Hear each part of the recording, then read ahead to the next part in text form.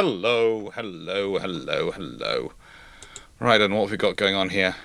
We have this. Now, theoretically, we have a bot.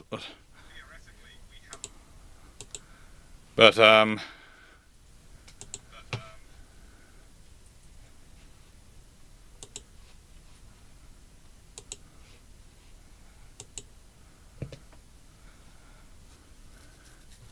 the queue is now open. Powder Monkey is connected and ready for registration on Twitch.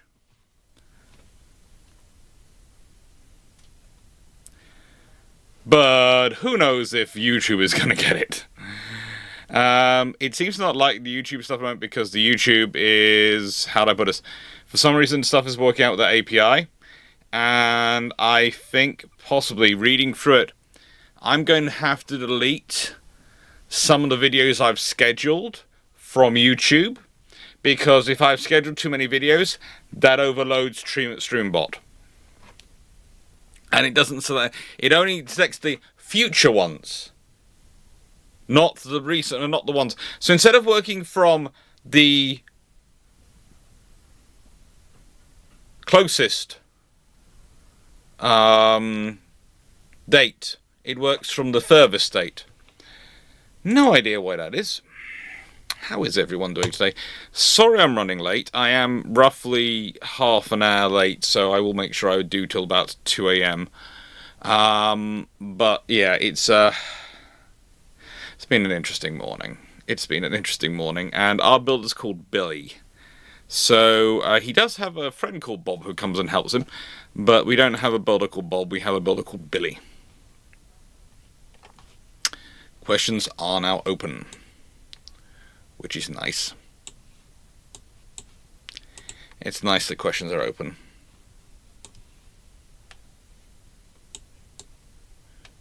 That's me a long way over there. That's me. And that's me checking on all of you.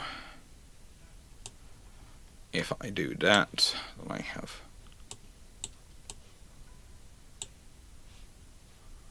I can do that.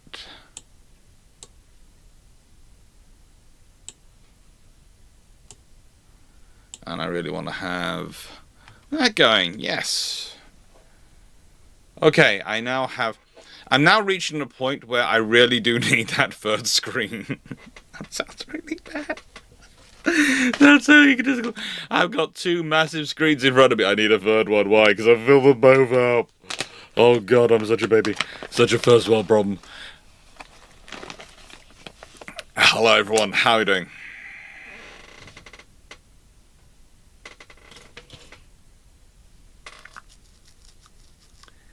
Boy, would you put your audio through the broodship stage, please? I'll collect questions. Yeah, I can do that. I can do that. Yeah, da da da.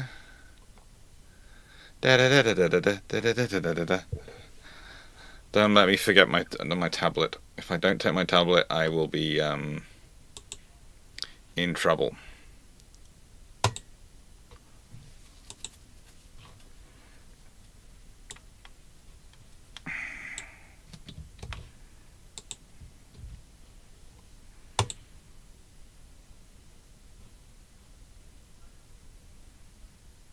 Okay, I'm on the broodship stage as well. I'm not sure whether it's a good thing or not, but I am. And I've got my headphones over there, so if anyone talked to me through it, I would hear them. But I'm going back to the Q&A. There we go.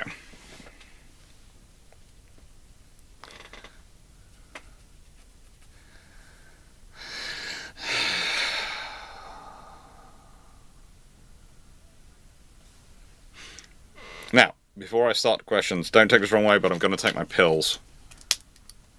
Because today I have fun. I have a lot of pills I need to take.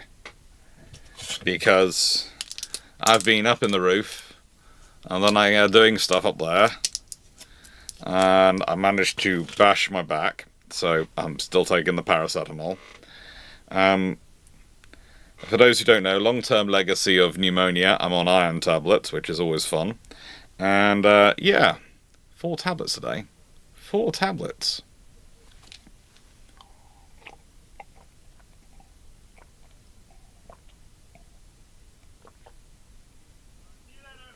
Now, hopefully, that keeps working and I don't have to go brush a certain Starlink at the moment. We will hope.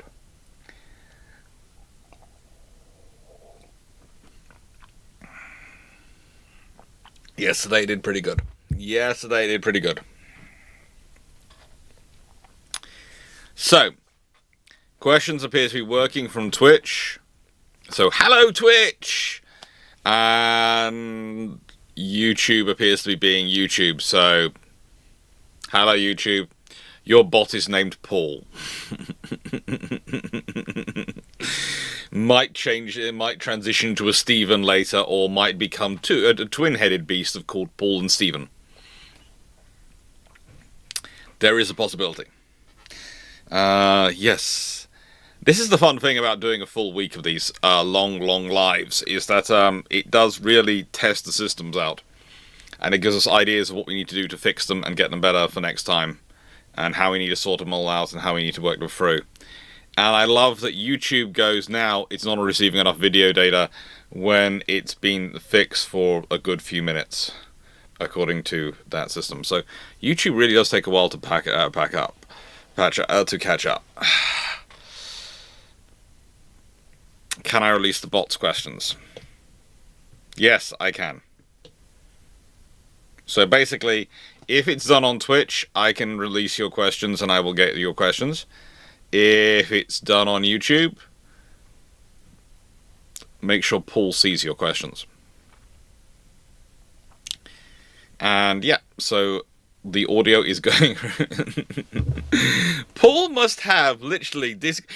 I'm hoping Paul has a multi-screen setup as well, because if Paul doesn't, then Paul is really having fun.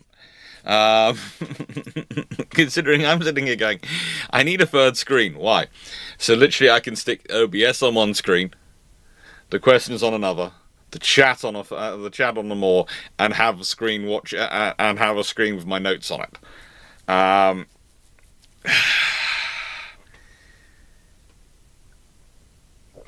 He had to reload the YouTube feed like a dozen times.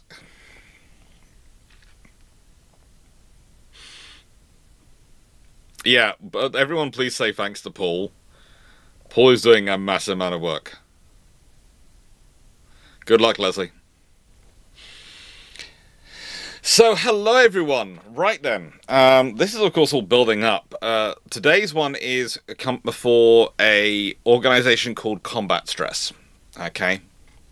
Now, Combat Stress I've done dinners for and other various events to fundraise for in the past. Because Combat Stress is one of those organizations which doesn't get as much attention as it really needs to have and really deserves.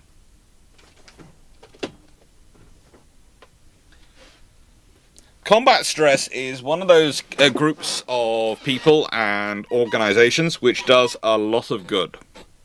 There are a lot of people who come back, and one of the things, you might have heard me occasionally talking about PTSD and the various reasonings behind it. I've done a fair amount of study into it over the years because it's affected quite a lot of friends, students, former students, all sorts of people who have been part of my life. And time and again, when I was looking into organizations and who were the most helpful and how they dealt with them, Combat Stress has come up in recent years because they really are very good. They are the type of organization which exists to support people and help them. You can never recover yourself after you've gone through that scenario. You are changed. You are evolved, let's say. But you can get closer to the version you were going to become, you were on your way to becoming, rather than be completely diverted. Instead of your life going along here and you going off completely off here, and you losing everything you wanted in this life, you can find a way to sort of travel along this way. So you have a way forward, which is closer to the original trajectory that you might have wanted. which still retains the things you wanted in pre the event, pre the time, pre the experience. And that's valuable. Because when I've spoken with people who have had those experiences, and I've not done an exhaustive study, and I don't say everyone is the same. Please note, would never say that, because everyone deals with these things in their own individual way.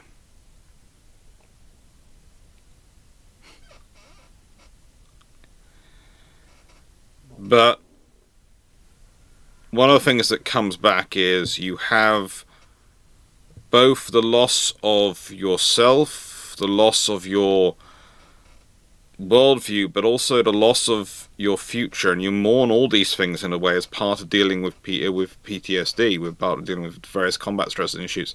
Is that the reason it can have such an impact on you is because you lose so much of how you perceived yourself in the world.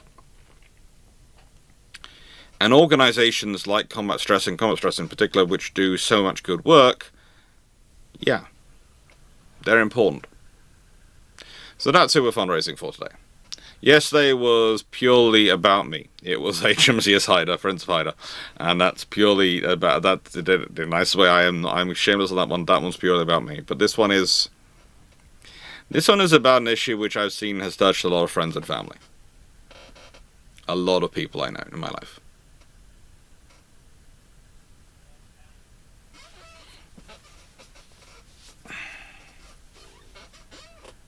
And as always, you don't have to donate to me to donate to the charity. If you want to just go to, there's a link in the YouTube description, and you will find their link to their donate page. And please go look them up, look at all the stuff they do. They are a really, really nice group, and really, really hardworking. And as I said, it's a great cause to support.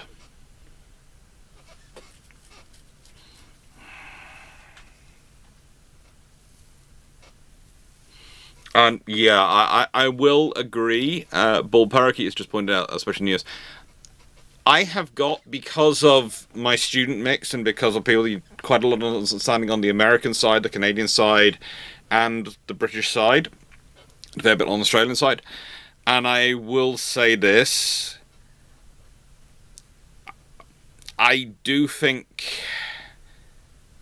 whilst the level of help available is pretty much the same, from talking to the veterans involved and the people involved, I would say it is easier to access the organisations and access the care you need in the UK out of all those options. I'm not saying it's easy. But I will say, teams like the Combat Stress people, it's like a good chunk of what they seem to do seems to be pointing people in the direction, making sure they have okay, and all the organisations seem to know what each other does and what they specialise in, and can usually point you and go, actually, we don't do that, but these people do, and this is our person to contact, and it's very, very good in the UK in that it is, to a large extent, joined up, and to a large extent, it's the charity sector, and they do not, they actively avoid integration with the government, and that seems to work quite well. But yeah, they're good people. Can I put the charity in the pin note? Yeah. I can do that. I can do that.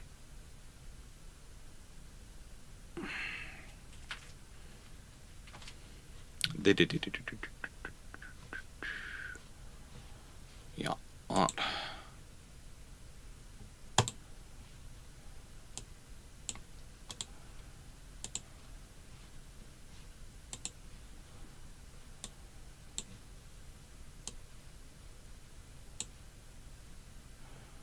While quickly doing that.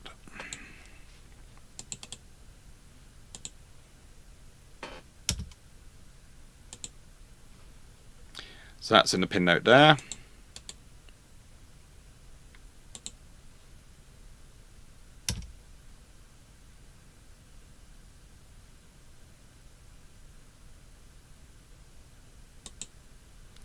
They do, a spawn trooper, they do, and yeah. One of the reasons I got first put in contact with combat stress was it was actually suggested by the Princess of Wales Royal Regiment. We were doing a dinner for them, and they said, "Would you do a joint dinner for these people as well?" And I went, "Yeah, I don't mind." I was in an organisation which liked to do charity events, and I went, "Well, we'll do a charity event for our local regiment because that would seem appropriate." And the local regiment went, "Yeah, we'd love that because we have this sort of we have some a charity etc. But we also there's this organisation called Combat Stress," and we went, "Oh yeah, we'll do them, we'll do it." And they are, yeah, really, really hard-working, really nice group. Right, I've got some good questions coming in.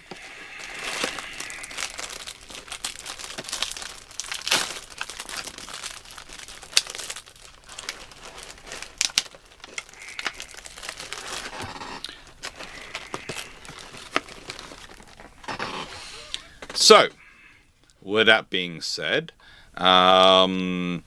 Chandler, following my prior question, how would things go if Ferdinand of Saxe-Coburg and Gotha was crowned King of Spain? You have a link up with Germany going on, and honestly, at that point, things could get very interesting. Less likely, because it's not a combination of crowns technically going on, things could be a little bit better, but the thing is, if I'm not mistaken,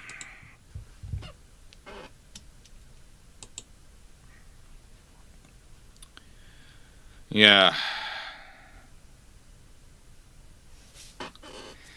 he already was King of Portugal, so potentially you have him combining with, and he ended up getting Bulgaria as well. What? Did he?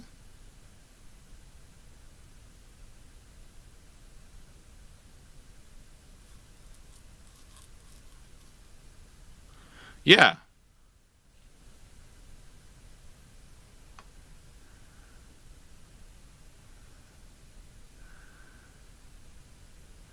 No, Ferdinand Bulgaria is a different one. Sorry. He got...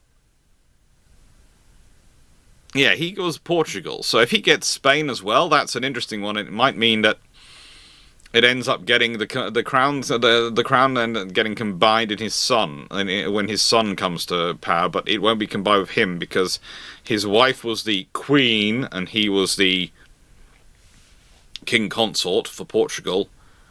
So he would be, and that would reverse in Spain, so it'd be a combination of the thrones. It could be interesting. It could lead to Spain and Portugal combining again. Unlikely, but could do. Probably doesn't cause too much, but maybe some interference in Germany as well, because now he's that much more powerful.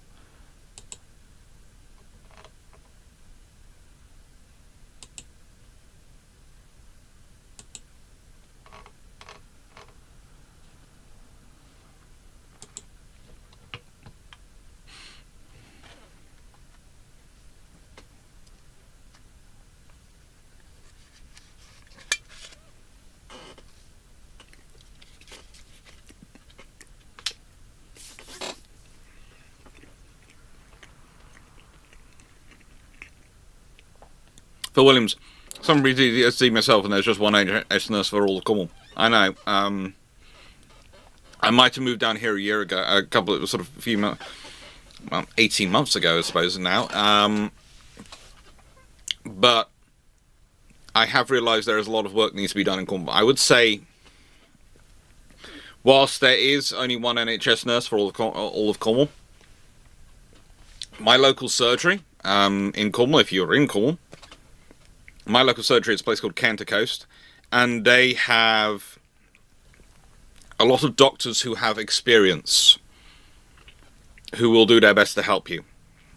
They've been very, very good to members of my family, so which is why we went with them. But they're good.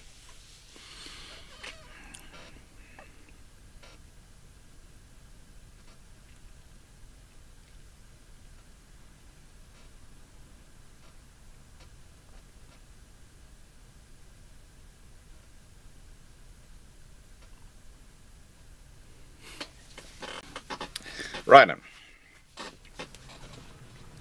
So that being said, it would be an interesting mix. It's something as that sort of question could be an alternate history question for an entire presentation, realistically.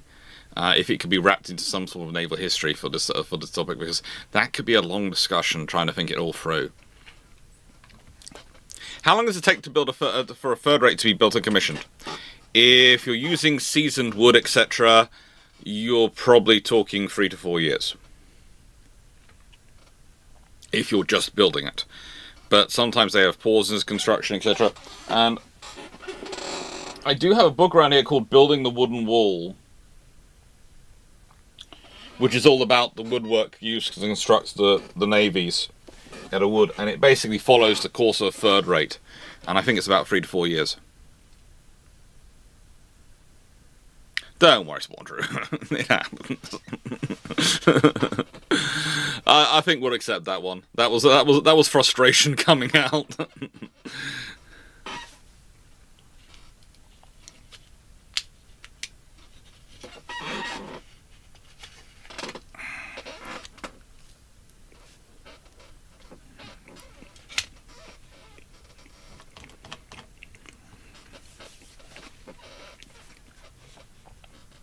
Now, next question. What did Type 41 Leopard and Type 61 Salisbury class frigates built on the assumption that a conflict with the Soviet Union would be a repeated World War II Battle of Atlantic? To an extent, yes, they were. They were about making sure you had enough escorts. And there was a time period when it was believed that the war would last long enough and would be less likely it wouldn't go nuclear, because, to be honest, for a long period, most people looked at the World War II and went, well, Britain had huge biological weapons stockpiles. France had a huge biological weapons stockpile, and when they were invaded and capitulated, they didn't use that on the Germans. And the Germans had a huge biological and chemical weapons stockpile, and none of them used it on each other. So there's a good chance we could find ourselves fighting conventional war while we have these weapons offside. There has been a presumption with nuclear weapons, because they were used on Hiroshima and Nagasaki, that they would be used. And that's the problem I sometimes have with some of the modern strategy and perspective about war between great powers, etc. The lessons of history are, we had a whole world war. Germany literally is brought to its knees, and they do not use their biological and chemical weapons for fear of what the biological chemical weapons will be used back against them. And that's a fascist dictatorship.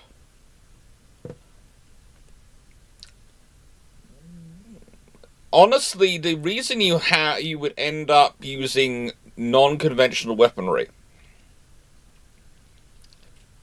if you know the other opponent has also got the same weaponry, can only seem to me be a scenario where you feel you've run out of means to use conventional weaponry and succeed. Which is why I find the constant drive to disarm the conventional side of the armed forces kind of weird, because you're kind of making nuclear war more likely, because you're giving yourself less options. So the Type 41s and 61s were about the period when they believed there would be a longer war. Thank you. Your favourite BOCAC aircraft from the past? Ooh. It's probably got to be the Comet.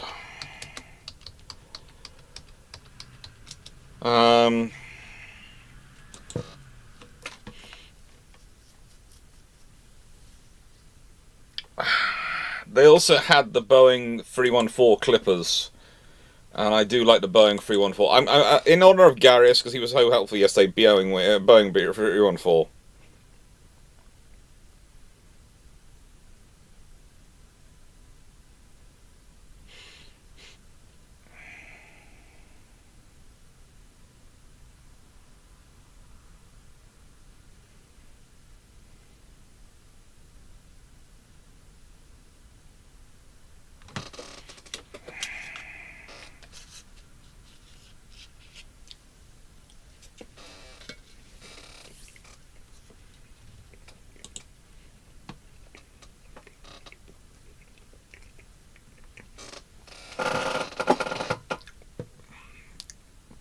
Chandel.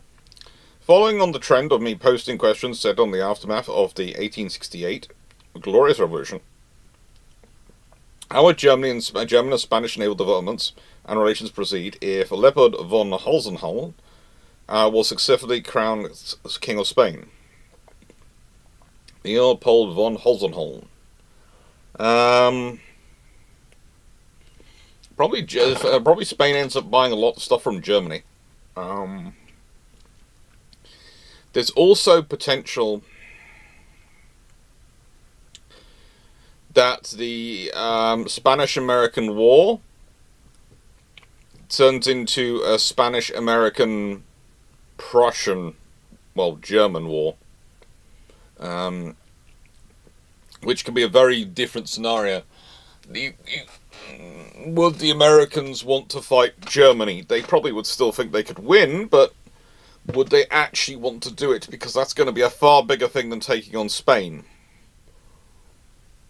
Because all you need is there to be some German warships on a cruise in Spanish harbours. And when they come under attack, the German warships go, "But they are our allies!" And suddenly you have yourself in a scenario where you're fighting a war. Thank you, Askov. You're fighting a war against both Germany and Spain.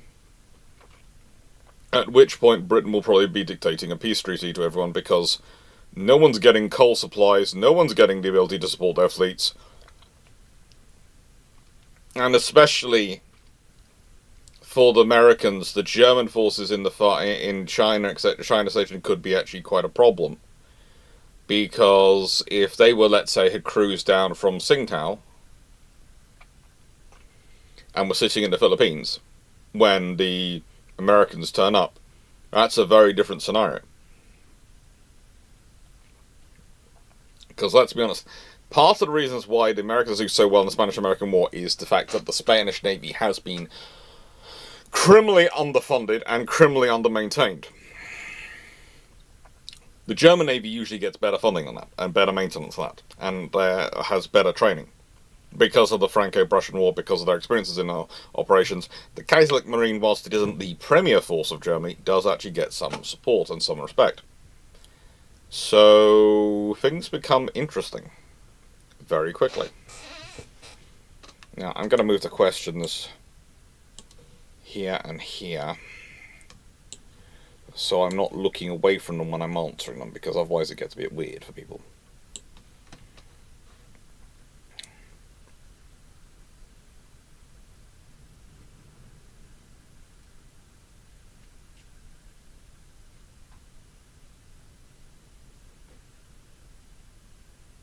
Oh yeah, please do.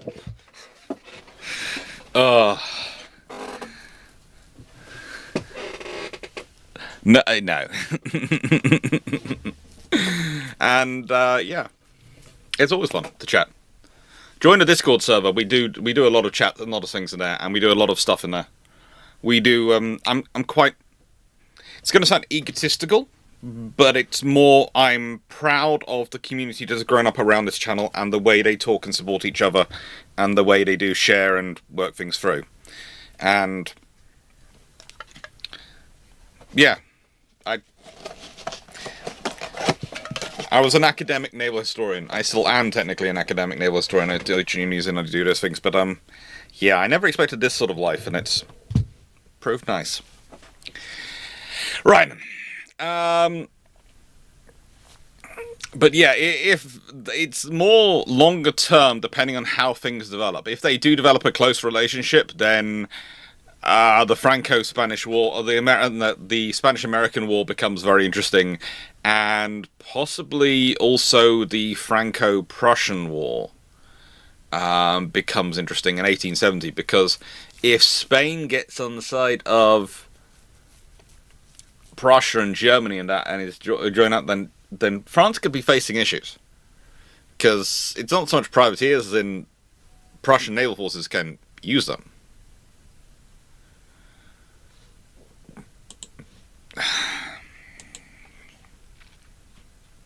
It's going to be interesting.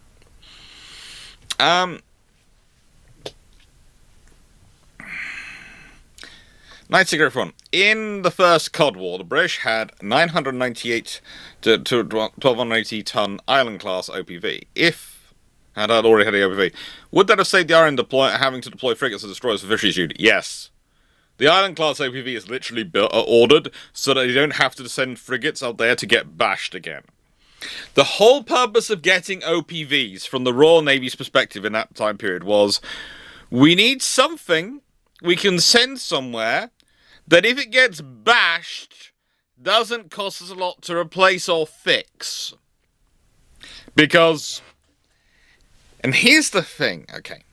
People say they're not sure where the Chinese get their tactics from in terms of, you know, how their fishery fleets and those things respond. But no. I can tell you where they get their tactics from. Come closer. Icelandic fishermen. Go and look at the damage they did to the Royal Navy in the Cod War.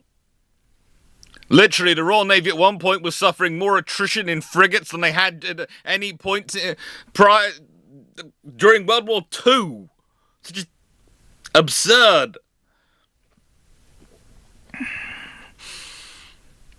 They smash everything. Also, I would like to point out to anyone who's watching from Iceland, you are absolutely wonderful drivers, but I have seen your mechanics and what you're driving are literally held together with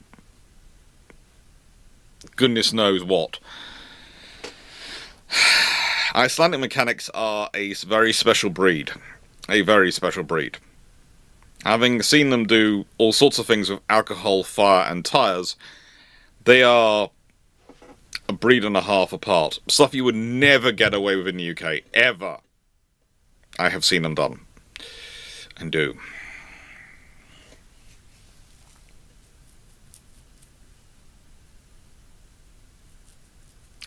Why did the government not build OPVs sooner? Knights of Everyone, it's quite simple. They are not part of the Cold War doctrine. What can you use an OPV for in a Cold War scenario? You're dealing with a world where the governments are literally, if it doesn't allow us to fight the Soviets, we aren't paying for it. And that comes back to bite them in the behind. That's good. Is there a Royal Navy, the first navy to lose a naval war to a country without navy?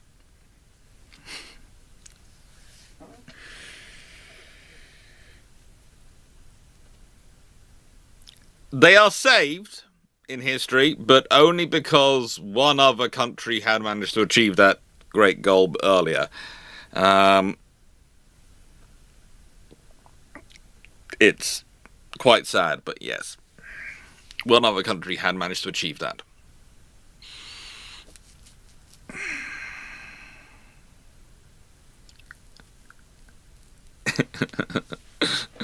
It's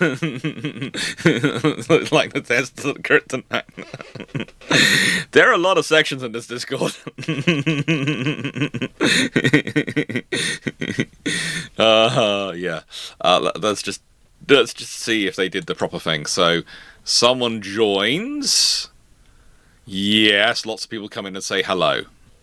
Yeah. That's what we like. Yeah. Basically, you will get all sorts of memes, disturbing things sent at you when you join a Discord server, because they seem to be very, very the people seem to be very, very friendly. Even when I'm not there to do the greeting, they do the greeting.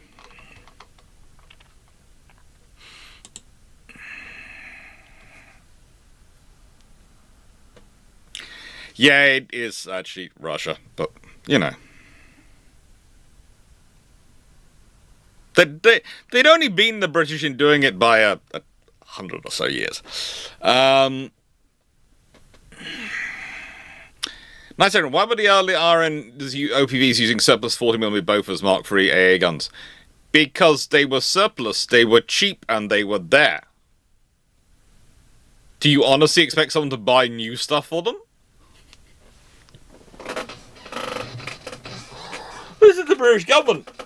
Trying to get new stuff out of them is just, you know, there are better things to do with your life. There are easier windmills to tilt at. If you want to go be Don Quixote. I can never say that now without remembering the store in Japan. If you want to go be Don Quixote, please go be it. But in a nice way, there are windmills that are far easier to tilt at than getting new stuff for OPVs in that period. Given your idea of the boring but competent party, what types of people would you desire to apply? Competent people. Literally, the case would be, we want you to have common sense and competence. We don't care what your background is, what you are, but the point is, we are the boring but competent party. Competence. Are you a mother who manages to run a family with about 6 children, and they're all going to school or, doing their points in education, all those things? You're competent. We want you. Are you someone who actually manages to run a business and have some kind of social life? We will take you as competent. Basically, boring but competent. Is the plan? Is that it's forming a political party? Called it just purely because. Let's be honest, if it's called the Boring But Competent Party, the BBC will never not have us on Question Time. And just think of the joyous confusion.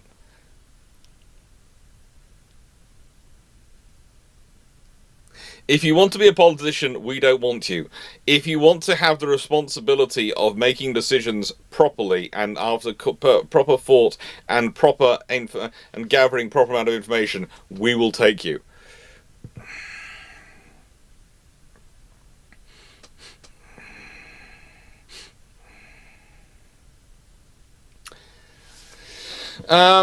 In 1820, the Bourbon realms, France, Spain, Two Sicilies, Parma, and Lucca, decide to unite to form the Bourbon Federation, led by the King of France. How does Britain react? War. War.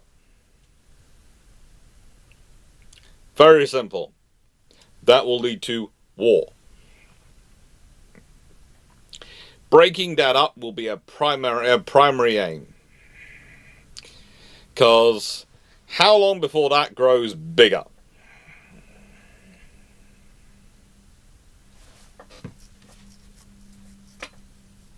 Basically, if that happened in 1820, Britain wouldn't even have would only have the checkbook halfway out before the Prussians and the Austrians were knocking on the door going, so you gonna pay for us? Yeah, here's the money. Go do your thing. We'll start taking off their global empire off them.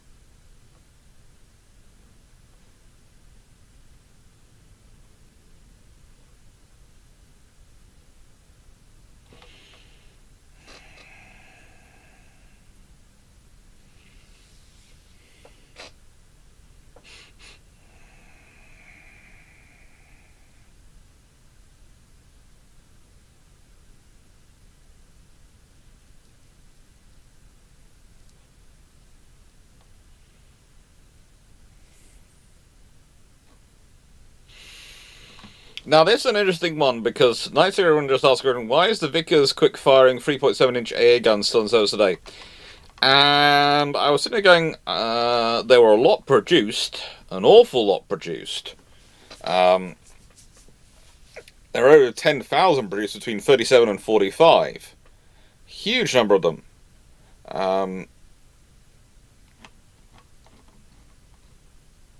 So the question becomes, why are they still in use? And then I was looking around and scrolling down. The ones still in service are apparently the ones in Nepal. Okay? So, Nepal doesn't spend a lot of money. Hello, Foxhole Dragon. Hello. Oh, yes. Why is the 3.7-inch still in service? It's because they're in Nepal has gone, these are useful. And we can still use them at our altitude, because for quite a long time, finding missiles which would launch from the altitudes which Nepal operates at was difficult. Believe it or not. But so Nepal has got them still in use. And I think they also feel that they're quite good general purpose, because the 3.7-inch was also used for anti-tank work as well. Yeah.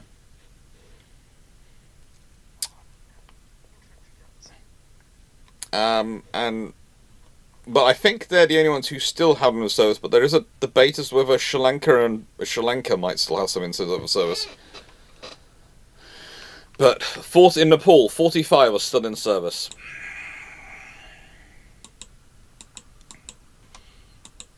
And basically, it's because of they are able to operate at the altitudes they like.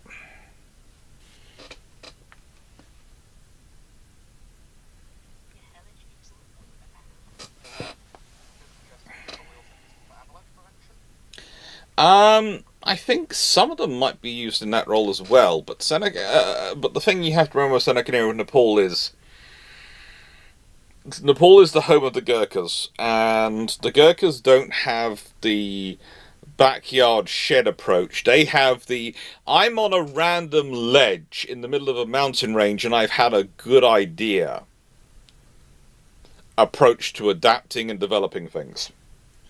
Having once seen a Gurkha halfway up a cliff stop to put a little sketch in a sketch pad and then come up and go, I think I've worked out a better clip for the climbing materials. So this particular gentleman was a retired Gurkha who now was serving as a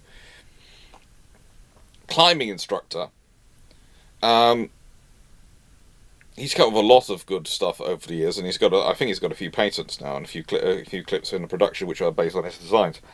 But yeah, they really do stop anywhere when they have a good idea. They don't need the safety of a shed to do their good thinking. They just will stop in the middle of anywhere to do their good thinking. Dragon and Fox are almost indistinguishable from the background audio. Let me see. That might fix it, because I turned on things and things hadn't, or not all everything was working. So hopefully, can you both say hello again and see if they can hear you properly this time? Hello, everybody. There you go.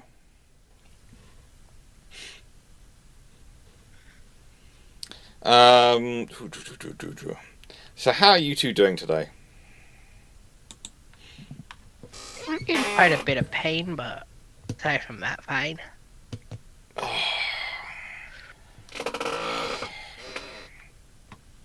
Well, that's just ship, isn't it? Yeah. Yeah, personally not too bad. As usual, concerned that Fox is in pain, but hey. People didn't even know that we're in the call. Yeah. Yeah. That's fair. I wasn't expecting anyone to be on this early, so I had the Brew Ship stage started because Paul's doing all the stuff, moving everything around, and he wanted to have the stage because it makes it easier for him. And I thought, well, okay, I'll set the stage up, make sure I have everything working, make sure I have the headphones out, and then when I heard you coming through the headphones, I went, oh! They've arrived. They're here. Chandlord... Oh, this is a fun one. Chandlord 2. The Count of Monte Cristo. The main character is imprisoned by the French police for suspected Bonapartism. Were there similar situations in England during the interregnum? Realistically, during the interregnum between monarchs, there were lots of interesting arrests, and there's all sorts of stories about people who were suspected of being pro-royalist, who had to flee the country, or who were to an extent imprisoned. But, and I will say this is the big, glorious, gluteus maximus of this scenario, there are also large spaces like Cornwall, like Pembrokeshire, like a lot of the wilder parts of the UK, where now Paul's asked for it. Now I'll stick a banner up. Now he's happy. I'll stick the banner up. Where, honestly, how do I put this politely? Look, the example I give in Cornwall is during the interregnum period, during the period when there was the rule of the major generals. One of the major generals in Cornwall decided to turn up and try and arrest someone who may have been a distant relative of mine back in the past, and found out quickly, whilst he brought 100 soldiers, there were about 600 very well-armed people who were acting in a very soldierly fashion around him. And it was decided that, realistically, they didn't need to arrest anyone today. They could go elsewhere, and the person who made the suggestion they arrested that person should really come with them. And they had better things to do, and they were going to go find those things that they were supposed to be doing, rather than staying there. So, yes, I'm not saying England and large swathes of Scotland and Wales were basically, look, just leave us alone and we won't care what you do. But they certainly had a strong vibe of that energy. Strong vibe of that energy. And the wonders of decentralization. Yeah. And the fact that the Cornish, sort of go. So how do the Cornish have so many weapons? They make Smuggling, they make them themselves, privateering, or as they call it, oceanic shopping.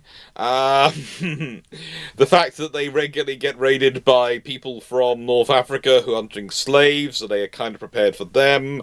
There are lots of reasons why the Cornish are quite heavily armed. Then you add the fact of there are lots of country. The roads are very small, narrow, and curvy, going through thickly wooded areas and through valleys which have steep sides.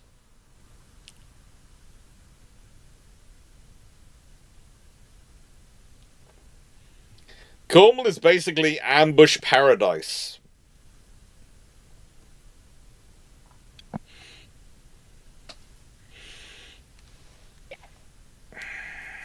There's a reason when a lot of the English kings had to put their foot down. They brought down the Welsh instead of the English.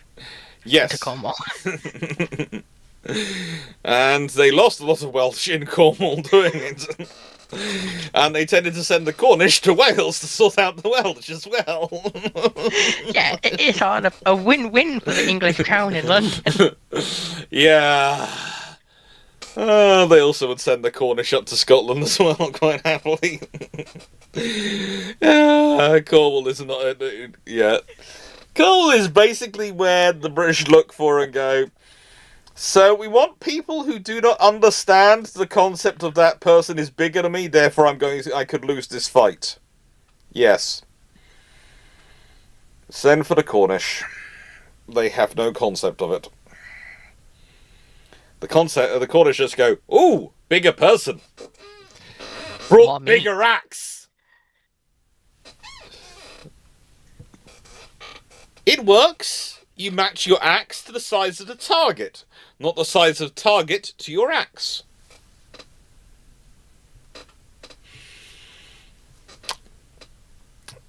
Squid pro quo. I know I don't have a lot to add to this discussion since my nail history is limited to US and I'm working, but don't most roads lead to war in this world? Yes and no. Look, one of the things I've learned and studied and trying to teach people is that conflict management and deterrence are something which often don't apply to to how do I put this? They can both be incredibly simple logic and very illogical logic, but it works when you look at it and work it through. In that, when nations are stronger, there is more likely to be peace, because they realise the level of threat. but also they feel stronger so they don't feel as threatened. It's kind of the thing of, if you feel weak, you perceive things as a threat. If you perceive things as a threat, you're more likely to react and overact than to assess the situation and then calmly act. So, if you are judging things from a position of strength or self-confidence, you are more likely to achieve a peaceful outcome of events than if you are judging from a scenario of where you feel weak. And that is something I have to, it comes down to schoolyard logic. It comes down to pretty much everything you deal with in your life. If you feel weak and scared, you're going to be far more fearful of what's going on around you. You're more likely to react from a place of violence to protect yourself because you're afraid of yourself. If you feel strong and confident, you're going to walk into a situation and go, these people are morons. I don't need to do anything about them. They are morons. They'll do it to themselves. But doesn't that also go the other way as well? Okay. If you're strong, you're more likely to seek out conflict. Because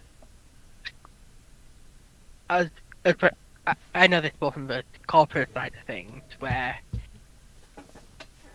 there's always a point where it's easier to eliminate your competition than it is to continue to improve your services and product. There is always and the situation you're in depends on where that point is. There is always a situation where you have the potential of becoming a bully. There is always a situation of you becoming a bully. But usually, the thing about nations versus individuals on this point is they can all be strong enough without being strong to the strength that they will bully. They are going to be able to bully people. That's more of a thing with individuals. With nations, because of the way it works, let's be honest, I could have a far larger army than you, but if my army can't reach you because you have a lot of mountain ranges and rivers and actually defensive points, then your version of strength is different than my version of strength. It's kind of, if we look at the example I tend to give is Sweden, Norway, and etc., and Scandinavian countries. For some of them, their version of strength was in their armies and the proficiency of their formations because they had territory which required their formations to be strong. For others, it was, this is our fortifications, this is our artillery. You can't get to us if you can't get past this point. So all we need to do to be strong is maintain a garrison there and be able to respond if you're trying to attack that point. We don't need to... So it's about being strong, having strength, but not necessarily being the scenario where you are reaching a point of bullying people, or in that scenario of I'm going to solve my problems through strength.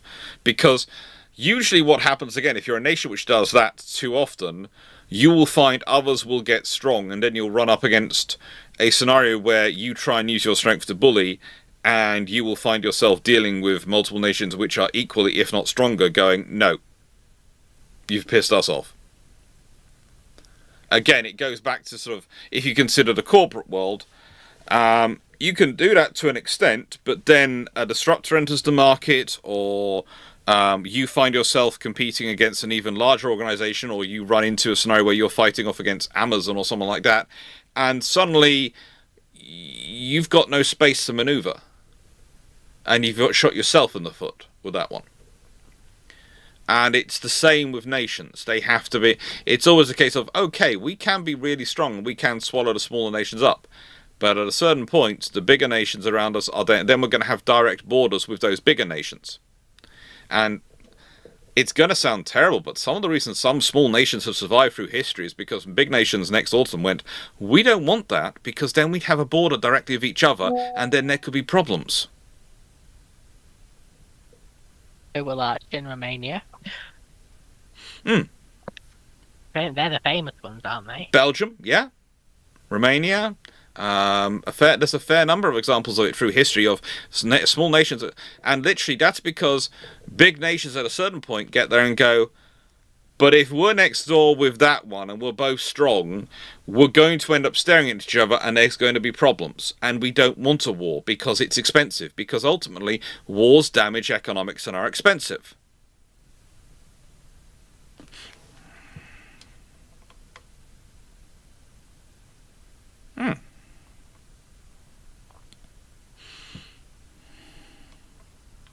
So, you know, that's what we work through.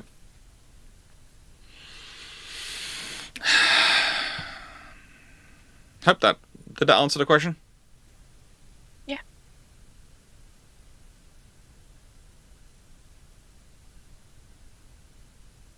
Foxo is thinking things over. I think she has a follow-up question coming. And I'm just thinking about some of the situations I did in political science when it came to more libertarian forms of capitalism. Mm-hmm. And how beyond a certain point, it's better to eat the loss and eliminate the opposition than it is to better yourself. Oh, at a certain point you can argue this, yes, but at a certain point then you also have to administer that wider area. And you have to occupy it. And this is one of the things that's come into... It's the example it's given is, during World War II, one of the biggest strains on German force structures and German operations was the Special Operations Executives, which were a very small amount of the British and Allied war effort, but had an oversized impact on the amount of forces the Germans had available. Because the Germans had to be everywhere to protect against these groups. They didn't have to be everywhere. And the more, if you consider it, the Germans, for example, controlling these other areas, if you cannot control them properly, they become a net drain. And they cause you trouble. And that's something else you have to think about as a nation. What is my contiguous area? What is the area which I can actually maintain a coherent control over? And it's one of those issues which comes up again and again, and when we start to it's one of the issues which happens a lot in Africa, because when the decolonization and all the places of the borders were being drawn, a lot of borders were being drawn by the French, the British, the Germans, who took no notice of the local area and local groups, were literally just drawing lines on maps. And yeah, that's caused issues.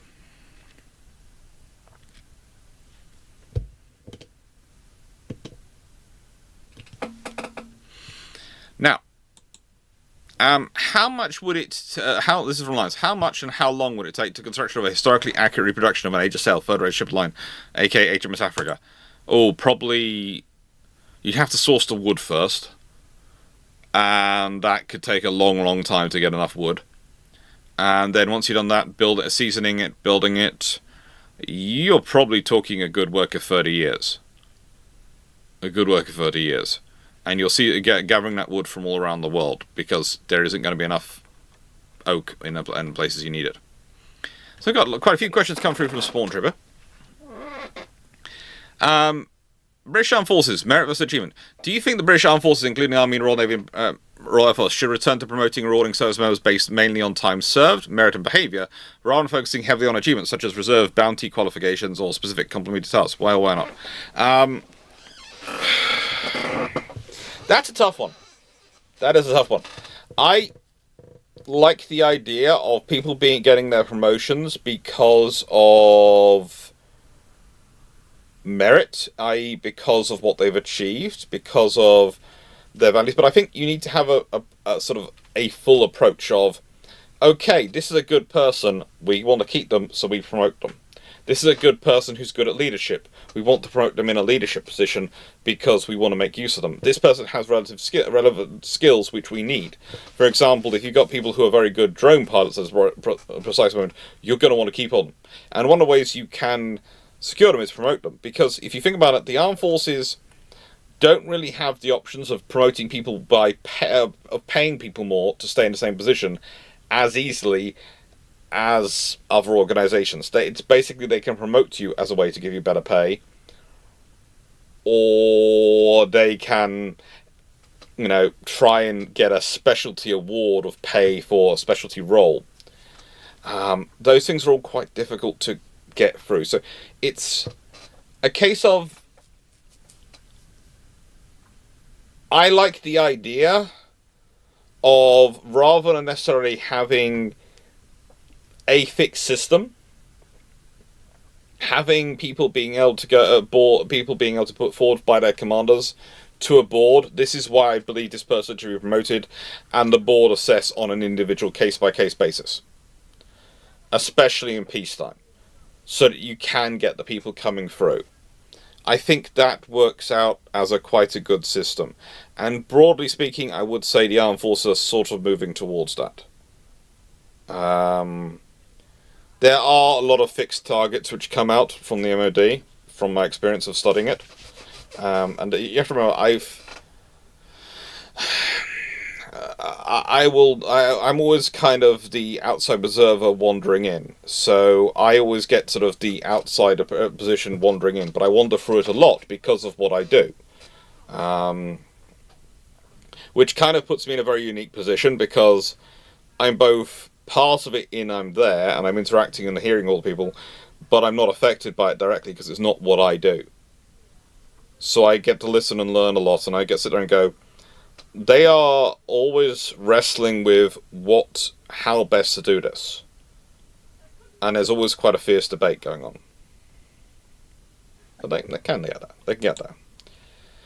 Then we have funding as a responsibility. Question. Large military challenges such as the Royal British Legion and Help for Heroes and the Benevolent Fund connect significant annual income. Do you believe these organisations have responsibility to provide regular guaranteed funding to mental health focused charities like Convoy? Well, why not? I would say no, because I think if you're a charity, you should try and secure your funding yourself. But I think the larger charities, especially Help for Heroes, are pretty good at granting funds to organisations below them. I know Help for Heroes does a lot of work with combat stress. Well, they did when I was last there. And I think one of the things you deal with is the umbrella charities. In some ways, they focus on fundraising, so they can then fund others. But they also have lots of administration costs because they are doing the focus on the fundraising. The smaller charities tend to have their money more split towards doing the outcome and less on the fundraising. But one of the things I think is the charity sector as a whole has gone through a period of quite interesting consolidation and organisation, and it's going to be interesting to see what comes out of it. The British Legion especially do a lot of good work, but one of the problems they have with doing a lot of the work they do is they have been going for a long time, and they have a lot of traditional lines of operation and different layers within them, which reflect the fact that you're dealing with an organisation which is over a century old. And that can mean that they are not a very agile, easy-to-react organisation, because they have a lot to bring with them. But they are very good at the fundraising side, and they're very good at helping people. I know a fair number of people who work in the RBL at various points around the UK, and I know how hard they work. I just think one of the troubles we have in the charity sector is that a huge amount of the charity sector is run by volunteers. And as someone who's been involved in a lot of volunteer organisations in my life, you have to remember the people you're dealing with are volunteers. They'll often have a regular job, they will have a wife and kids, or they'll have a husband and kids, or they'll have a partner, or they'll have a social life, they'll have a work life, and then they'll have a volunteer life. And whilst this volunteer life will be very important to them, it is part of their life, it is not their whole life. And that can cause a lot of interesting things when we go, well, why isn't this organisation reacting more quickly? Well, it's because the person who's doing it puts about an hour a night into it in between all the other stuff they're doing. And it's the most they can give, and they give a lot in that hour, but it takes them a while to get through. And that's one of the reasons why I tend to encourage people a lot to do volunteering, and I tend to go when people sort of find an organisation, which I go, this charity takes a long time to process all this stuff. I go, have you checked if they have enough volunteers? That's usually my first one thing, and they go, if they don't, perhaps the solution, instead of, and this is not aimed at you, Spawn, but this is aimed at people I've had this conversation with, it's usually this case of, well, perhaps the solution is, you have some free time, don't you? Yeah. Why don't you volunteer with them and help them out? And that's the beautiful thing. You can do that. I, at the moment, feel kind of bad because I'm not doing a lot of volunteer work at the moment because I'm sorting out the house and everything to do with my family and all these things that have been for the last couple of years. But my plan is, as soon as everything's sorted, is I am going to pick a couple of places around Cornwall and start doing volunteer work again, because I love to go and help out these organisations. And usually I basically go, look, I can do about a couple of days a month for you and a couple of days a month for you. It's not a lot of time, but I can do that. I can fit that in, and I will come and do it quite happily. And I find it nice because I get to meet a lot of people and get to be helpful, and learn some new skills. But it's a case of that's how these organisations work. They still depend heavily on volunteers. That fair? I'd say so. Yeah. Okay. Charity support of PTSD organisations. Given the rise in PTSD, depression, and combat-related mental health conditions among veterans, should large charities be legally or morally obligated to donate a proportion of the income to small support organisations to directly treat service members? I would say it's more of a moral thing, and I would say they are getting involved and doing their best. But again, the larger organisations are slower to react, and also you have to remember, the larger the charity are, the more you have to have dealings with the charity commission. And there are few organisations I've dealt with which are both a combination of being the most well-meaning organisation you can deal with and the most Byzantine, labyrinthian bureaucracy of organisation I can deal with. It's just... Yeah. The Charity Commission is an interesting organisation, and filling out all the paperwork and dealing with them can be fun. Can be fun, especially as, please note, volunteer thing. There's a lot of volunteers. Yes, there's a lot of the bigger charities do have paid members of staff, and quite a lot of those paid members of staff spend a lot of the time dealing with the administration side of it because the amount of paperwork, and it's just so much paperwork, and that's why I know there's one of the smaller charities which I worked with when I helped out a bit when I was in Surrey, and they specifically kept themselves the size they did. Even though they needed a lot more and they needed to expand, because they knew if they expanded any more, they would need at least 3 paid full-time members of staff, and they didn't think their fundraising base could support it. They had 1 member of staff who did part-time. Foxo, sorry?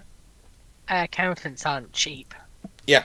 If you're handling a lot of money for the bigger charity, you need professional accountants to make sure everything's above board and bad actors aren't getting in. It's accountants, it's HR, it's lawyers. They have to have all these people, and the more you have, because the more you're dealing with, the more people you need to deal with and run them. And I do think the military covenant this is something we have in the UK, is something which is which should have more backing behind it. But I think the trouble is implementing it successfully. And I do know from my own experience, because of dealing with, especially with reservists in companies and organisations, there can be a lot of unofficial pushback from colleagues. I did a lot of work with reservists when I was in London, and the university I was at was a big thing of saying, we are part of the military covenant, etc., all this stuff.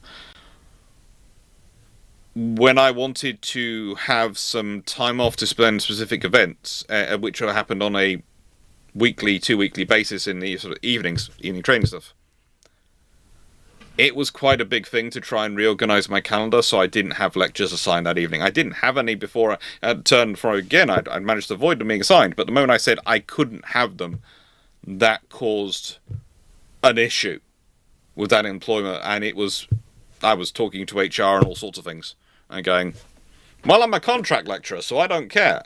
Okay, but we need you available. We might need you available for that lecture. Well, I'm a contract lecturer. I get paid by the hour, so I just won't turn up. You can hire someone else. But I can imagine it could be a lot harder for other people who are, have kids and family dependent on them, going, well, oh, hang on, this is my main employer. And that was just reservist stuff.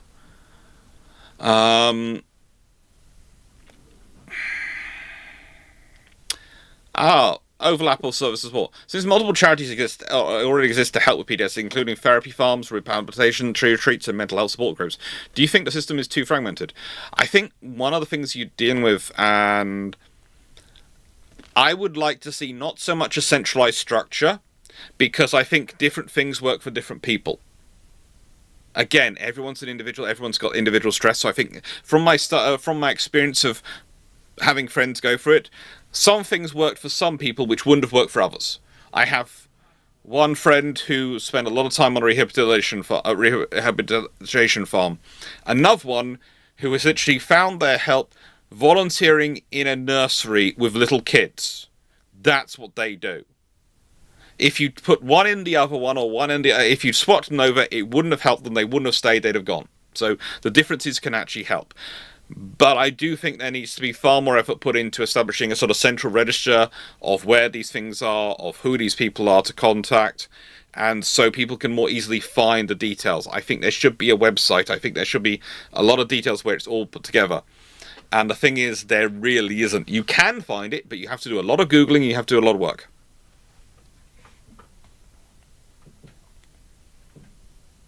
No, they don't. They don't worry. Don't worry, Spawn. Considering today's charity, they are all appropriate. And improving veteran care. What changes would you personally recommend to improve fairness, mental health support? And, well, I've already said I'd like to have a centralized system. I'd also...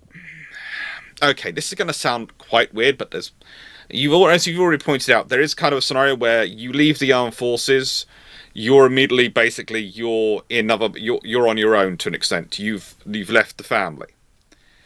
And there's always part of me which has said that I feel that people who, when they leave the armed forces, should almost have a 6 to 18 month time where they are assigned as an instructor to the reserves.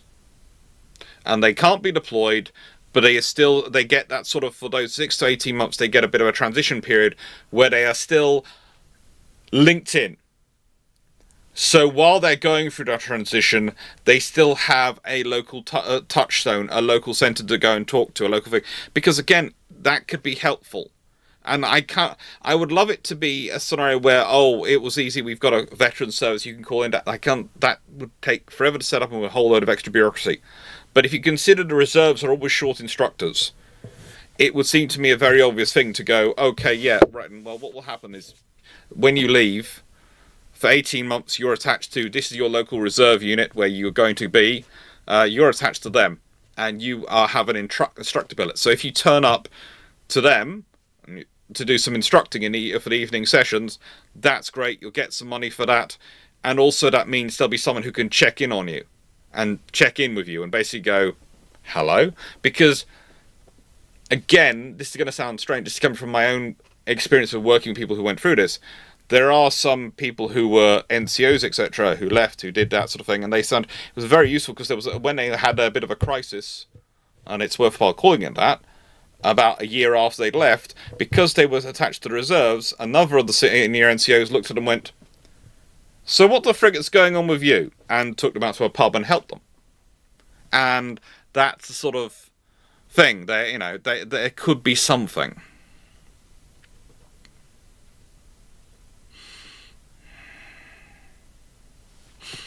Anyway, hope that all helped. That's just my view. And do you guys want to add anything? Foxo, Dragon? Sorry, I just had to quickly do something. From our experience talking to a family, a part of the issue with PTSD and treating with PTSD is that there's a lot of different types of it, and it doesn't manifest in the same way. No.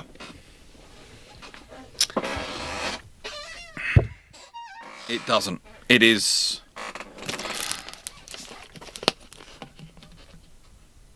I've got one friend who will not drive anymore. They drove when they were in the forces a lot. They did all sorts of things. Now they've left, they refuse to drive. They just can't get behind the wheel of a car or anything. And, yeah, that's that. That's their only real symptom, and it took ages to get them to go and take on try and get any help, because all they said was, no, I just don't feel like it, I just don't want to, I just don't feel like it. And it comes back to that. But I don't know if they'll ever drive again. I really don't. Yeah, 'cause I got at least 2 members of my extended family who have served. And it's quite obvious to an outsider they show symptoms of PTSD. They just refuse to accept that they do. Yeah. Because for them, it's just how they see themselves nowadays, or it's a case of, for some reason, especially amongst the older generation, they still attach a sense of shame to it, which is kind of messed up, but it's just how they see it. And I can see a lot of the issue for these charities being that how many people need that help, but for every reason aren't willing to ask for it.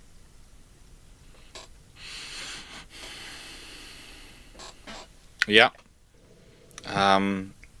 My granddad always used to put it that everyone in life has 3 bank accounts: money, strength, and stress. And you can only take out from that bank account so much money, so much strength before you need to rest, so much money before you need to earn some more, and so much stress before you need to rest. And if you go overdrawn on any of those, you suffer issues. You go overdrawn on your bank account, you get a call from your bank manager going, "Excuse me." You go overdrawn on your strength, you'll hurt yourself, and you'll probably end up finding time in hospital. It's the same if you go overdrawn on your stress factor, and you need help then, because once you reach that point, you need help from others. You know, and that's what you do. That's what you need to think it like. It's not so much a case of situations have caused me to go overdrawn on my stress factor. I need to find a way to recover from this.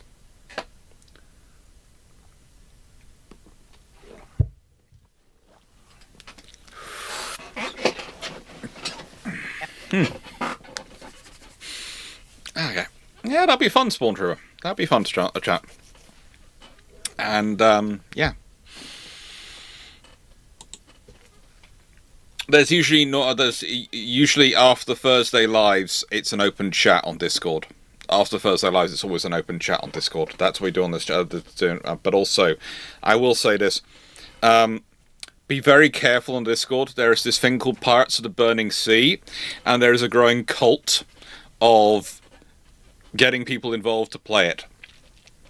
It will be played at some point during this week in Historiophon. But Pirates of the Burning Sea, yes, there is a rather large number of the Iron Brew Shipping Company in my organ.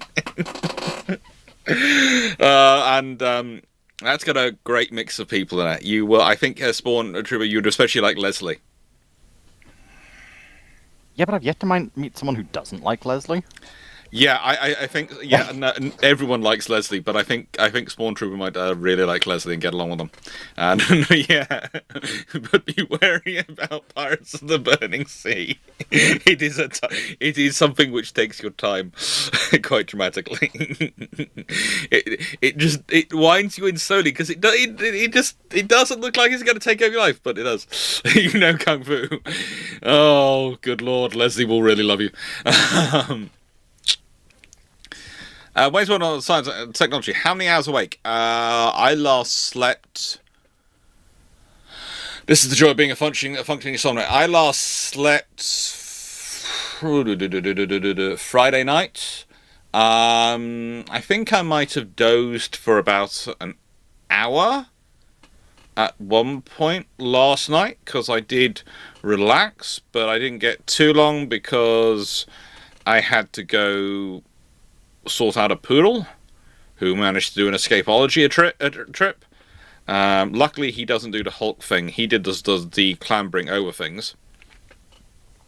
The poodle went in the got put in the garden, and then I got called because he'd managed to get up onto the wall. This is I have a big standard poodle, and he was up sitting on the wall going... And of course he couldn't get down. Still not quite sure how he managed to get up onto the wall. But apparently he probably was chasing his friend who's the cat from next door, who likes to wander along the wall. So yes. It's... Yeah, my dogs are insane.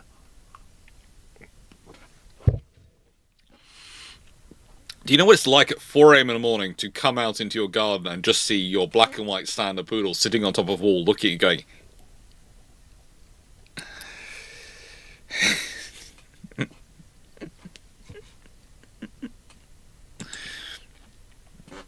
But I'll probably try and get some sleep tonight, because I will need to have had some sleep before we do the Sunday 36 hours.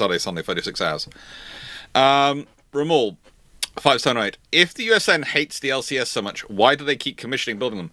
Contracts. And contracts.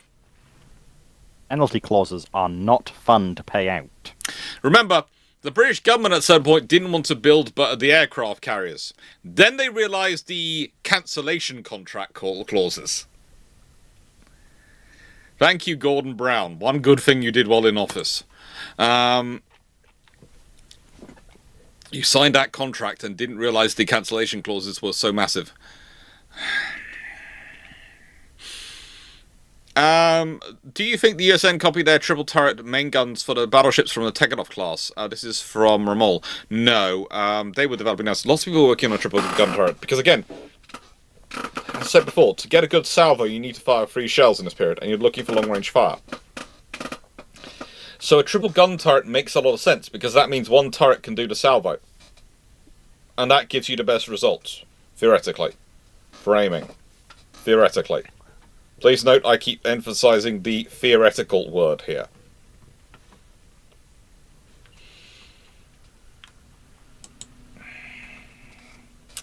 Chandler! They need at least 6. Foxer?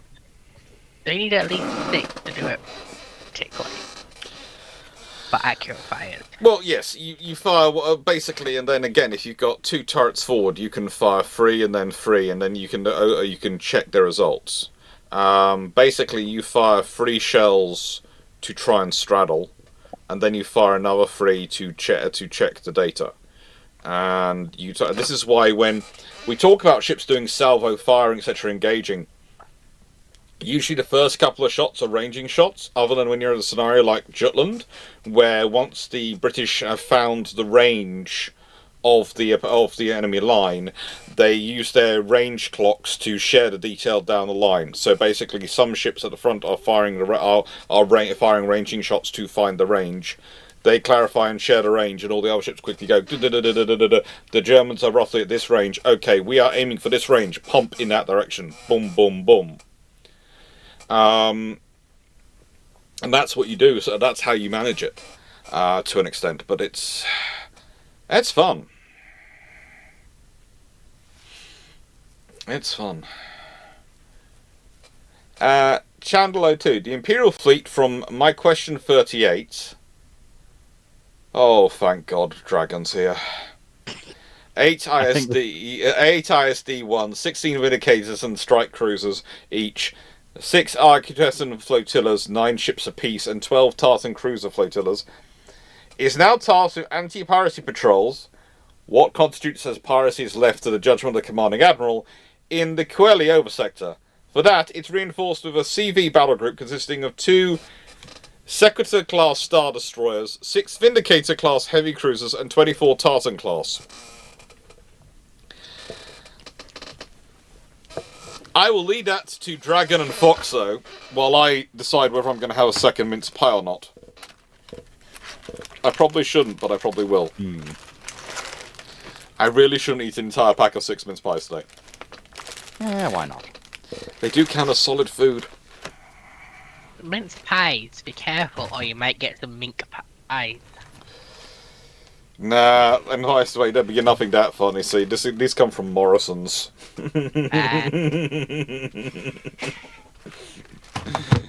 These are iced mince pies. The only thing good from Morrison's nowadays is the fact they still have salad bars. There were a few places in the UK that I think has them. Them and Aldi do a very good range in cook-at-home pizzas. Anyway, what are you going to do for? What are you going to do, Dragon Foxo, with all these ships? You have quite a decent fleet. Foxo, you should know about this. Due to a certain campaign that's currently running. But...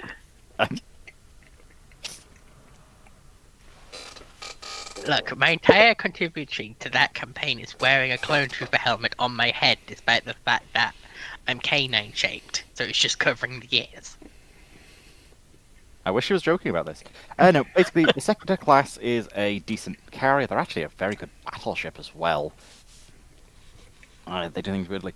So, if we've got two of them, you form two different battle groups with them, like it's suggested. One each. If there's each battle group consists with the CV battle group with one Secutor, 6 Vindicators. So split that up. 1 Secutor per, 3 Vindicators per, and 12 Tartans per. We could also divert some of the Arquintans from the previous flotilla, from our previous fleet, as well as some of the Tartans to beef it up. I would probably give each of those 2 Imperials as well. So that would drop us down to 4 Imperial 1 class Star Destroyers spare, with 2 per battle group. This means no pesky rebel should be able to immediately take them out. And as Foxo did slightly rightly mention previously, if there's just one on its own, there is a chance they can be taken out by a concentrated enough rebel strike. If you then have 2 groups of 2 ISDs that support each other, that can be within hyperspace range, split up the Vindicators and Strike Cruisers, so you've got 4 per, effectively, there. You've got a very decent anti-piracy force. In particular, honestly, you're mostly going to be using the Arquintans, which we've got a fair few of, and the Tartans, as just, these are our general anti-piracy groups, because we don't really want to deploy an ISD unless they've really annoyed someone for some reason, or basically you need to bring down the hammer of the Emperor. The ISDs are the backhanded threat. Yeah. Paradoxically, they become a much less of a threat once you commit them than they are if they're still in a nebulous reserve. Yeah. And and those 2 groups of Secutor battle fleets is an unprecedented threat that no one can stand up to. Unless they're huts.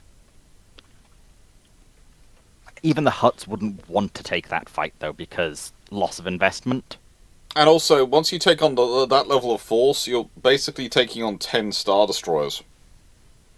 2 Secutors and 8 ISDs, I know, but that's still... If you concentrate your fleet into one great big hammer force, that's going to require a lot of the Huts to come and deal with it. The Huts are going to have to bring quite a major force to deal with that. We don't want to do that. You're going to cause a lot of damage before they can concentrate that level of force. Yeah. Wait.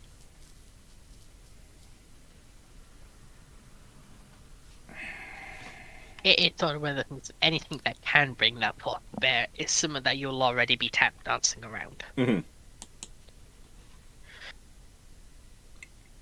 And 6 Vindicators... They're going to be quite useful. Polymus, why didn't we... this is from Ramol.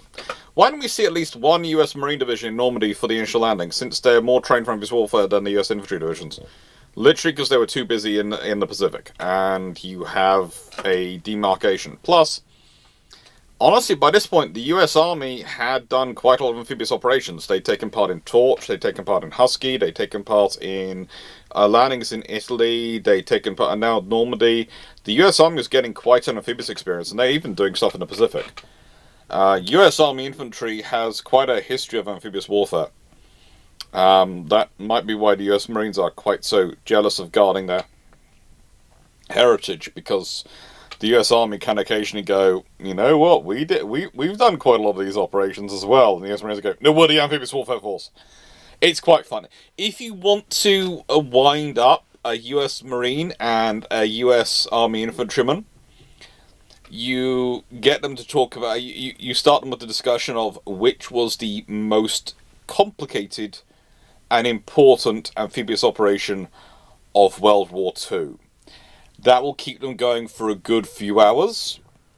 I have been known to use this to my unfair advantage when I haven't managed to organize the initial stuff for a seminar, and I had a US Marine and a US Army infantryman who happened to be both retired and were on the course, and so I started that debate because that kept them busy, kept the rest of the class busy listening to them for a good 20 minutes while I prepped.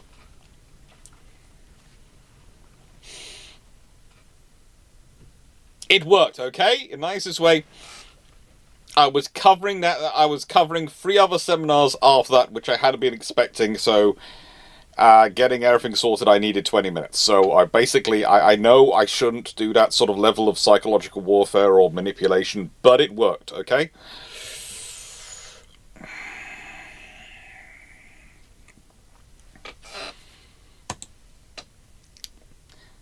Foxo and Dragon are being suspiciously silent. They're either taking notes and going, can we use this in future to our advantage? Or they are both damning me, going, oh, it's terrible. You shouldn't have done that. No, I actually approve of that, honestly. In my head, I'm just going, and I can tell you now they're both wrong. Yes! Because the Army or the Marines had nothing on 8 Air Force and Ira Baker's mental gymnastics. Oh... Seriously, you would have loved. There was a girl in that group called let's call her E. Okay, I shouldn't really use her name on here, but yeah, she got involved in that debate and did also tell them both they were wrong and was doing putting all sorts of things forward. And yeah, it was funny. At certain points they united against her. Then she divided them. It was just it was fun. As I understood it, after that seminar, they actually ended up going out to lunch and having an all-you-can-eat pizza buffet, because when Pizza Hut did the buffet properly, and having that all afternoon and continuing the debate. I learnt this because E's best friend was also in the group, and she complained to me that she was trying to enjoy her pizza, and all she was getting was debate all afternoon.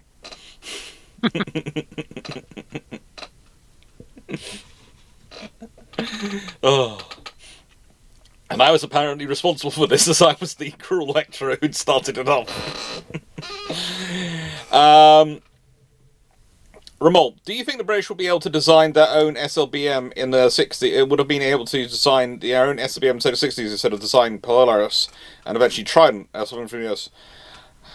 I don't know if it's going to be better, but the British could probably have done it. Let's be honest, France designed their own, and the difference between French and British industry when it starts off is not massively different, if Britain's prepared to put the money and the time and effort into it. But the British weren't, and British just went, yeah, we'll go with the American system. We're actually already on our way. I think what was it? Was it Blue Streak? No.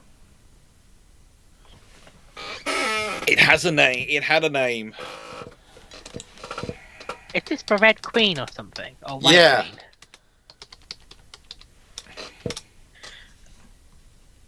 Queen? Which... Yeah, I think...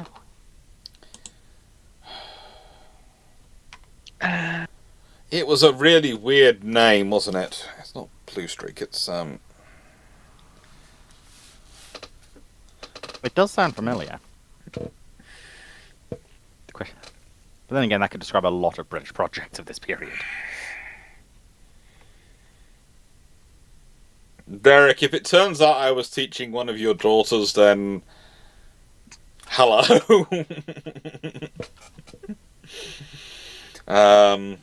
Blue Your Streak. It was Blue Streak was because it was the short intermediate ballistic missile. Yeah, Blue Streak. And there was a part of that which was a program for looking at a ship-based version of it. A submarine launch version of it. But yeah... White Queen was the purely theoretical light CBM they drew up. Sorry.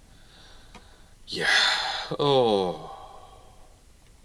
that got shot down by Trident. Yeah, the British had some really interesting random programs. There's actually a bunch of Blue Streak missiles still around today. Neat. Yeah. You can go visit. I think there's a good museum which has them in. I'm trying to think about where it is. Which museum? National Museum of Flight in Scotland, Deutsches Museum in Munich, the Aerospace Centre in Belgium, and the National Space Centre in England, as well as the launch site at RAF Spadeham. Yes, the Antonov Aircraft Museum in Ukraine also has one.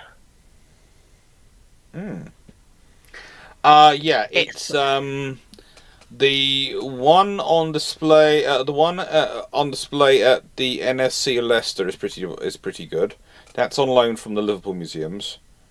And the National Museum of Flight in Edinburgh is actually pretty decent, but it is... How do I put this politely? The National Museum of Flight in Edinburgh, if you look it up, it looks like a couple of hangars in the middle of nowhere. And that's not wrong, because it is a couple of hangars in the middle of nowhere, but it is absolutely a wonderful one to go to. That kind of describes a lot of British Air museums. Yes! You can also say that about Duxford. Duxford is probably my favourite museum in all of UK. I love Duxford, mostly because they are so nice people to deal with. If I could figure out a way to actually incorporate them in do a proper video of them, but the trouble is, I'd need to go stay there for a couple of days, and trying to find a time to go and stay in that part of Cambridge for a couple of days to do the filming. Actually, it'd probably be longer, because let's be honest, filming at Duxford, there is no way you could get it done in a day or even 2 days. There's just so much there. There's actually well, I say it's an excellent, but there's a hotel basically across the road from it, which was pretty cheap. It's like it's not traveling, but basically that's where I stayed the first time, and it's literally 5 minutes. Yeah, it's really good for that. It's tempting. The trouble is, every time I've gone there, I've been staying in Cambridge, so I automatically presume to stay in Cambridge. Yeah, cause it's a surprising distance from Cambridge to Duxford. Yeah, because the town now has a couple of pretty good Airbnbs in there. There's and also the interesting museum next to it. Not far from there, there's actually Centre Parks as well, and it's a really nice Centre Parks. I've stayed there a couple of times over the years because organisations decide to book up Centre Parks because it's a great thing of having a corporate get together and venue. And they put everyone in their own places, and they have the corporate... People don't think about Centre Parks as a corporate centre, corporate retreat, but it's actually really good for that.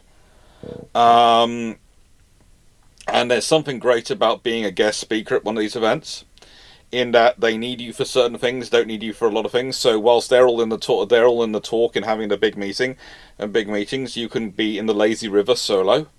Just wandering around, and the only person lazy river just going, yay! I can just go round and round and round as many times as I want, and you can drive off to Duxford. I know I shouldn't be gloating about it, but it was really nice. Okay, I got an entire lazy river to myself for a full couple of hours. I remember this does have a penalty that he's got to work with corpos. Yeah, but they were very nice corpos. It's a very nice organisation, but it's the sort of one which, for their company retreat, requires a place which is secure, so they can have lots of frank discussions. You see, I think that's an oxymoron. Nice corpo. Oh yeah, this one was. Let's put it this way. It's how do I put? When I say nice, I mean they expected their staff to work a lot, but they were prepared to pay to make sure their staff were well, because if their staff broke down, replacing them was very difficult. It's one of those corporations where they know they can't replace their staff easily, so they have to treat them nicely because their staff really are a resource which they cannot replace.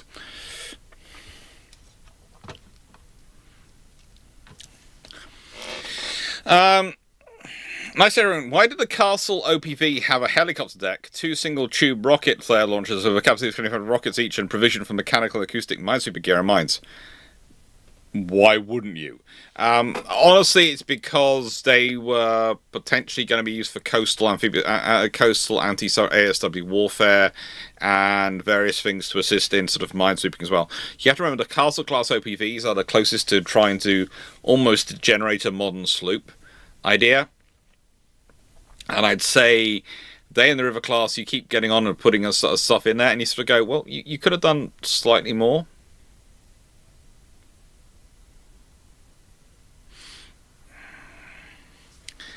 In the event of a war, what role do OPVs have? Tertiary theatres. Being presence elsewhere. Disaster relief. Potentially they could be modified to convoy escort, but that's going to depend on whether you've got the equipment nearby to do it, or, well, if you consider the castle class, could be, because they could have minesweeping gear, acoustic minesweeping gear, and mines and those things. That was sort of the policy. Lots of space for questions. I was going to point out that, remember that just because the war's gone hot doesn't mean groups like, for example, the Somali pirates or the Houthis are just going to disappear. No. And now you can't put, is it 8th Fleet to deal with them? The Americans have? I think it's that one, yeah. Or is it 7th? Could be 8th. Maybe 7th. Yeah. So, OPVs are just hold down the fort there. Yeah. Let the big baddies go do big baddie things. Because especially when those organisations, might be in one side's interest to make sure those organisations do carry on being as loud and prolific as possible, and causing as much trouble as possible. So they will invest. They will make sure they're supplied properly to make sure they'll be able to do that. It's sort of the same way the Royal Navy had their an old Dispree dreadnought still rock up in the Gulf of Persia and the Red Sea. Yeah. Because they couldn't afford to send a dreadnought there. So they needed them for other things. So basically, you go, right then. Well, there's nothing in that region which can fight this still. Send it. Hello, I'm a Duncan class. I hear you wanted to have a conversation with me.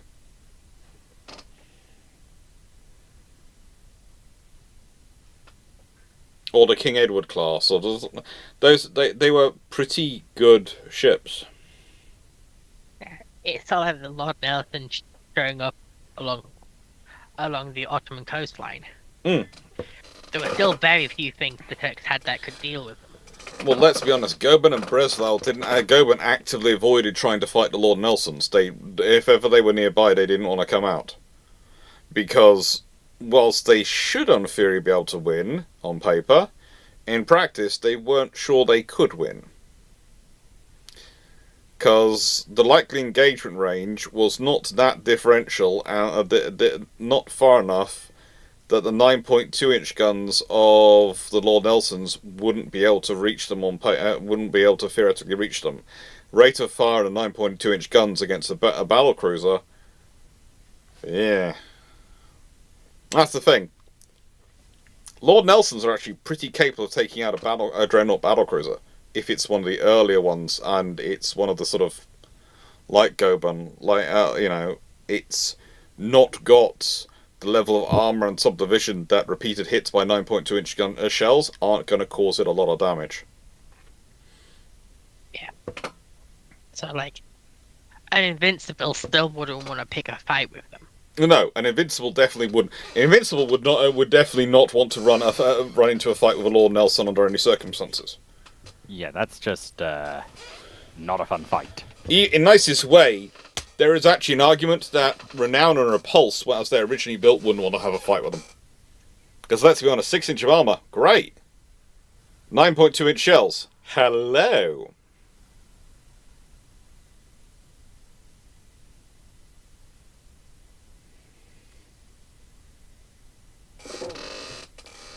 Poseidon, Lord Nelsons are cute and like to play with big food. Yes, pretty much. The Lord Nelsons sitting there, or sitting in the Eastern Mediterranean, were basically going, "Oh, come out and play," and that's an entire what if of history. As if the Lord Nelsons did beat up a battle cruiser or did sink the Goban, what happens? Apart from Fleet crying because his favourite battle cruiser gets destroyed. You'd be rather happy that your buzz is gone. Yes. But, you know, if Lord Nelsons had won that fight and had sunk it, then the Lord Nelsons suddenly look very useful, don't they? And it's a case of, as far as Britain's going, you know, if Britain's already got a policy in place before the Washington Treaty happens, or any treaties after World War I, that they are maybe giving their older dreadnoughts off to Australia, to South Africa, to India, etc., to help secure them against battlecruiser threats, if they've already given them out because of what Lord Nelsons did, it's going to be far harder to have a treaty where they have to give them up if they've received them. It was hard enough with Australia, and they were the only one and got ganged up on by the rest to give up theirs. Imagine if all of them have them, and all of them have them as their pride ships, as their proud ships, as part of their rewards for fighting World War One. They've got a battleship.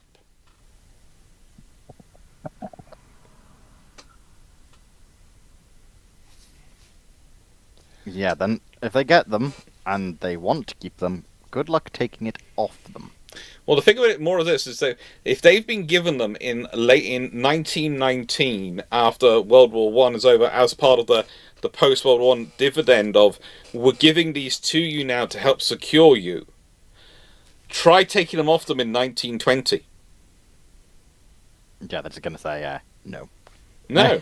And that changes the entire treaty system. If you then have to have a treaty system whereby, okay, so now we've got to factor in all these ships, how other nations have one ship, or etc. of these.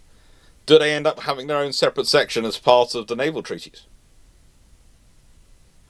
Do the Americans not get to include them as part of the cumulative total amount of the British sort of? Do they have to be separate navies under the treaty rather than all grouped underneath the Royal Navy? It changes stuff. It really does. And the Lord Nelsons could deliver that.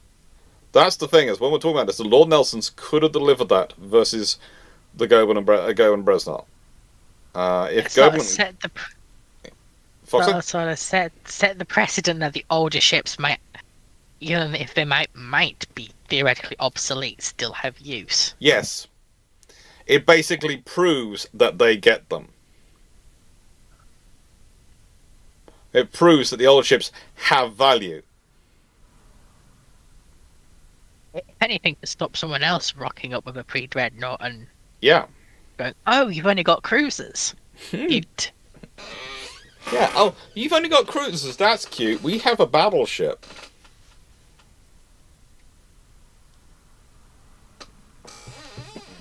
And you think if they're getting the Orion class 13.5-inch gun battleships, no one can really claim they're a massive threat to them if you're one of the major powers. You know, imagine if you're the US government and you're going, Canada having an Orion class is a threat to our national security. Everyone look at you and go, have you seen what you've just launched and built? You made the Colorados.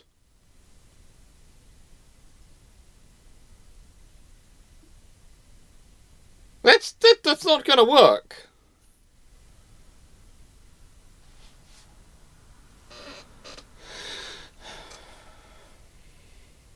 So yeah, it would be an interesting thing if that happened with Lord Nelsons. Oh, speaking of alternate histories, there is a fine crop of them in this month in the vote for the January patron vote, which is live today. A fine crop.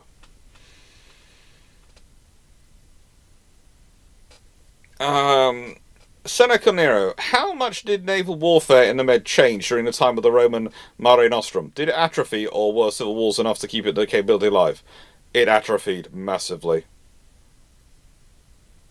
It atrophied massively. You really didn't need the size of ships which they traditionally had. They shrink down the navies quite dramatically. They don't need them. They don't need those ships. It's basically, the thing is, they need ships which can deal with piracy. So, which means they usually use the libellum. They don't really need massive warships wandering around doing things, because who is there? Who is the naval threat to Rome in the Mediterranean during the height of the Roman Empire? No one. I think one of the few recorded issues they had was during the conquest of Britain and interacting with the Germanic tribes, who built their ships for the North Sea and the Gulf of Biscay, and they built them tall. Yeah. Which caused issues. That was about it for that period. They ended up having, it's by the British fleet, the Pax Britannica, the Britannica's fleet. Oh, I'm trying to remember its name. Was basically, it had the broadest beam ships of any in the Roman fleet, and they were literally built broad beam because of the North Sea, to try and give them stability. Yeah.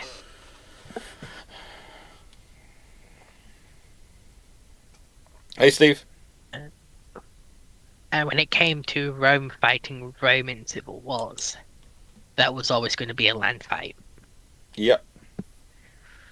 The Classis Britannica. Thank you, Steve. The Classis Britannica. Seneca Nero, which straits and sea areas look the most deceptive on a map? AK seems navigable on a common map. Okay. There are lots of little island chains in the world where it looks like you've got a big gap between the islands. Don't take any big ships in them. They really aren't that. No, they really aren't that. Oh, they really are shallow. They really, really are shallow. There is... where is it? There's a couple of islands in the Hebrides where they look like it's about a couple of 100 yards between them. And so people think you can take a ship from them. And the thing is, at low tide, you can quite easily walk between the islands. Okay, your feet will be underwater, but not much else. I think that's in the Hebrides. Isn't that the Hebrides? It's not. I don't think it is the Hebridean chain, but it's on one of the Scottish lands. Oh, which one is it? Oh, Are we talking about the ones around the Isle of Skye? I think so, actually. I think it is the Sky. Well, you can have a lot of fun there. You can have a lot of fun. I almost drowned off the Isle of Skye. Foxo, Yeah? how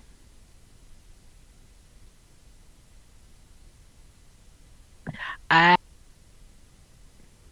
got my foot stuck. Then tide came in. Yep, that'll do it.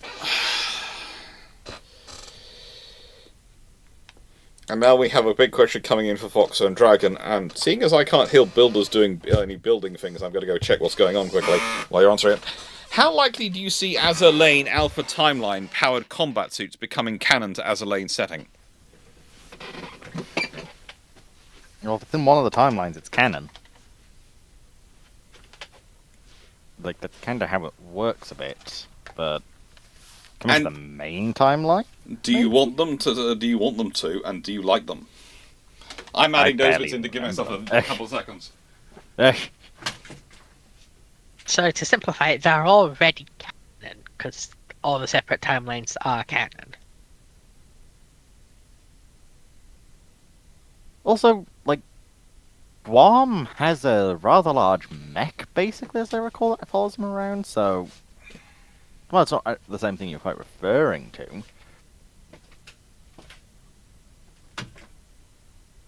Yes, Yeah, test I site mean- beta, so...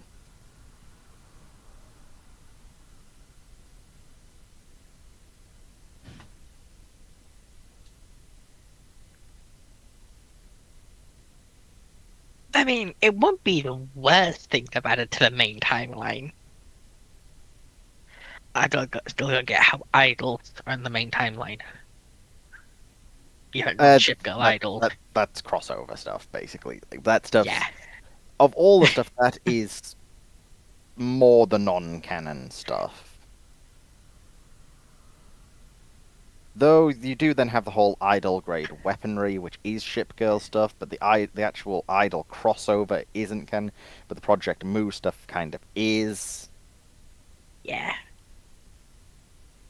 And yet Tessite Bay does no mention of powered combat suits at all. They seem locked after. Probably because they're trying to make the timelines different and have certain things in each. Yeah. Like technically speaking, we don't have flying aircraft carriers in the Prime timeline because that's really rather cool, but Yeah. that's not what the Prime timeline is going for. Well, the gameplay of is it the Siren campaign? Operation Siren. Operation Siren's been over for a while now, technically. Yeah, and it's like that's only canon in some timelines. No, it's canon in the main timeline. Yeah, but is it main? I know it's canon in the main, but a lot of the ones where it's in the crossovers, it isn't. Fair enough. I thought some of them were still classed as secondary canon, so that canon as long as they're needed, but fair enough. I didn't play the latest Tempester event. I was a bit busy. It's actually helping me for the upcoming Data Live event.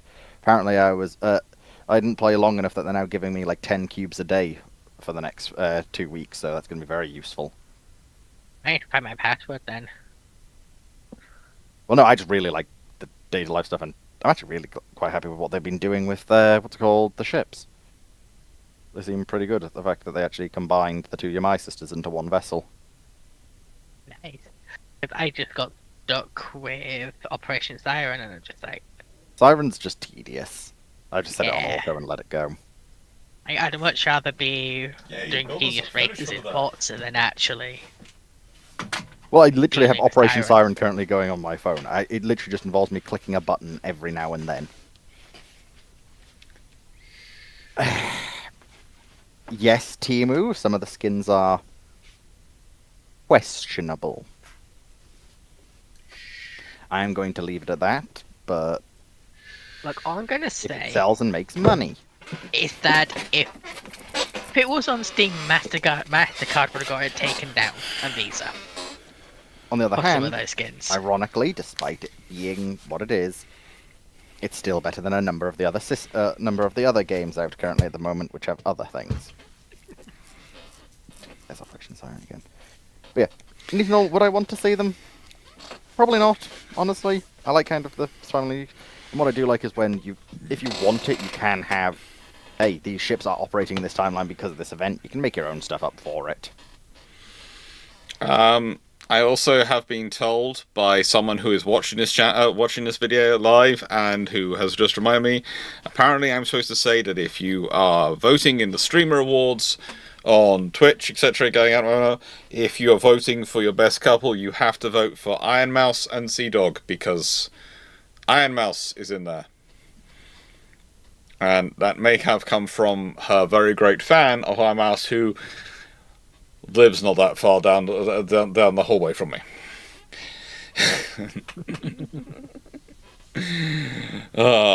Yes. Don't worry, I've already voted, have you? Yes, I have voted. Apparently, it's been voted in my name already. Remember, vote for democracy. Oh.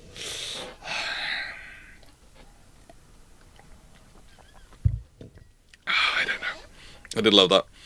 So, have we got any more questions coming in? Any questions? We surely haven't managed to get through everyone's questions.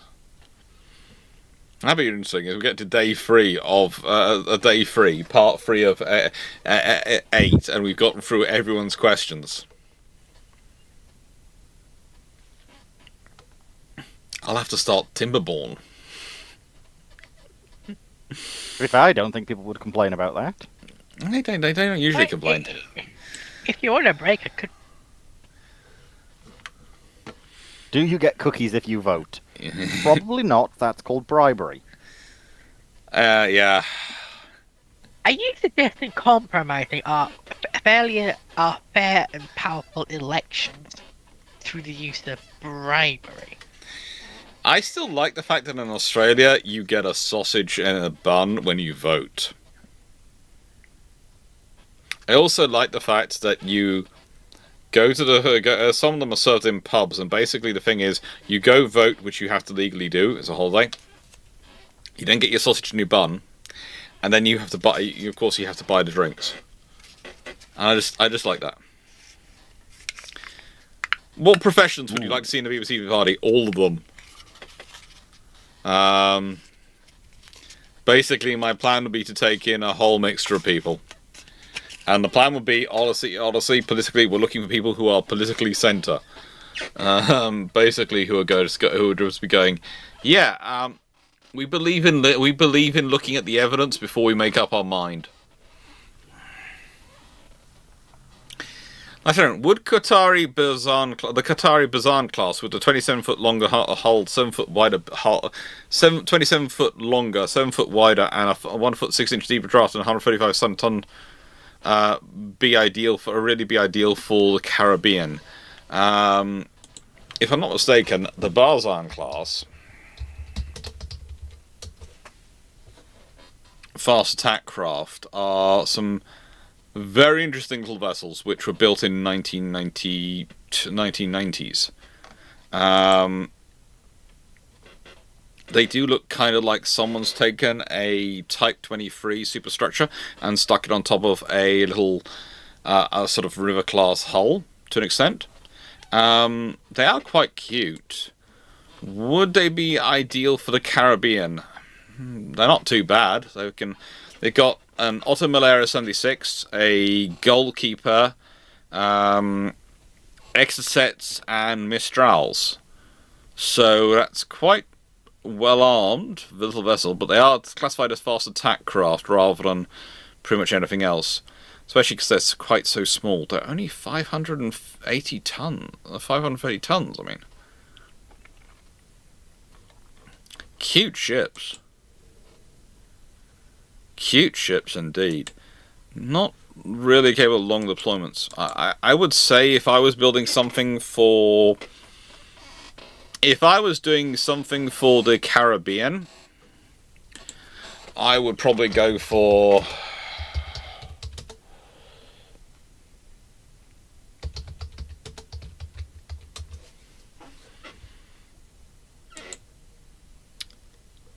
I would probably base it something off the Samuel Beckett's. I'd want to go for that kind of weapons fit that you just heard about on the Barzan class, but I'd want something like the from the Samuel like Samuel Beckett's. I'd want something slightly longer range and slightly more capability built into it, if that makes sense. Makes sense. If no one knows what the Samuel Beckett's are, they're nicknamed the Dead Poets Society by most naval insiders. That's because they're named after Samuel Beckett, James Joyce, William Butler Yeats, and George Bernard Shaw. And the Irish ones. Yes, they served the Irish Navy. Although, for some reason, George Bernard Shaw has been in reserve since August 2023. Even though it's the newest one.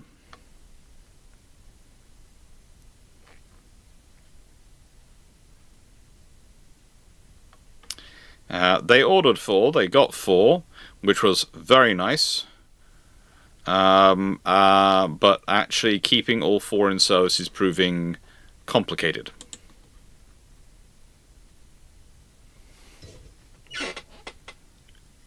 The effects of pacifism and disarmament on my homeland is Well, then again, catastrophic for the military industry. I'm not sure if you've seen the latest thing in the various news circles, Foxo, about what they've been saying about the Prince of Wales. Go on. How, despite Britain having this impressive aircraft carrier, Britain cannot field it without any support from its allies. Otherwise, it's not allowed to sail and all sorts. Like, really, that's just, yeah. It can sail. It's just in the nicest way. We keep stressing the multinational carrier battle groups and task groups we're putting together, because the current instructions from government is we are supposed to emphasize the alliance and nature of NATO and its solidarity. So everything has to be done as an alliance. It does also help to save money and mean that we can cover the fact that we overworked the Type 45 fleet to such an extent that we don't have enough available. And we're having to put them through these massive refits. But, you know, because we didn't buy enough to begin with. Because the British government has a habit of paying for all the research and development of everything. Then they pay for the first batches of everything, which include the costs of getting all the tooling and all the rigs and all the jigs and everything put together to help build them. And then they look at the second batch, they might actually order that, and then they'll cancel the third batch and the fourth batch, which are the cheapest ones, because you don't have to pay for any research, you don't have to pay for any development, you just have to pay for the frigging thing to be built.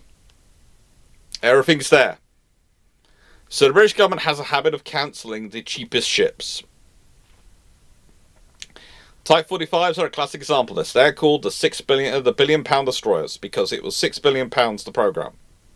However, once you realise that you factored in the cost of research and the costs of all the development work which goes into them and all the building of the yard infrastructure to construct them and all the jigs, etc., you start going, well, hang on, that takes up quite a large chunk of the money. And we only got 6, and so these vessels were roughly coming at 450 million per unit to build, which is about 2.7 billion. And then you realise the next 6 would have cost about 300 million to build each. So that would have been another 1.8 billion. So even the most expensive estimate of, if you'd bought all 12, you'd have got 12 for 7.8 billion. Rather than 6 for 6 billion.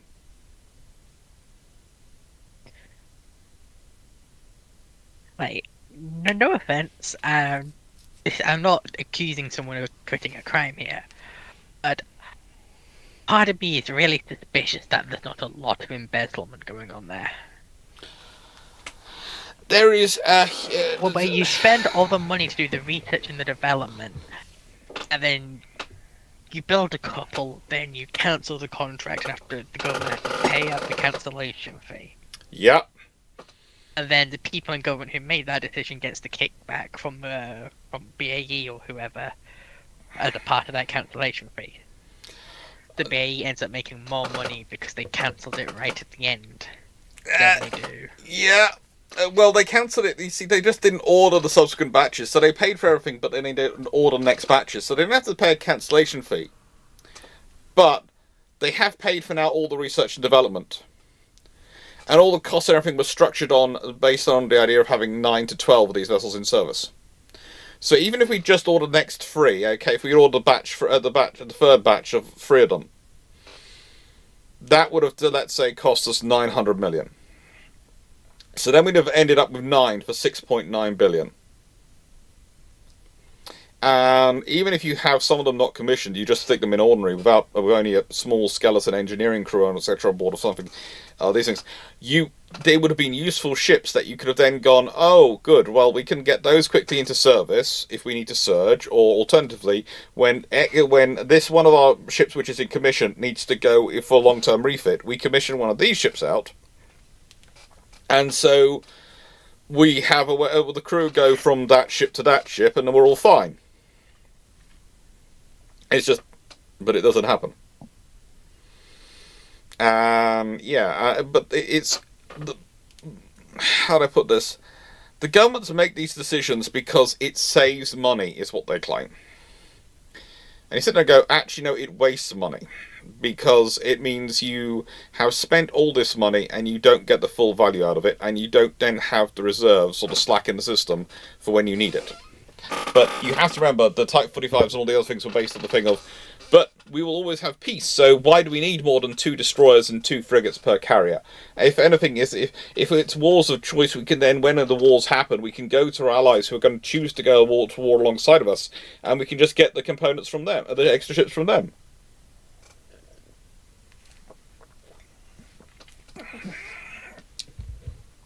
And we provide the lead of the battle group and the core of it. The RFAs, well, theoretically we would provide the RFAs, 4 of the core escorts and the carrier, and then they slot round it, and so they get powerful because they're part of the NATO battle group, and we are leading a NATO battle group, which is great for our status. After all, it's not like anyone would dare to attack the West, right? Yeah. Right? Oh. Yeah, don't. This is just, yeah, you and I can... it's fun times. It's fun times. But the battle sounds are cool. I just think that I would want something more on the size of the Samuel Beckett's too. Maybe even slightly bigger.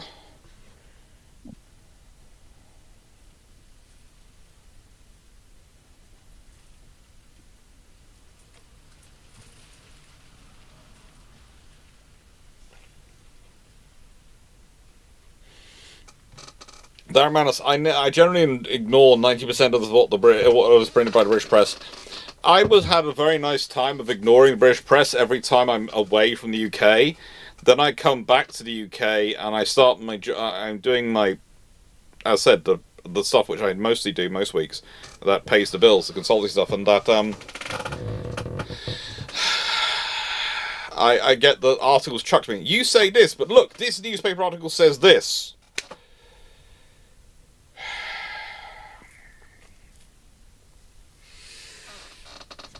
Now, there are some questions coming up. I think I'm sure there was a Mrs. Clarke's favourite streamer somewhere coming along. Answer that one. Poseidon, suppose some modernised variant of Lord Nelson or the Orions were eventually given to the colonies, with Canada, Australia and company operating these. How might they influence World War II? Well, the thing is, if they have them, let's say India has them and they've been modernised, or South Africa have them and modernised, or whatever, they've got a modernised vessel of probably the Orions, or maybe subsequent 13.5-inch gun battleships. Then that suddenly means, okay, when you're wanting to fight any of the scenarios in World War II. If you want to fight, you're not going to fight. If you, let's say, you turn up to fight a Australian cruiser force. Oh, there's a battleship there. Yes, it's got 13.5-inch guns, but if it's been modernised and those guns have been worked on, then I've got an 8-inch gun cruiser. Oh, cute. I've got radar-directed 13.5-inch guns. Try outranging me. You suddenly need to go, okay, well, we need to bring something else which has equivalent guns. And you sit there and go, can we bring a Congo? Well, a Congo is a battle cruiser. It's got 14-inch guns. Can rank in against a 13.5-inch, but that's a battleship. So a Congo is not designed, even when it's been modernised, it's not been designed really to take the level of firepower. So you better bring at least 2 Congos, and you might lose one to deal with one battleship. Or bring a battleship up, a Nagata or something.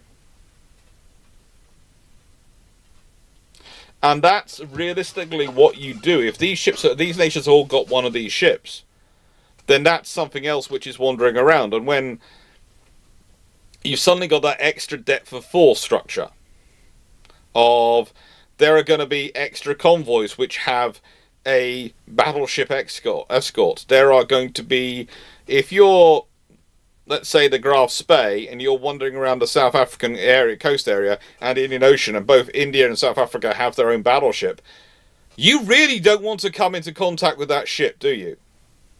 Yes, you can outrun it.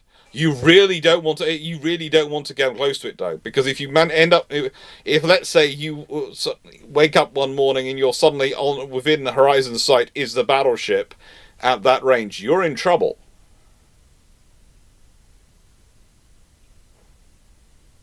As Poseidon's put, ABDA command might hold on in that scenario. Then, yeah, the battles of Java Sea could be very different if there are battleships present, because you need. Foxy?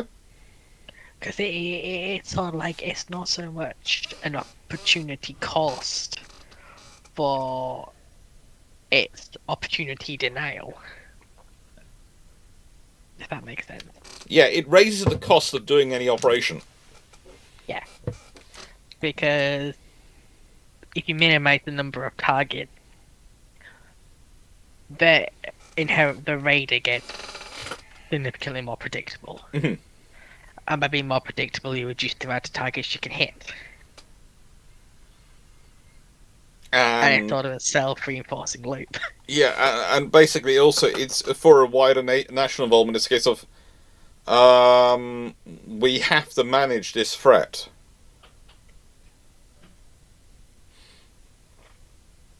There's also the fact that at that point also, how do I put this? Does Australia feel so exposed if they have their own battleship?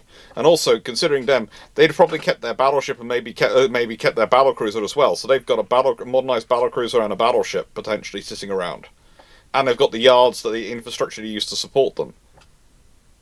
That's suddenly quite a lot of capability sitting in Australia. That's enough force and enough capability. They can do, if they are in trouble, they can respond. And yeah, they're looking to Britain for their defence, but they've got something to secure themselves. They are not as totally exposed. Again, I've talked about this before with alliance structures. Alliances help best those who can best help themselves. If you're able to defend yourself and therefore can be a net contributor to the alliance, then the alliance is more likely to help you because you're more valuable to that alliance. It's basically a game of incentives. Yeah. If you have something to give, they're incentivized to protect you because you've got something to give. Yeah. You turn from ablative to core. Mm-hmm.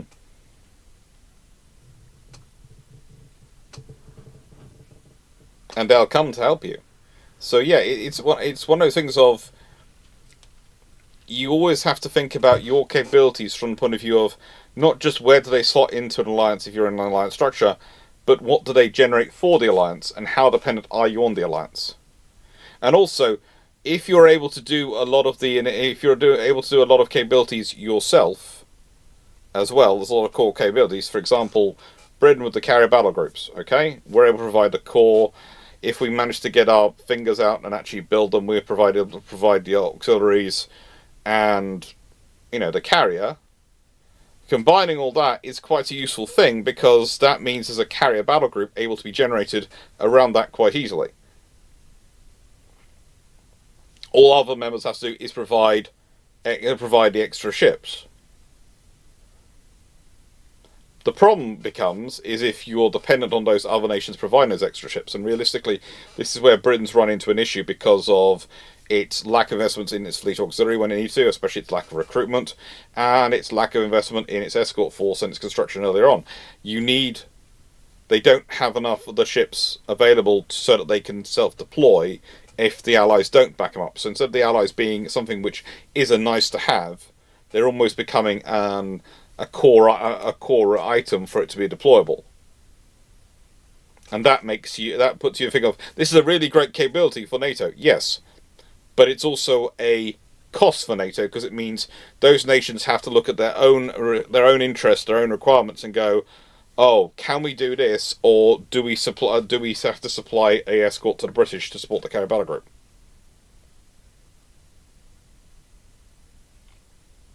It's not a case of we have one free so we can supply it.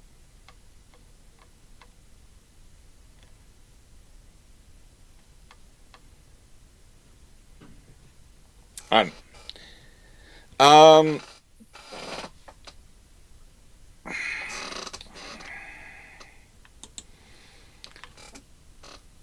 Steve Clarke, Alex, have you seen that Sal has covered the Dali vs. Key Bridge investigation, the Chino events? Do you have any insight on the reserve systems in warships, redundant backups? Not really that I'd like to talk about in more than general terms, but let's put it this way.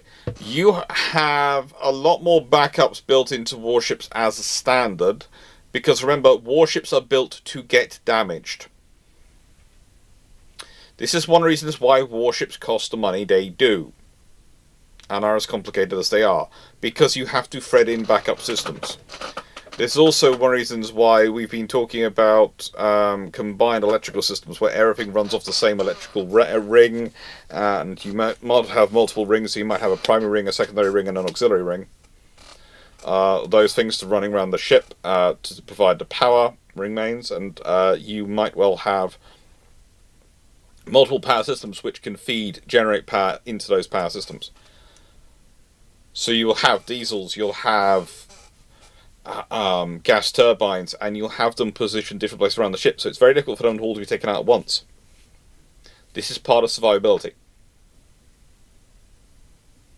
One of the things you'll also tend to find is that they'll draw from different tanks and different amounts of fuel. So if the fuel's gone bad, it shouldn't affect all their systems.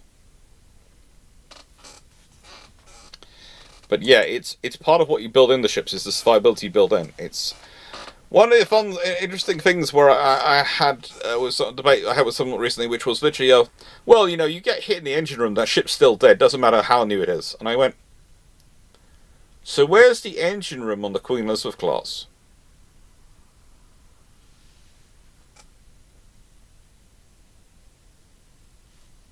It's an honest question.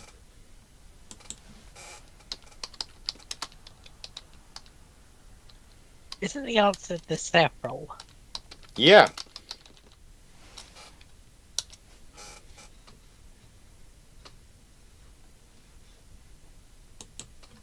There are multiple.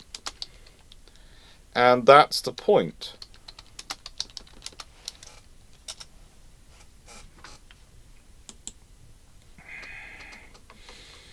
And it works when you have it like that. It is helpful when you have it like that. It is particularly sensible for modern operations. Does it make them completely invulnerable? No. It really doesn't. But this is the reality we're dealing with in modern warfare. We try and distribute this stuff around the ship. I would still really like to see them armoured. I think things like the engine room, the CIC, etc., and the medical facilities should have some level of armouring built around them. Not just subdivision. I know that's not going to happen with any current generation designs, because they're already built. It'd be a nightmare to try and build it in. But I think they should. I think that's the next generation of how you build up extra passive survivability into ships. You have armoured sections within them. You don't try and armour the whole ship against threats, because, as has been pointed out in many discussions, missiles can just be designed that can go bump into them. But you do want armouring internally inside the subdivision, so that it makes it more difficult for them to actually get through to that particular core piece of equipment. So basically, it's a question of, you can't stop the damage and the missile, but you can stop the damage propagation. Yes. You can stop the damage becoming. You can stop the damage from becoming a critical problem. If the missile hits you, if you can't stop the missile with your active systems, i.e., your electronic warfare systems and your missiles, and chaff and those things, and it hits you, it's going to cause damage. The question is, can I mitigate the damage so it is minimized to areas which are not going to disrupt the running of the ship, the ability of the ship to float?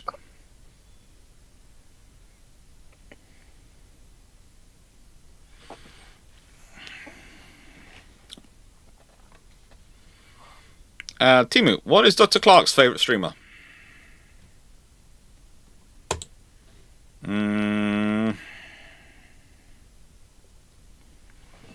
Okay.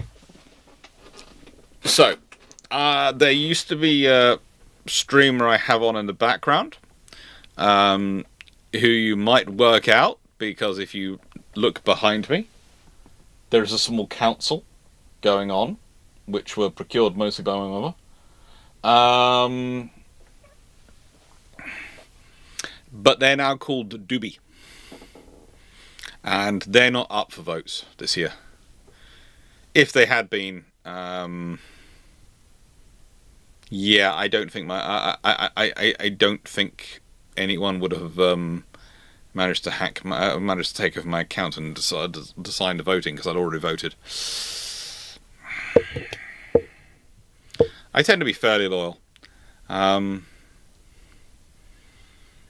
quite like that. I ended up following that person because they are similar to me in that always they're trying to move the tech of communication tech forward and always trying to push it forward. It's like my new thing, which you all saw yesterday, which had arrived, is a green screen. And I've got plans for how I'm going to use the green screen. It's not a particularly massive green screen, but it's enough of one that I can start working out the idea, and eventually I might get a bigger one set up. But basically, to go bigger than what I've got, you have to get a frame green screen, which has basically an arch frame which goes over it, and you've got to build it. And yeah, I didn't want that. This is a pole green screen.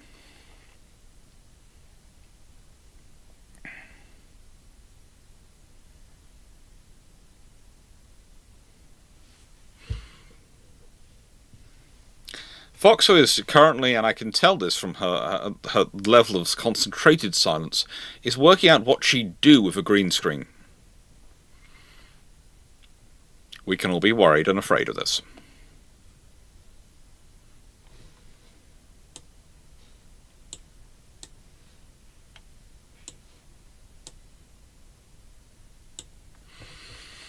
If I painted my BMW green screen green, Yes. would it make it really easy to Photoshop it so it's not the base model, it's the high-end model? In pictures, yes.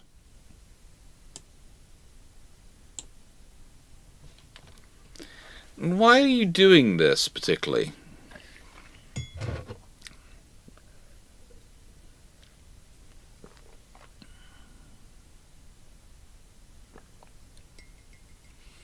Or do I not want to know? I wanted the 2.4 inline six. I was only able to get the 2-litre turbo.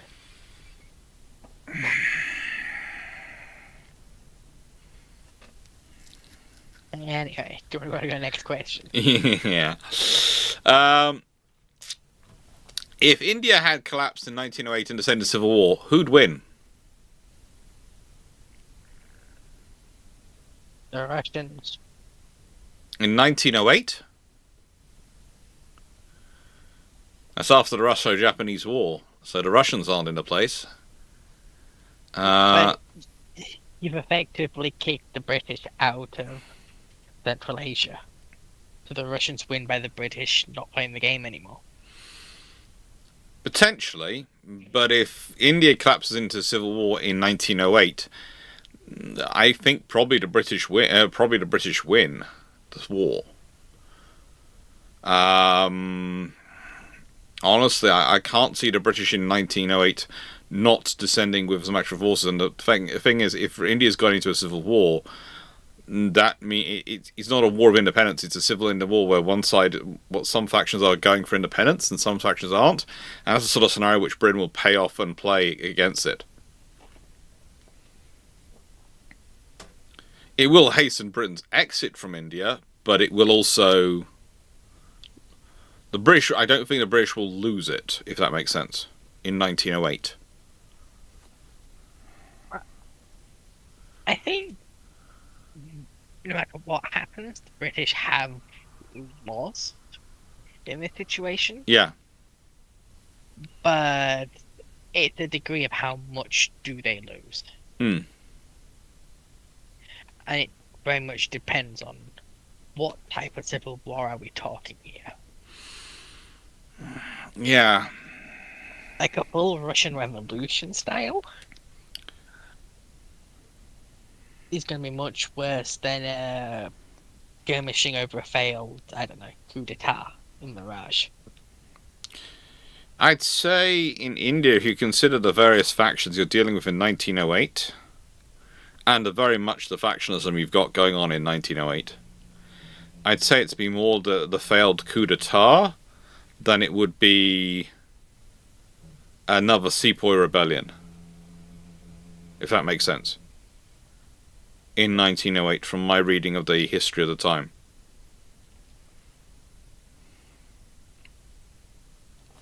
It's either a coup d'etat or someone in the administration's overstepped their bounds with some of the princes. Mm-hmm. In which case, if that's the case, then that person probably gets sent home in disgrace and the princes get bought off. Yeah. It just might damage the administration of India more than kick the British out of India. Because the British have spent the last 20 years slowly stripping away the autonomy of the princes. And if they've basically shown up the British and reinforced their local autonomy, it's going to make India breaking away much harder. It's gonna make it nice way if the princes have shown their power, then that might mean that any India independence organization becomes more about the prince's power than it does about necessarily independence.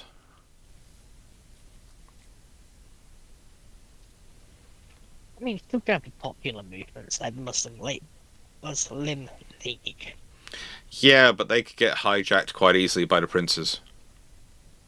Yeah. Because they need to be, but they even historically they were bankrolled by princes, but the princes weren't actively involved in them.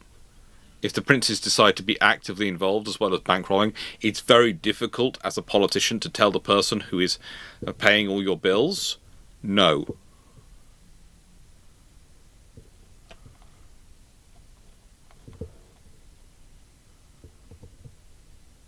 So when India does become independent, there's a good chance you see a disintegration of India. Mm-hmm.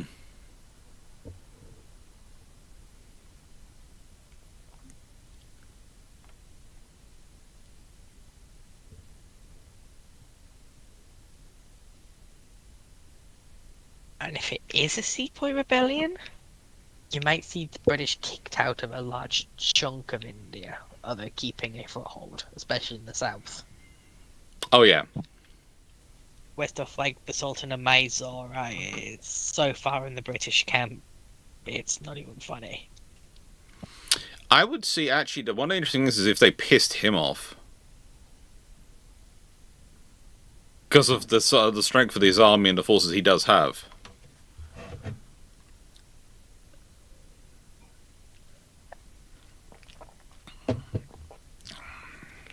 Suppose, but he was one of the few people in the Raj that could just go to London and get in contact with the royals and bypass the government in general. Yes. That's the thing. To piss him off to the level that he feels he needs to do something is going to be quite a big insult. And quite a stupid handling of it.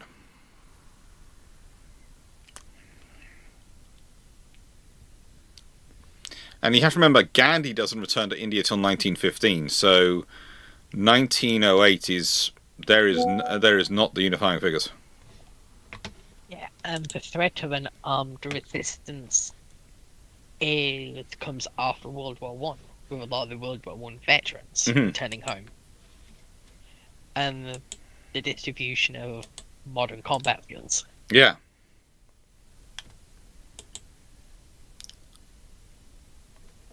And the fact that a lot of the British Indian Army took their rifles home with them. Oh yeah, that was what caused half the fun in the partition period. A lot of those rifles came out.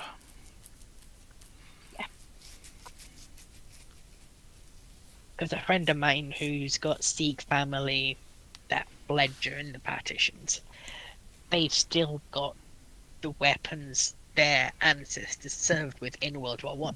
Yeah.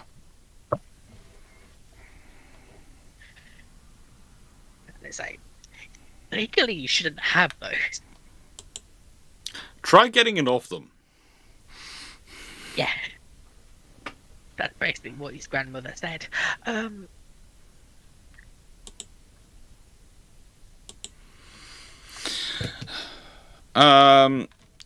Disagree for one. Were there any other British colonies that would without the British have collapsed in civil war?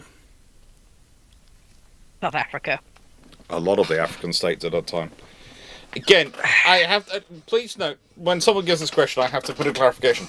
One of the things you have to remember is doesn't matter what you are as a nation, if you're an imperial power, you are running it as a dictatorship.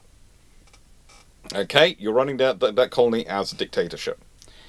And you spend a lot of money money increasing the forces of power which support to a dictatorship. The local police, the local army. If you disappear, that creates a vacuum, especially if you've done no preparation, nothing. You go, and suddenly there's a vacuum of power, and usually what happens is these two organizations end up fighting over who's responsible for bringing peace and stability. Because they just want to do peace and stability. And that's what ends up with usually another dictatorship following them. Because an imperial thing is a dictatorship. Okay? And I try and explain it sometimes. It's... You have to be careful how you approach it, because people get very sensitive, understandably, on the subject. But if you spent being in charge of a place for a couple of 100 years, or 100 years, and you have only provided funding or support realistically to those things which burnish your control of the region, and then you suddenly disappear, for all the best will and intentions, that's usually what leads it down the route. Because what happens is, there's a vacuum, no one's quite sure what to do, so someone steps up and goes, well, let's solve this out, let's do this. Maybe you'll ask, well, why are you in charge? How do you say it? They go, well, I'm the head of the local army. I've had all these years of training, all this years of experience. I'm in charge. We'll sort it out. And eventually, pushes in the head of police versus the head of the army arguing, and someone shoots someone, and that's what you end up. Unless it is very carefully managed and transitioned, and you have already stepped in places, the things like bureaucracy, rule of law, all the things which counterbalance the force side of the equation for peacekeeping, for stability, etc. And that's what you need to put in a lot of money into as part of the transition. This is why, one of the things of why the British were working on a decolonisation, or what they called a Commonwealthisation program, was they were literally working on that. And please note, some of the thinking in it is absolutely atrocious and terrible, and really not something that's got any place in modern discourse. But some of it's some quite intelligent stuff for its time. And quite well thought through. And that's what you're dealing with. The fact that's one of the reasons why the British do actually successfully turn an empire into a Commonwealth, is because they had been planning it for a while, and they had put some thought into it, and they had been heading down that route for a while. That's part of the Dominionization program, and then the Commonwealthization program that follows on for it. All these things were part of the long-term British strategy, because the British wanted to, in many ways, transition the empire from being something they had to physically control to something which was a mutual fraternity which they led. Because they felt one had a better chance of surviving long term than the other.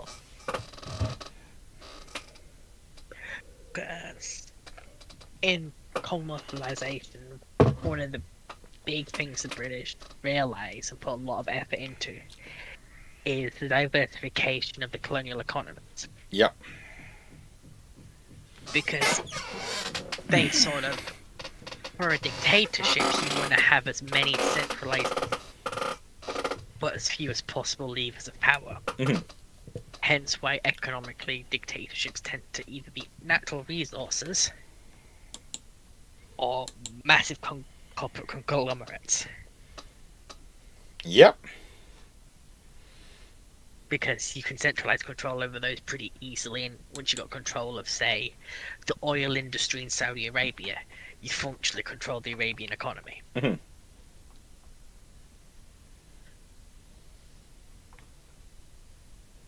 Any democracy with a centralized economy is living on borrowed time.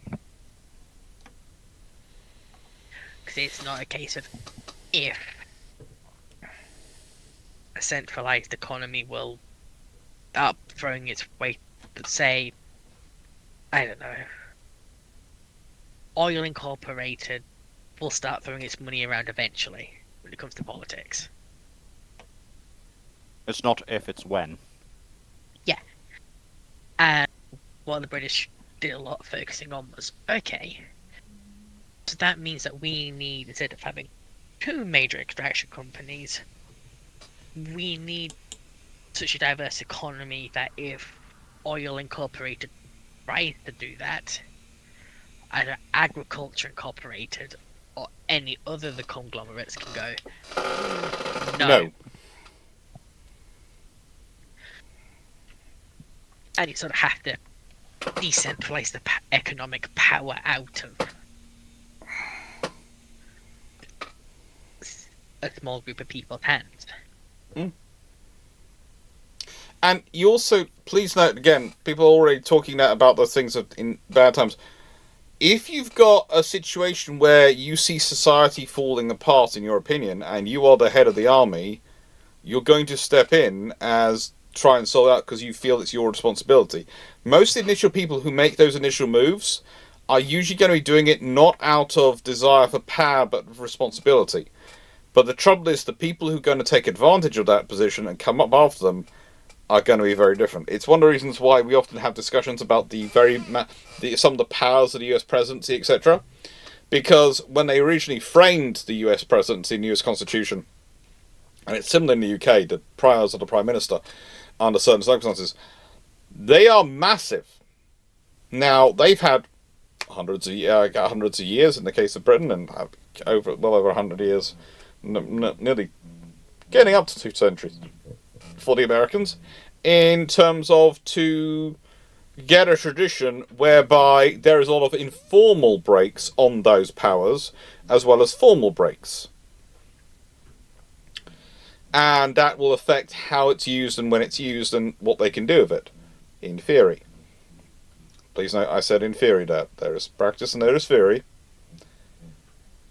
If you're implementing a brand new nation which is coming out of a period of dictatorship, and this was a lot of countries' experience in Eastern Europe when they were coming out of the Cold War and the Warsaw Pact days, there was a temptation by some of them to copy and paste the American Constitution, because of course it must be one of the best constitutions in the world, because it's America's Constitution. Now, a lot of people who are very worried about them doing that, because if you have bad actors who get into those positions, well, the thing is, there aren't the traditions in place, and informal positions in traditions in place, which can maybe hold them in check should they start to abuse those powers. And it's bad actors, okay? It's bad people. And that's the thing is, when you're sometimes designing rules and laws, you have to design them not around what good people will do, but what bad people might do in those positions. When you're designing checks and balances, you're not designing what a good, honourable person will do this. You have to design it as, what will a sod do? What will an a-hole do? We need to have a way to prevent them from doing that. And that is one of the problems you have with politics, with systems design, because it can seem very frustrating to a good person going through going, I wouldn't do that, so why do I have to do all these checks? It's not because of you. It's because of the people who would actually take advantage of the system if it was done on an honour-based system. And usually that's the answer of, there are people in this world who are the reasons we cannot have nice things. We can't have an honour-based system because of people who are a-holes. Yeah. And if you want a non-political example, take interacting with your bank and your bank account. Yeah. the vast majority of people will never do anything negative. But someone will try to steal from other people's bank accounts. It was the thing that annoyed us most when we were going through the whole system with buying and selling the house with my mum, etc. The amount of checks they had in place because of my mum's age.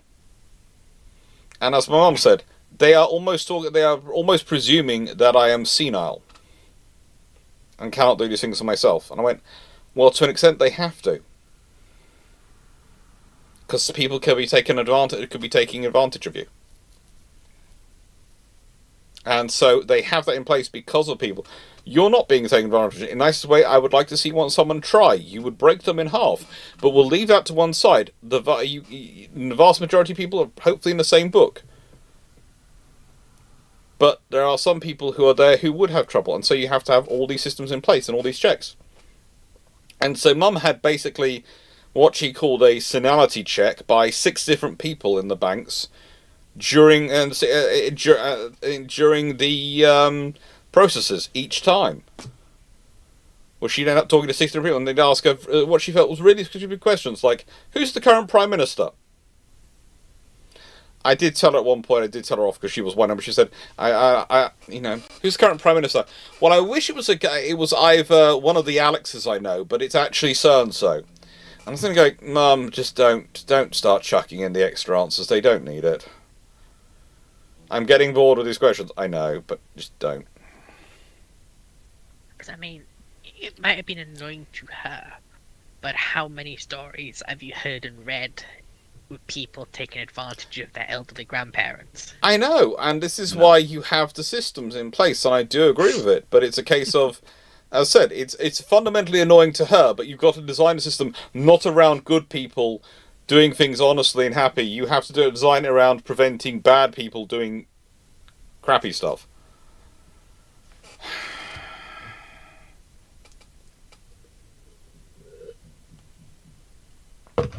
Yeah. Were there any other British colonies? We answered that one. Okay, would Singapore have been able to hold outside of World War II if 3 additional Iran class had been in the area? Here's more the question, okay. So, let's say, if you have an Iran class for Australia, India, South Africa, and Canada. Let's say they all have modernised Orion class or something, or maybe they are the next ones after the Orions, they get them Iron Dukes. They've got, let's say they've got, what comes after them? The King George V class. Let's say they've got modernised King George V's. One of those was lost during World War I, but they had 4 still sort of, so they only have 3 left now.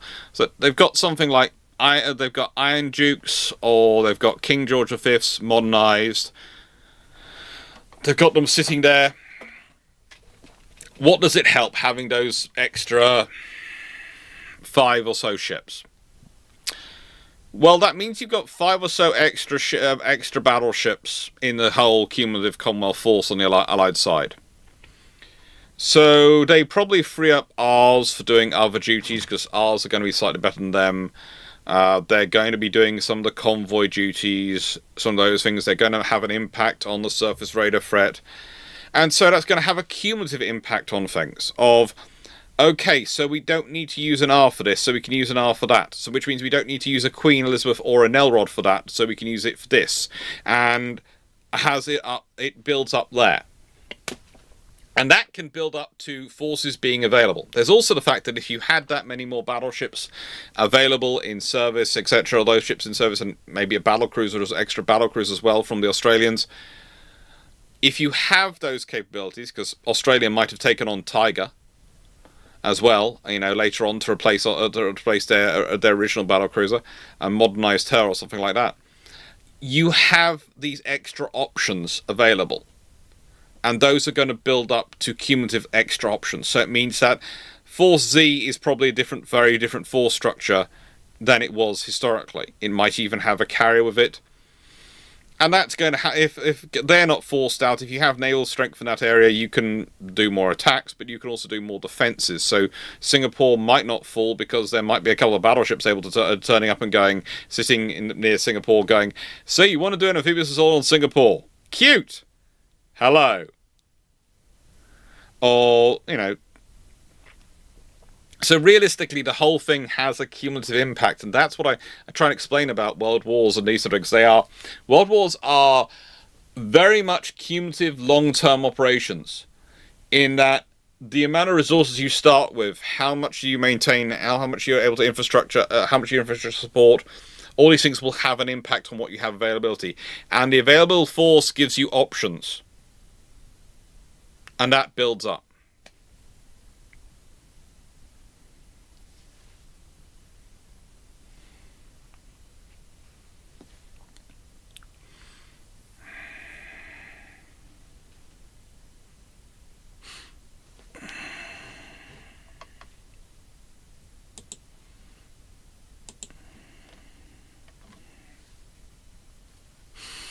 Joe Fredericks, was there any procurement decisions the Ottomans could have made to win the naval war against Greece during the First Balkan War? Okay, what do we think? In theory, yes. In practicality, no. Right, and what's the ones in theory? Like, in theory, actually having... Because there's a whole bunch of fleets brought up and shown his proof for them. There was plans to be a massive actual training reformation of the Ottomans before the war. Mm-hmm.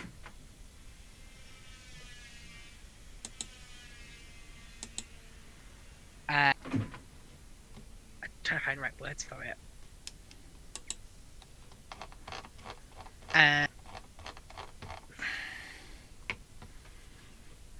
So basically, a significant issue that the Ottomans have is that they don't have the crew or really the training to make use of the assets they already have. Mm-hmm. Just have a meeting. I'm gonna stick your They pizza don't in get the their oven. I will attempt they don't to get it their out and reforms. slice it up, but you may have to go and get it yourself. I've got to go back. Send me a beep. Mm-hmm. Send me a beep about what time you think it should be. Yeah, it's like when you start talking about their navy, it's a case of they would have been almost better off going for armoured cruisers than battleships. Yeah. They went for battleships because of the status, but they needed armoured cruisers. Sorry, my sister popped in at the same time. And it's, sorry, that's why I was distracted, because she was going, "I'm going to stick your pizza in the oven." Oh, that's very nice. I was going to do it myself quickly in a bit, but okay. I'll have some. Yeah. As I understand it, the biggest thing getting in the way of the reformation of the Turkish and Ottoman Navy is more the lack of political capital and infighting. Oh yes, that is a big issue they have. And corruption, instead of being, we can't afford things, it's, we can't afford things because our costs are astronomically higher because of the amount of bribery we're doing to get it through. So theoretically they could buy the ships and train the crews, but practically they didn't have their decision to buy if I remember correctly, their decision to buy the German pre-dreadnoughts was based on the fact that they got some very nice cars supplied with them, whereas the British were not prepared to supply cars. Yes. It was interesting. And Rob, who was building a bunch for the ships they were receiving, was also willing to buy land in the Ottoman Empire at a significantly upmarked rate from government officials. Yeah. And it's that sort of case of, if you're that openly corrupt, what's the hidden damage of that corruption? Because we know that the First Balkan War, the Ottoman forces in general were pretty appalling when it came to training and actual condition and maintenance. It's just it's terrible.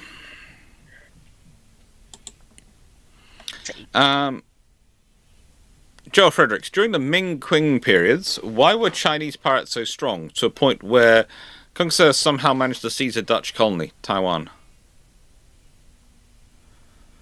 Basically, you have, to an extent, the pirates were more useful for the government than they couldn't have a navy, so the pirates were almost fulfilling the role of the navy, and fulfilling the role of providing some measure of control of the area, and so the pirates were sort of useful.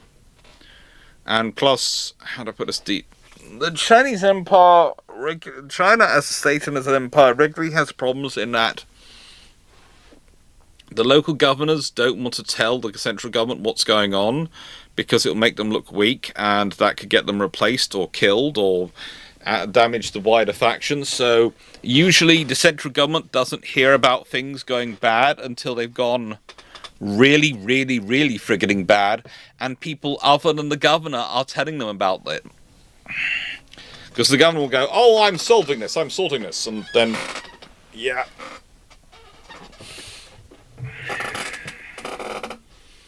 And secondly, a lot of the really powerful pirate groups in China tend to be on the Pearl River and in the southern regions of China. Mm-hmm. And especially in the Ming period, it's still literally weeks away from the capital. Oh, yeah. The actual power of the government was incredibly weak. So yeah, you did just have petty warlords set up and then pay lip service to the local governor, which is what forces like the Beiyang fleet basically were. Yeah, basically at a certain point the governor has to almost become a petty warlord themselves to actually have the power, but at a certain point that can cause more trouble for them, because if they achieve that level of control in their area, they then become a threat to Beijing. Yeah. So to an extent, Beijing itself mitigates itself against having effective governors. Alright, Joel Fredericks, next question. Not a few for Joel today. During the Spanish-American War, the Philippines is liberated again instead of colonized. Would this situation last, or would Japan later seize the Philippines? It depends how it's liberated. If it is liberated and basing rights are agreed, then no. If it's liberated and immediately other powers set up basing rights there, then it's probably fine. If it is liberated and then left alone, well, if things happen and it descends into lawlessness and other issues, then Japan would be merely stepping in to sort out things and bring order.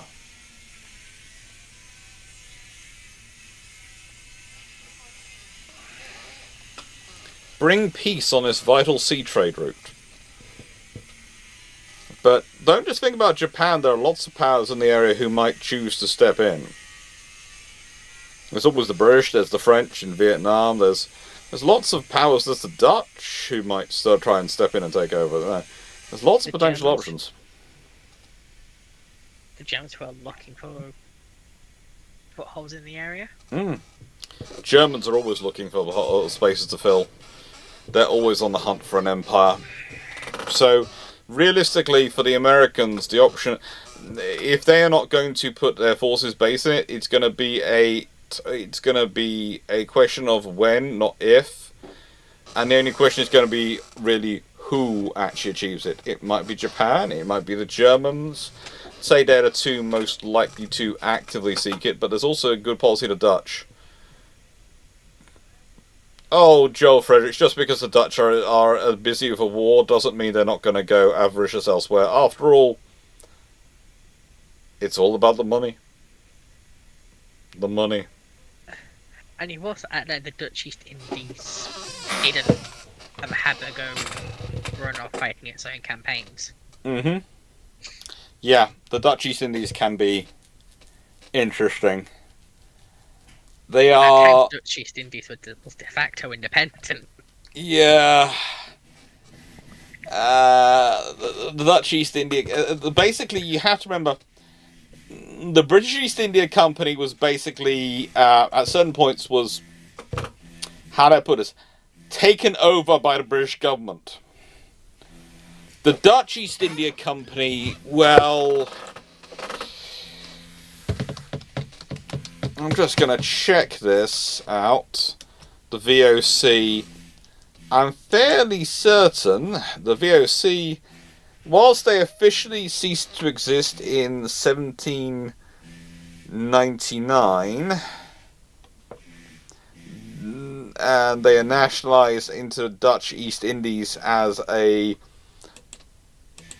part of the government. The Dutch East Indies itself, and I want to be careful about explaining this,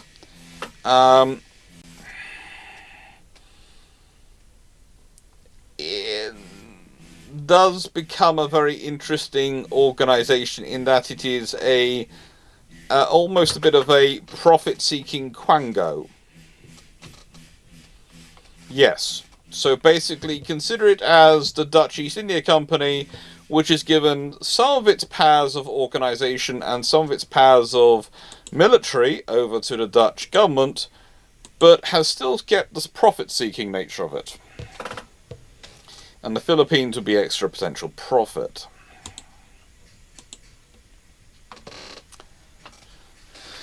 XO9X... Carry on, Foxo. Or even just get their claws in because they don't want to give the Indonesians ideas about independence. Being independent. Yeah. Yeah. The VOC could be very cruel about that stuff at times. Oh yeah. And of course there's always the other potential outsider, Belgium. They're always looking to expand beyond their spaces in Africa. Well, the Philippine Free State. Yeah.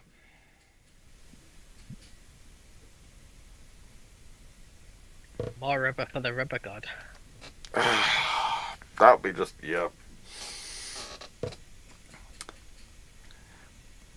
Honestly, I could imagine that the British would hear the Belgians were on the way and there literally would be a rapid acceleration of all forces out of Singapore to take the Philippines rapidly before the Belgians got there.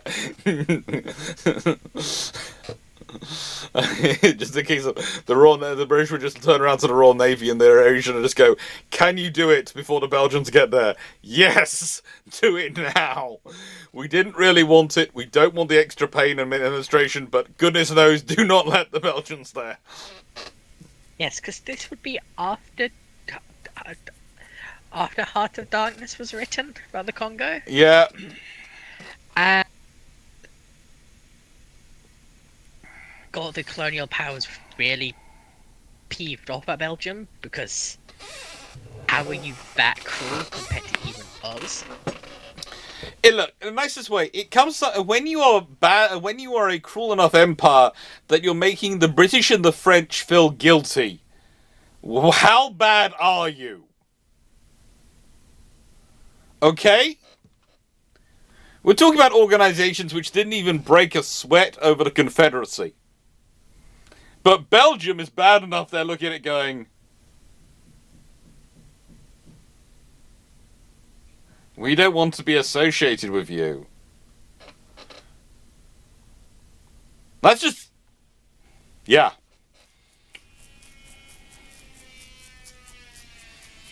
XO9XB, what was the incident you mentioned in the video of Operation Return regarding the mysterious crate of German Italian weapons turning up in a British Army base? Oh, good God, there could be so many of those. Operation Return, which one was... Oh. Operation Return, as in Operation Return from Star Trek? I'm presuming. Potentially, yeah. Who's the question from?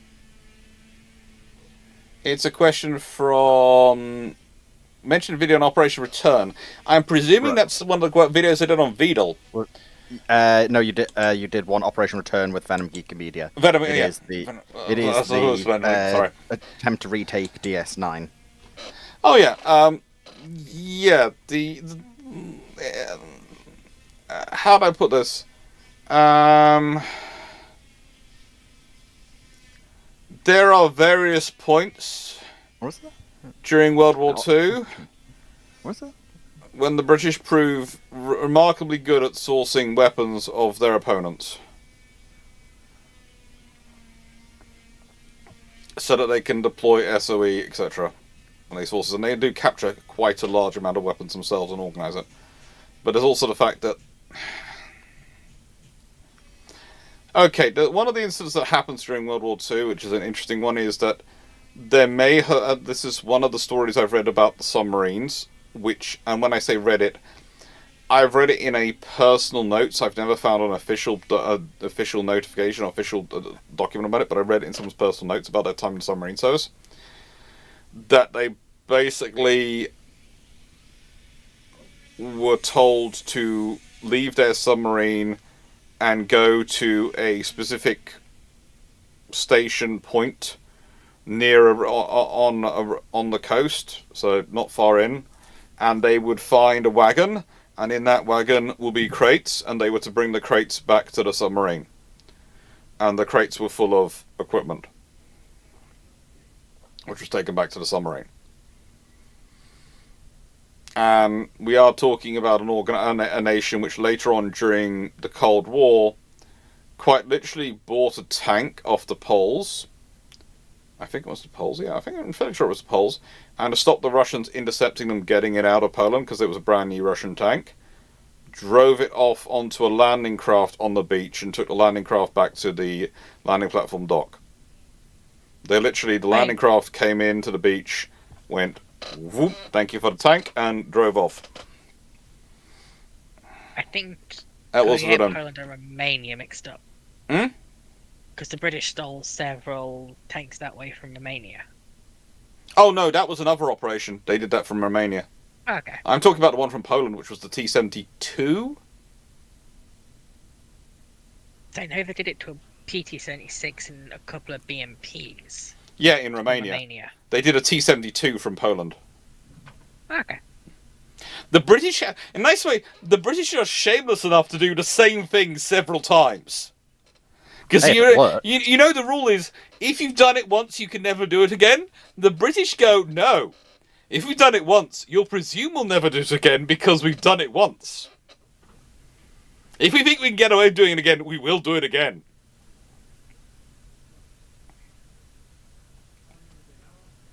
Shamelessly. Do not underestimate the garrison commander and his armourers' selective amnesia of counting when it comes time. Let me get the fact that in regular times the British Army turned up at their storage depots and went, we know we've got a load of Italian equipment and German equipment here we've sent here. Where is it all? Sorry, sir, some Royal Navy lorries came in a few weeks ago. Oh, good lord. They turn up in the local dock. Why is it every one of the Royal Navy destroyers, some of their cruisers, and a lot of their other... Is that PT boat mounting a 88mm? How are you even fitted that onto your boat? Our chief said he'd give it a go.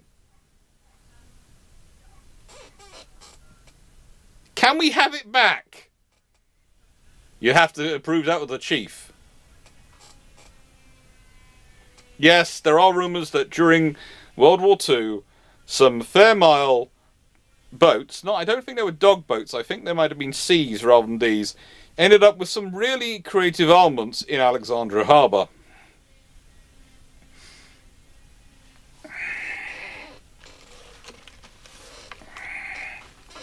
Really creative.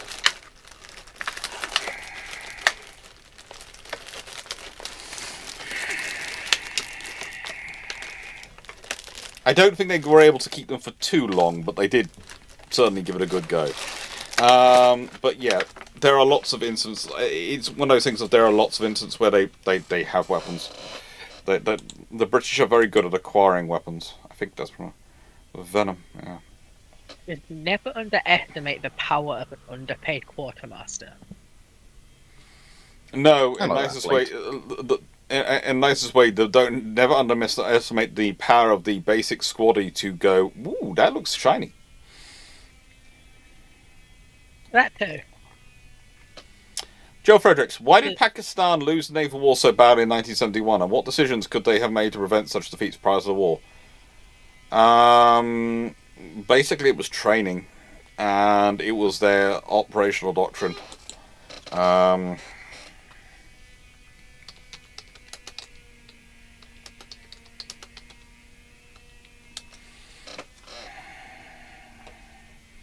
As I understand it, just checking up the naval war. Yeah. There's also the fact, they lost 2 destroyers, minesweeper submarine, patrol vessels, 7 gunboats. Their facilities were damaged and destroyed. The Indians lost a frigate, basically, because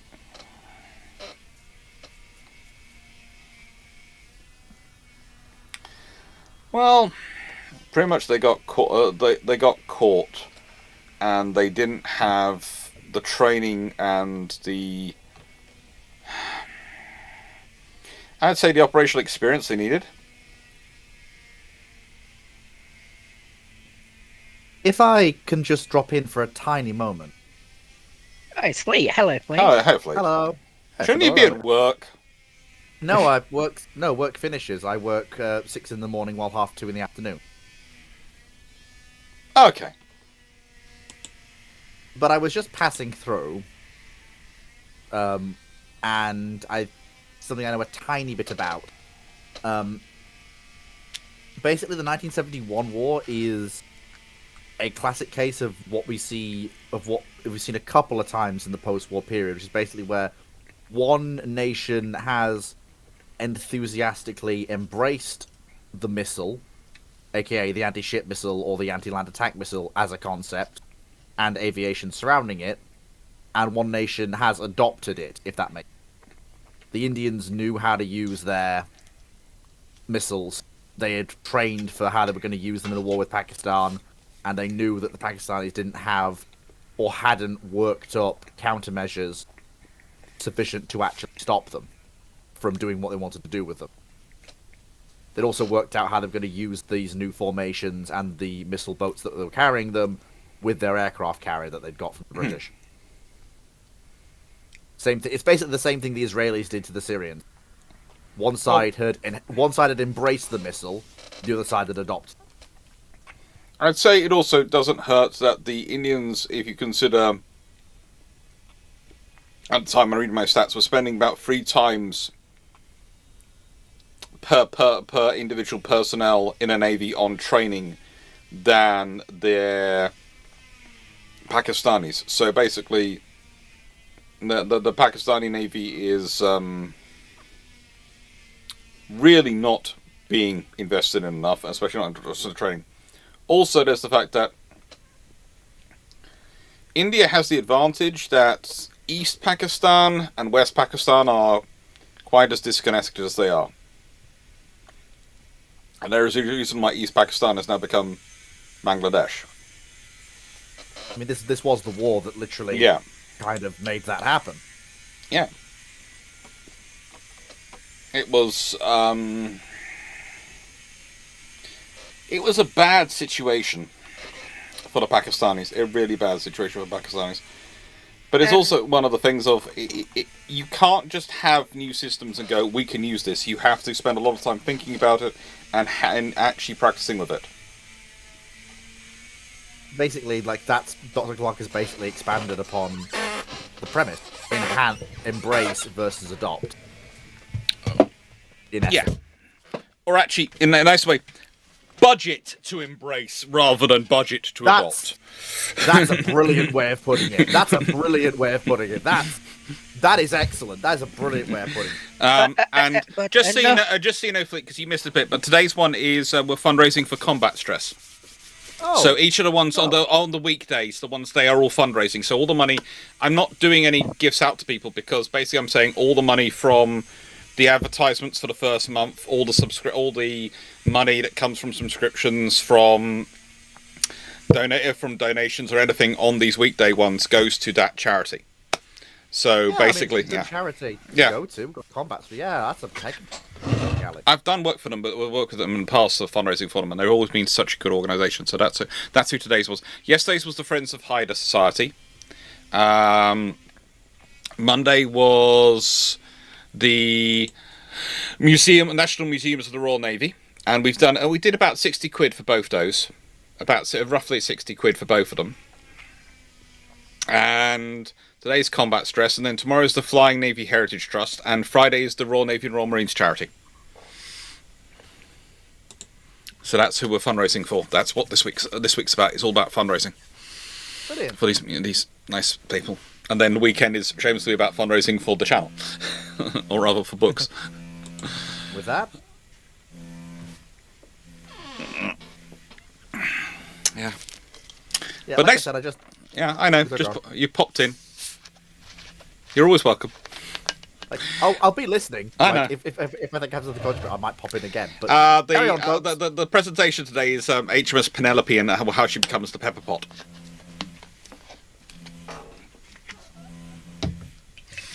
Right then. Ooh, this is going to be a fun one for me and Foxo especially. But next, both next questions from Poseidon and Joel Frederick are going to be fun ones for that. Poseidon, suppose England was able to produce reliable cast iron cannons in 1510. How might that change events following afterwards? Well, in 1510, we're just out of the... Oh, are we? We are, aren't we?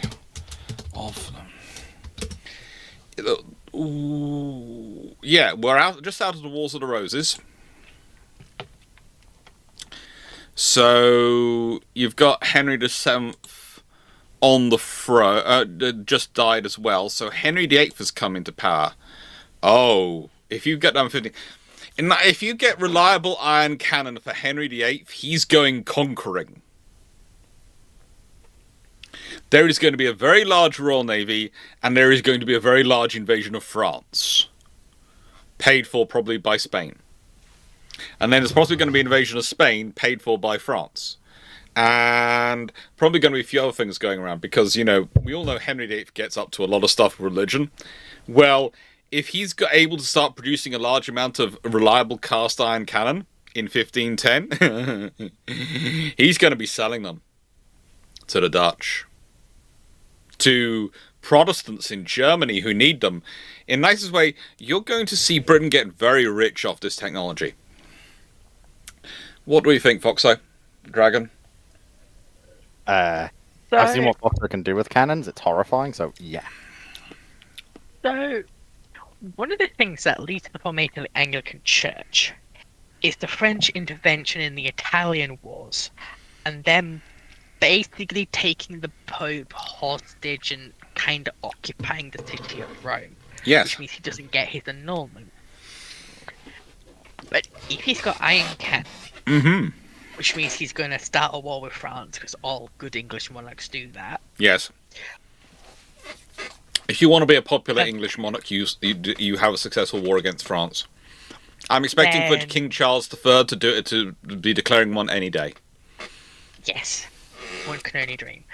But if he's invading Normandy again, because at this point the British monarchs, until I want to say James the First still claimed the title of Duke of Normandy. Hmm. Like, the King of France is Nebulous, but they do still claim the ducal ring of Normandy. Hmm. If the English are actually may have been successful, you'd probably see the French pull out the Italian wars. Which, aside from handing Italy to Austria, which in and of itself's a quagmire, Hmm. you probably don't see the sacking of the Papal States, which means Pope can actually give Henry this annulment. And if Henry is beating up France for him, he's a lot more likely to give it. Also, which means the cannon See the on cross. the cannon on Rome's walls could actually be real because Henry VIII could have supplied them. yes. And the issue is that if you delay England's entrance into the Reformation because the Pope's given Henry VIII what he wants, it means you don't get an Anglican church. Oh. Which means that England's still gonna go during the Reformation. Yeah. England has been a part of the Reformation since the Hussite Wars with the Lollards and the Lollardic and Catholic heresies.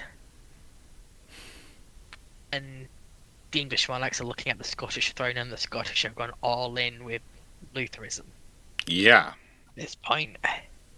You could end up But- with the English going Lutheranism and Lutherist rather than Anglican. Lutheran or probably Lollardic. Because the English, even when they do form Anglicanism, keep a lot of papal traditions. But if England goes Protestant later, paradoxically, you'll probably see a lot more English intervention in the 7 Years' War. Because England was off doing its own thing, Mm-hmm. it sort of let them be a step out of it, if that makes sense. It wasn't their fight. But Whereas if say they're the more ones- interconnected, then they're more involved, and it's their fight. because if they have gone Lutheran because of the delay with Henry VIII, suddenly they're a lot more likely to be in bed with the Swedes and the Dutch. When the That could- Swedes go in, That could be interesting, especially if you consider if the British can supply them with cannon. like the Swedes under Gustavus Adolphus never have enough cannon. Hmm. And a part of the reason the campaign stops is because they've got an entire zoo of cannons that they've just stolen and put into service.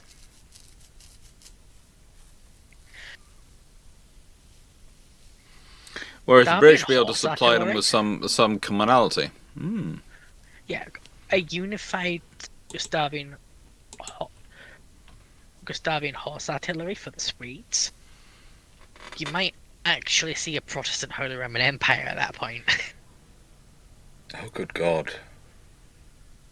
You wouldn't see stuff like the Czechs giving the Swedes the vibe check. It's that castle outside of Prague.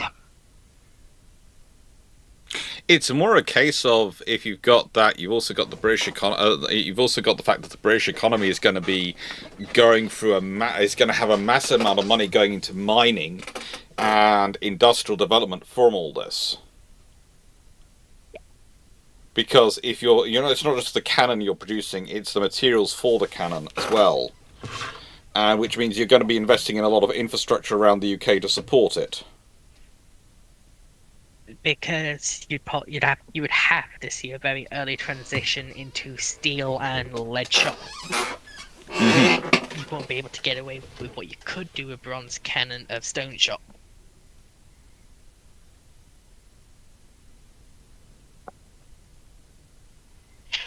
That's something that's a bit spooky. How long stone is kept as a projectile? Yes. Throwing big There's a lot rock of at the such enemy has stuff. always proven an effective strategy throughout human history. Yeah, but you're looking at chambered cannon that are firing literal rock. Again, throwing rock is one of humanity's greatest weapon. Eventually, when in space, the solution will be throw rock at enemy. Look, in a nice way, throwing rocks has always been a good idea. Yeah. It's guaranteed to cause damage. Someone Even somewhere will metal rock. dislike it. Pebble they pick up. A time. But yes, it changed the course of European history by a significant amount. Mm-hmm.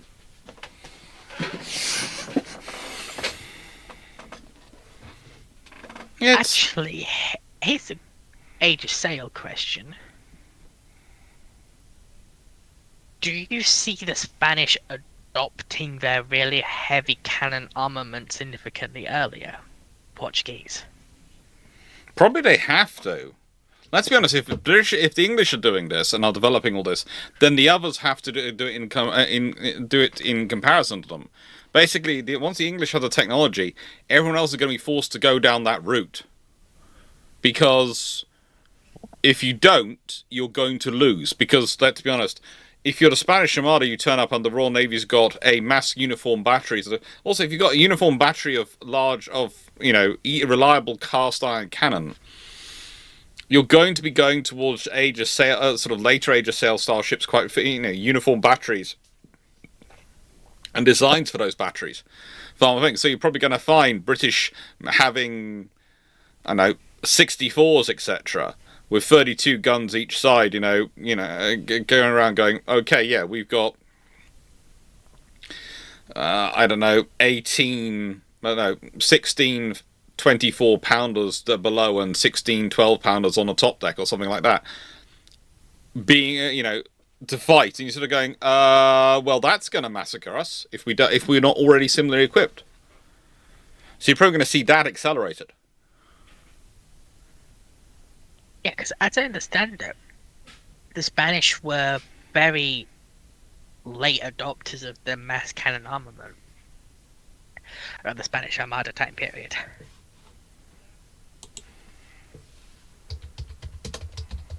With them putting a large emphasis on the boarding action.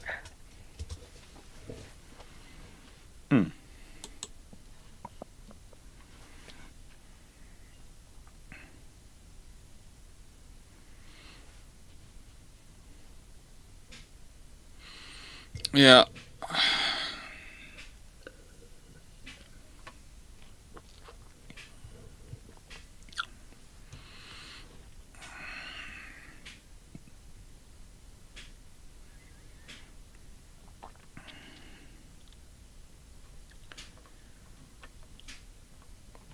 It'd be interesting.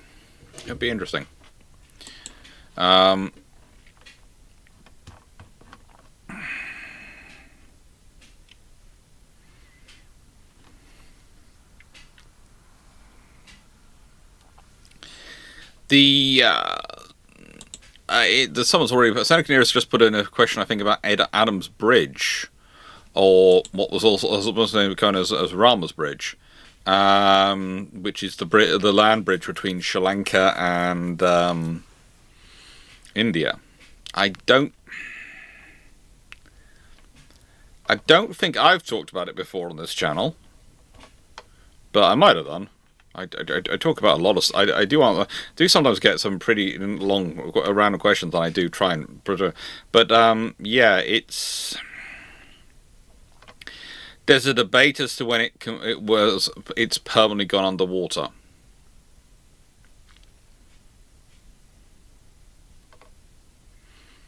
And it is a very big issue for trying to get across that area. This is why we don't tend to take large ships. Large ships don't go to that area.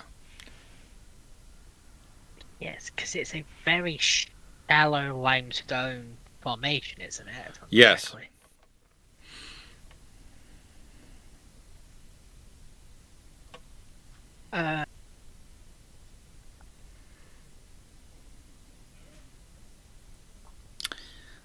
It's an interesting thing of when it first happened. Okay. Joe Fredericks, do you think the problem with the Chinese corruption during the Empire was entirely because they disbanded feudalism long before it was good to do so? Centralization sounds good, accountability no. The trouble is, if you have feudalism, you also have overmighty lords who can cause you trouble with your central government. So it's basically the problem for the Chinese, realistically, in terms of their government, was they have a huge empire and they're trying to centralize it, but realistically, for it to be centralized, you need to have enough of a two-way information flow. Oh, hello. Thank you, Runon, for the sound alert. You subscribed for 30 months. Sorry, that cannon went off, didn't it? Boom, boom. I suppose they're supposed to be off for this time, but they keep going off. Yeah, it's problematic. It's getting the information flow right. In many ways, the issue is, I would argue with China, is they don't have enough circulation of people going around the empire as a whole. They have a lot of people, either they're deployed out or they're coming in, and there's also the fact that being deployed away from the empire, from the center, tends to be considered a punishment rather than a responsibility, a privileged posting. Especially certain areas. So there are lots of issues you have to deal with. There's no one quick fix solution to it. And we'll keep taking questions, but in a second we'll turn over to the presentation for a bit. Brandon Larson, if Japan had won the Guadalcanal campaign, what do you foresee happening after that? Them losing the next Guadalcanal campaign when a huge amount of American ships and amphibious vessels turn up. Because basically, if they win the Guadalcanal campaign, yes, they've won it. Great. They've got that position. They've got that. They've expended all those resources. The Americans are building more. I don't think there's anything there to disagree with, but do you? Is anyone here? Not really. Okay. Yeah, not really. That's part of the reason why I've been keeping quiet is most of it is pretty much been accurate. Yeah. Doing a few bits. Nice everyone. In 1946, the former Chinese warlord Qin Shi Huang is woken up and takes control of his terracotta army. How do the global powers react and what do they do? 1946. Well, if it's a terracotta army, if it is animated by spirits and so they rebuild themselves, no matter how much high explosive and machine gun power you use, probably start to get worried. But it's 1946, so they'll probably try a nuke.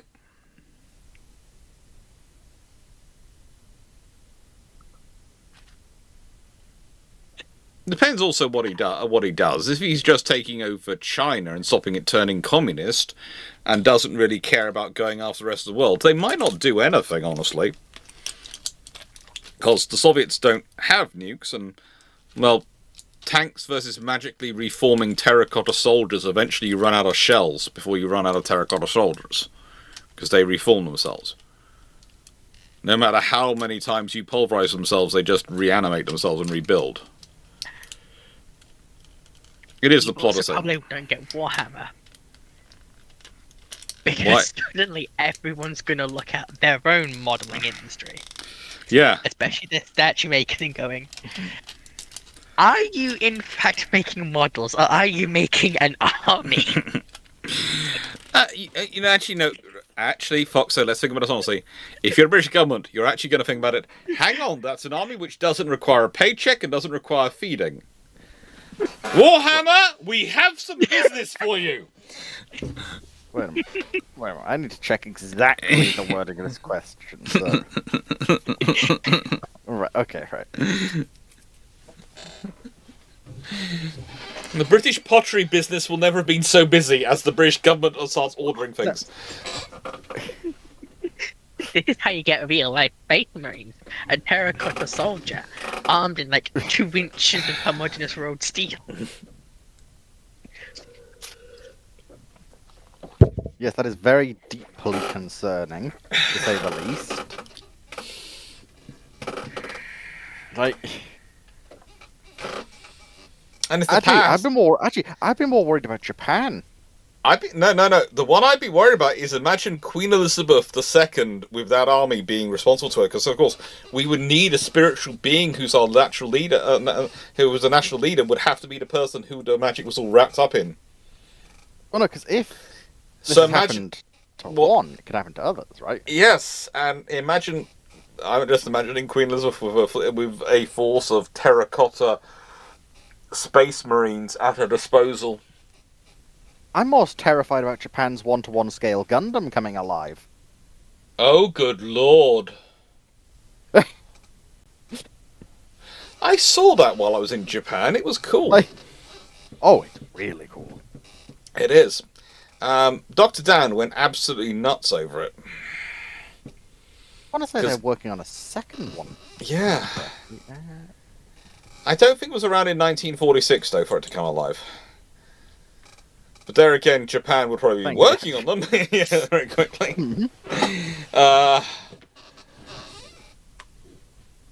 Joe Produce, yeah, Qin Shi Huang was, basically did establish the empire. The Queen Elizabeth's the terracotta corgi army. No, Seneca, no one wants to deliver that level of war crime. A terracotta corgi army is a level of war crime we do not need to get into. That would be, yes. No, do you know how the British Museum has all those dinosaurs, stuffed animals? Yes. Are you telling me no one get the bright idea of what if we took those bones, designed an exhibit of them, and then made it a terracotta animal? Oh, good lord. Interactive dinosaur skeletons. Mounts for the terracotta space marines.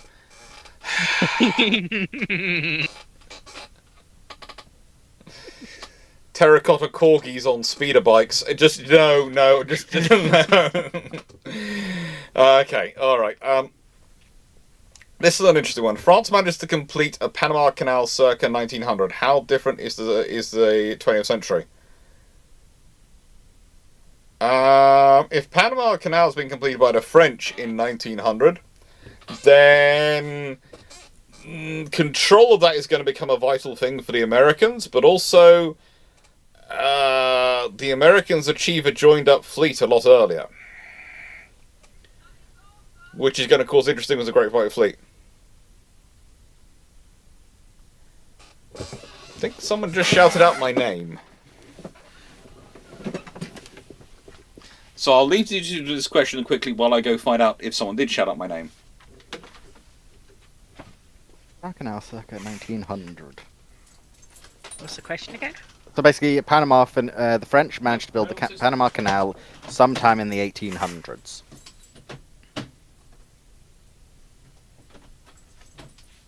That implies they retain control of it then, probably. Surely, hopefully. So, it's gonna have to be after the Latin American Wars of Independence. So what year does that set us then?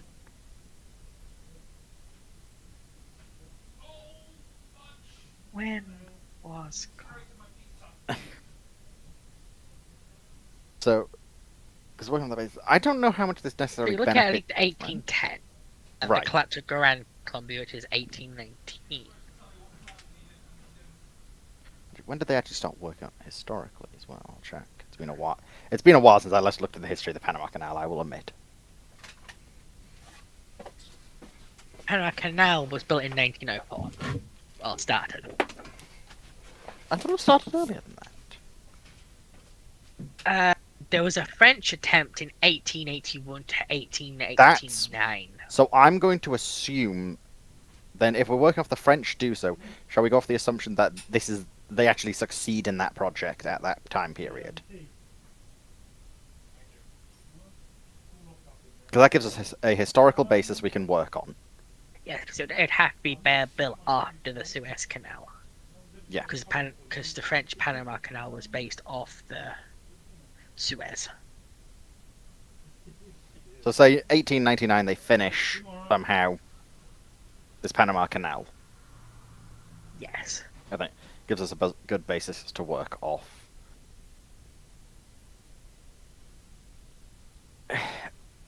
As said, that does imply France might retain control of it, or it might get Britain. It might get France annoyed at America because America's trying to support Panamanian independence at this period, aren't they? So, looking at it, part of the reason the French Panama Canal fails is because the company that's making it goes bankrupt, and the French government refuses a British and an Anglo-American bailout. With the British taking control over the canal once it's finished. Because remember, the Suez Canal was also a pan-national construction. You've also got the first one which fails, then you've got a second company which also takes it over. But then have a second problem there. But we've at least managed to figure out exactly when this is being done. Its actual impact, I don't actually think this helps France that much. It's not going to help them.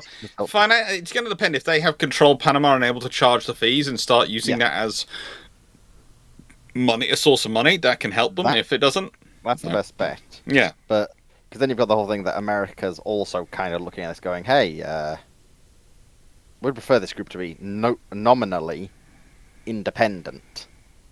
But if France has just invested all of this money to actually finish it, they're not going to want that. They will want to try and recoup investment costs. So assuming France does manage to retain control of it and starts making money off it, might actually be useful for them because it means their economy's in a slightly stronger state. What comes up? It's also going to put them in the Americans' crossfire. Yes. If they take control over Panama, that's put them in the crossfire of Monroe. And both the British and the Americans have a vested interest in enforcing the Monroe Doctrine. Yes, but if the British are not going to bother about the French actually doing the Panama Canal, because the French did several Panama Canal projects, and the British didn't get involved, because frankly, for them, it was beneficial if they did it, because it was a shipping route. It almost feels, if anything, the British might actually prefer the French being in control over it, possibly. You do then have an interesting situation in World War II when France falls, if they still have control of it by then. The Americans probably take control of it immediately then. Yeah. Then you have the whole thing post-war of, does it go back to them, or does the French sell it to America to basically pay off, to try and help pay off war debt? Is what I could, a situation I could see. Yeah, potentially World War I to pay off war debts there as well.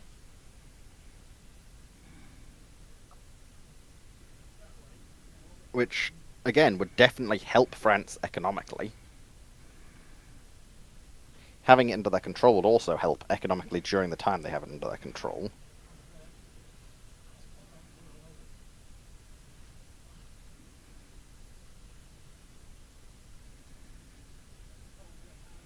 But yes, after that, I'm not actually sure how different the 20th century is. It basically comes down to France owns it for a while instead of America owns it for a while.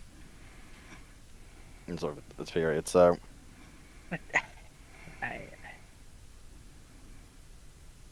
Because I think the big issue is if you're functionally building it 20 years earlier. If we're assuming that the French attempt If the French attempt succeeds. If the French attempt in the 1880s succeeds. Which means that, if I remember correctly, that's a different route through Panama. No, I think it is the same. Is it? Yeah. So I can't Because remember, France had already started digging it. Yes, it's I basically. can't see a reference to the lock system Well, that was that the that was Americans would end up using. the Americans would end up using the lock system, but the French were working in that direction. And the American lock system, if I remember correctly, that they used was based on. Sorry, I was sorting out issues because the builders had just left, so I had to go take pictures and sort out things. And the shouting was apparently because my sister's also disappeared off or something. The French attempt was broadly speaking the same route, but they had issues, ran out of money, and didn't manage to get the locks put in.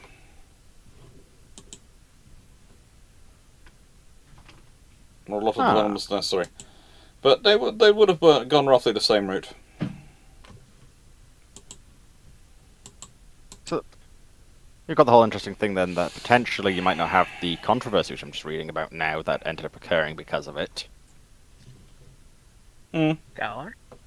But apparently Britain got rather annoyed at being told in it because U.S. vessel coast-to-coast trade between U.S. ports was exempt from all canal tolls, and the British Foreign Secretary Sir Edward Grey at the time lodged a protest claiming that it discriminated against British and foreign vessels in contravention to the treaty.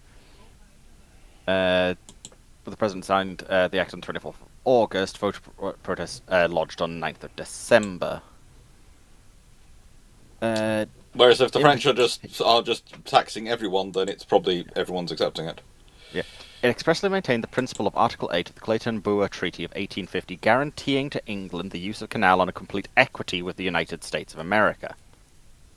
Is the bit where the British seem to have issues with it. Oh yeah. No, the British didn't care about the taxes. They cared that they were paying the taxes. Yes. Yeah. Right. To be brutally honest, Foxer, when do nations care about other people paying taxes to other people? Never. But about your country paying taxes to them, that's when people get annoyed. Oh yeah. Okay, let's go on to the next question. Joe Ferris, why was post-1965 Australian defence policy planning was still against Indonesia during the Cold War when they knew Indonesia was under control of a Western-backed dictator that Australia supported? Because Indonesia is the closest threat to Australia. It's kind of like, in a nicest way, I've talked about this before, Britain and America in the 1920s and 30s have extensive war plans for fighting each other. Why? Because they actively think they're going to go to war with each other? No. Because it's the worst case scenario, because they are the biggest powers. So you actively have the war planning and the thought process going on because you have that insurance. You also have Britain also had war plans for dealing with France in the 20s and 30s. Did they think it was a likelihood? No. But France had a big air force and was closest to Britain. So therefore, if you don't have a war plan, you're stupid. Because its proximity, you know, a certain level of, you have war plans, you have these plannings based on two things. Likelihood and level of threat if it turns out to, if it happens. So if it's next to you and quite well armed or really close to you and could cause you troubles, that's going to be a big problem if it happens, so you better be prepared. If it's a high likelihood of a war, then you have a plan for it. If you don't plan for one of those scenarios, one of those things, you're going to end up being caught in trouble.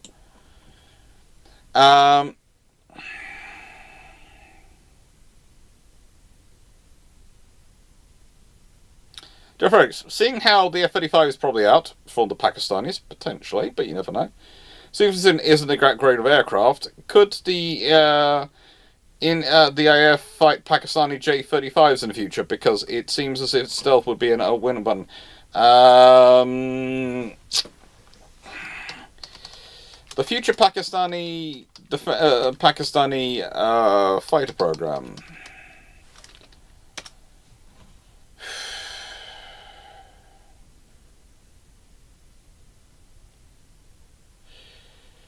They're going. I think they're going for the.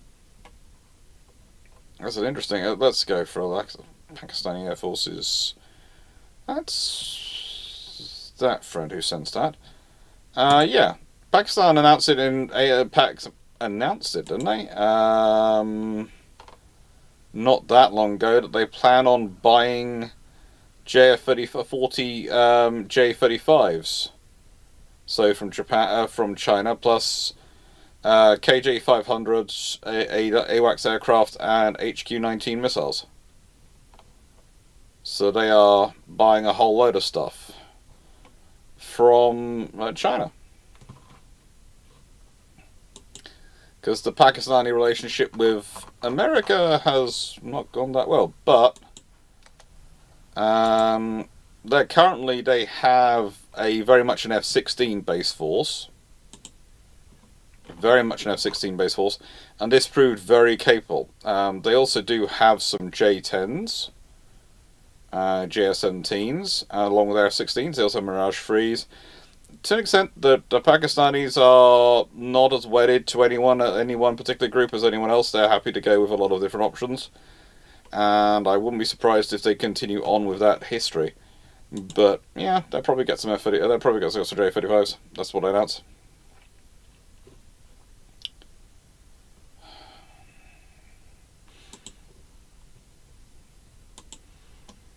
Sanakinero, you once mentioned that a land bridge between India and Sri Lanka was only a few years or months before the Europeans got there. I see. Do you know any more videos about it?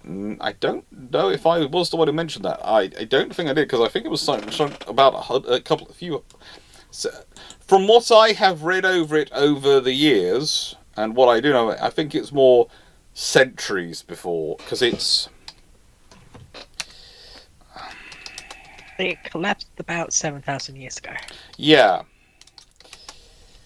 So I don't think it's how do I put this? But it's gone recently. But the fact is that particular scenario, you can still see it from space. You can still see the water. You can still see the islands. You can still see it very much. And it's a big part of their local geography, and actually has. I think it's got sections in. I think it's quite important in Hindu religion. Yes, it's the Ramayana and the Valmiki Raya. I'm going to start trying to say that name. Yeah. You gave it a good go, though. It's one of the. But yeah. During the Little Ice Age, it became at least partially transversible again. Mm-hmm. As it is own. If sea levels was to decrease by up to a meter and a half, it would start to be traversable tidally again. Yeah. The belt's shallow. Alright. Senakinera, question. Has there ever been a situation that was, like Beresford said, he could have taken on the Russian Navy 4 battleships? Are there cases where such things really happened? There are scenarios where sometimes it's not a large force is needed to actually do the fighting. But you don't usually go out and specifically go, I have this fleet, and therefore I'm only going to take like half the ships because I feel like making this a fighting chance to the opponent. No, you take the full fleet. And I think Beresford he might talk about it in jest, and it was a good joke to make at the time, but he would have taken the whole fleet. It would not have been a short work. Fun joke, but if you're going to actually fight them, you don't tie one arm behind your back. No, you take everything and you go, hello. By sounds of it, it was much more to make a political point than it was an actual. Yeah. I'm going to do this in combat. Because if he took only those 4 ships, and even if he won, not even if he lost, just if he took those 4 ships and then one of them was damaged because he did not take all of the ships. That's not exactly good for one's career. No. The boards of inquiry would just go, so... Why didn't you take half your fleet? Yeah. Bomo, what happens if the Isthmus of Panama ceases to exist in the year 1450? we have the poor Caribbean gets a lot more vicious currents and storms.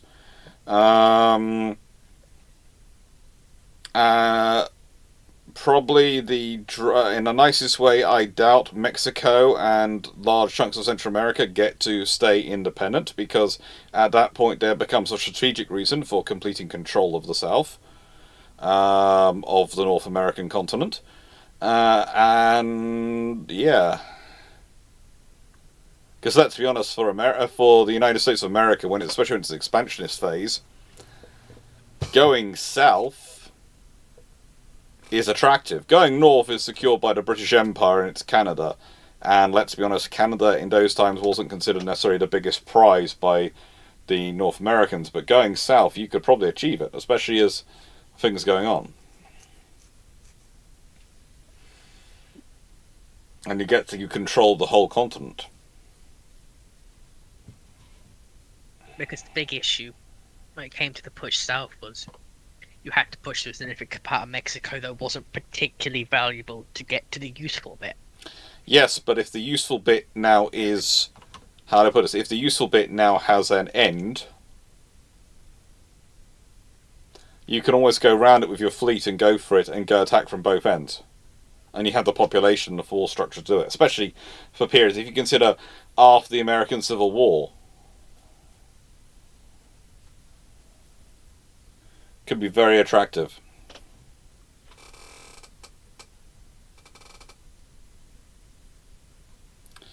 Ramon, what's your opinion on the Striker? Do you think the US is forcing a wheeled APC to be a light tank for the MGS? Not really. I think in the nicest way you do need some kind of direct fire system, especially as you're finding these more and more prepared defense positions, and you need to deal with prepared defense positions. It's a case of what's going to keep up with your forces, and in a striker brigade, it makes sense to use a striker platform because it's going to move with the rest of the forces. It's one of the problems I have with the British current force structure, where their basic solution for some things is going, well, we're going to have a brigade which is going to be based on around wheeled and tracked vehicles. Oh, great. So you've got you're going to hamper the main advantage of the wheeled vehicles is their speed of maneuver. They haven't had the tracks with them.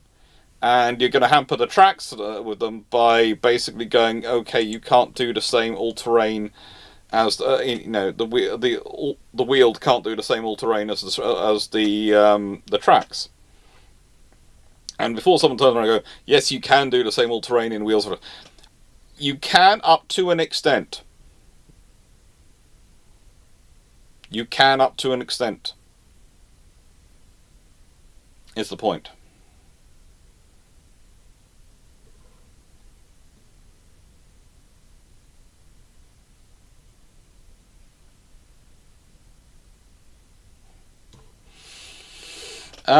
To be fair, Hazegrade, it's more like Canada is a very, very cool party, which the people down below keep trying to storm and enter, judging by its history.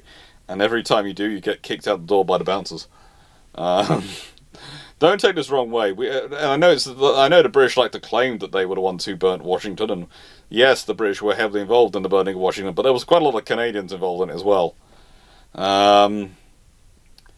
Yeah, Canada is basically the part of the section filled with people who didn't want to go independent with when America went independent.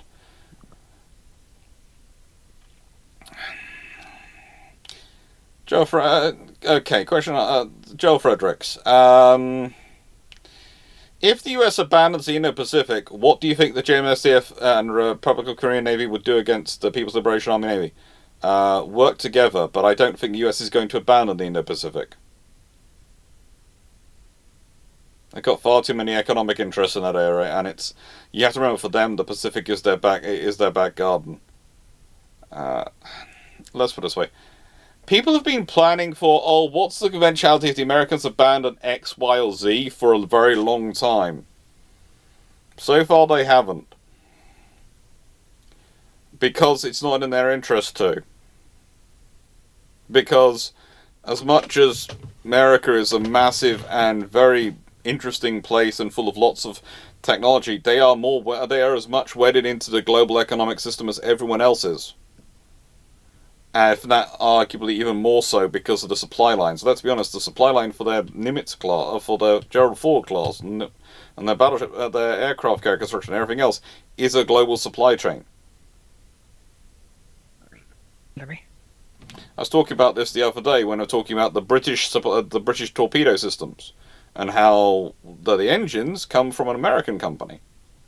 Well, look at the number of American systems and American units where some of their stuff comes from British and other companies, or Japanese, or Taiwanese. That's the reality of it. It's their interests. So, yes, but also the JMSDF and the Republic of Korean Navy will work together when they need to. As will the Taiwanese Navy, as will all the other navies. They do work together. And what's the Chinese Navy going to do? The point is this. Sometimes people come up with these things on navies going, well, this navy's much stronger, so this one has to get out of the way. Why? In international waters, they don't have to. What are you going to do? Smash into them? Fire missiles at them? Okay, you're starting a war. This is one of the interesting things we see with some of the stuff going on in the South China Sea. It's usually Coast Guard vessels and the how do I put this politely, the trawler, the fishing fleet and things doing the actions. Why? Because when you actually have warships bashing into each other, it's war. And just look at the issues which happened between India and China not that long ago, when Indians and Chinese were beating each other with sticks and stones. Why? Because the theory was that once the soldiers started using guns, it was an open war. It required a lot of diplomacy to get back from that, and the Chinese didn't want to concede a lot of ground, but they ended up having to concede some things, and the Indians conceded other things. And it ended up being a whole discussion because it had to be. So yeah, maybe I'm more pragmatic than most, but I don't see these things as being a massive threat scenario. And Ramol, do you think the US having the bombing mafia in the interwar period was a blessing in disguise? Everyone had the bombing mafia. Everyone did it.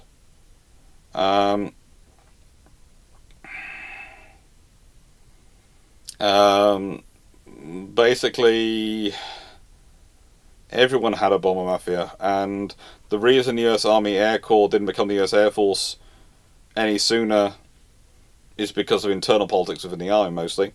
But also, the US Air Force, they never really had a chance of getting hold of USN aviation. They didn't want it, and the US Navy wasn't prepared to give it up. And honestly, the Royal Navy could have avoided giving up the carrier-based aviation if it wasn't for Beatty, who his actual ego was that he was so politically powerful that the RAF would never be able to turn down his request for aircraft and would do exactly what he told them to do. That was his ego. Anyone sensible in that situation would have gone, no, the aircraft on the carriers stay part of the Navy. You can have the rest. We won't fight you over it because it would just be problematic, but the aircraft on the carriers stay part of the Navy.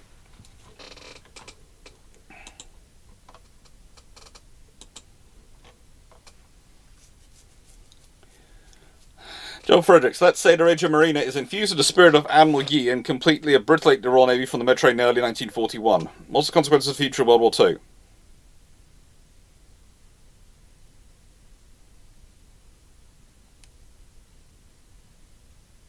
That's not just requiring, how to put this politely, that's not just requiring an Admiral Yi, or in fact any of the great admirals of history or anything like that for that to happen.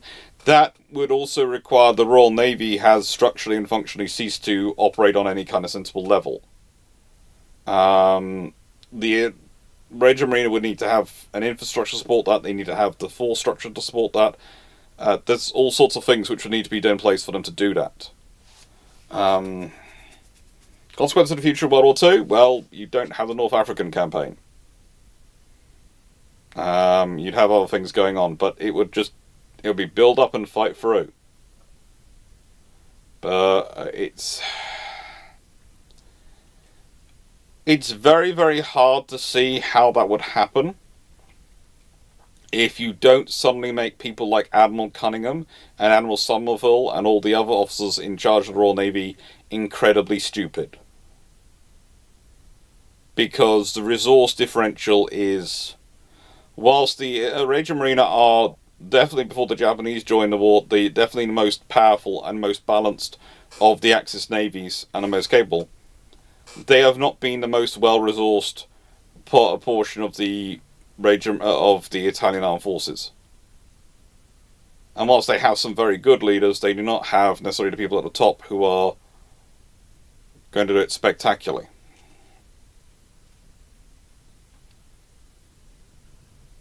So yeah, it'd be interesting.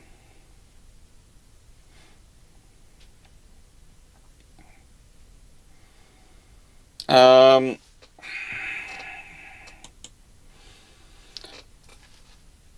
Boy, why did the French even bother to build the Corinth Canal? You can just sail around the Peloponnese. Because they could. Because at the time it sounded like a really cool idea to make things quicker, faster, cheaper, and so they did. That's what happens. And because most of the work had already been done on it. Yeah. Because there's been a canal there for literally thousands of years.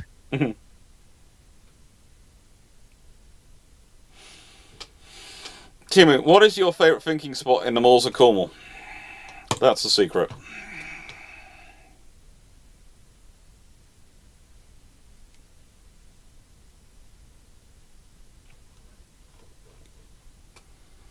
Right. Let's quickly shift to that. To that.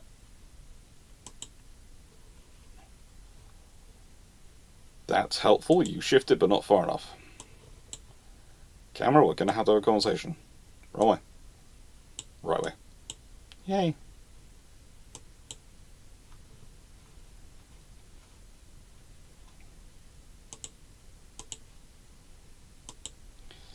And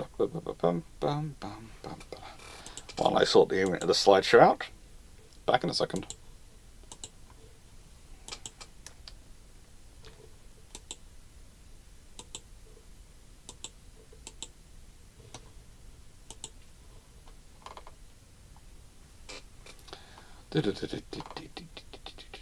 And we're looking for Pepperpot, HMS Penelope. Where are those slides? Oh, good lord, I've got a lot of slides here. Ah, Penelope.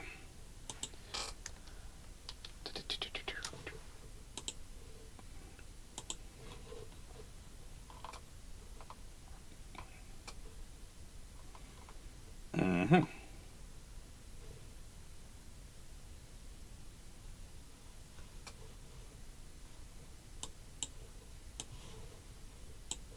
Yep, and bump.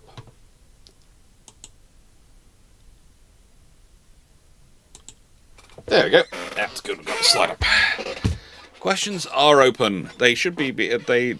I will put the questions live down for a second while I'm sorting stuff out.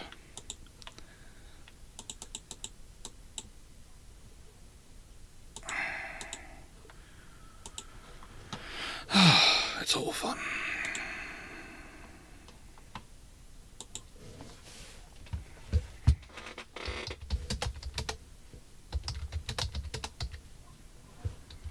Just sorting out something.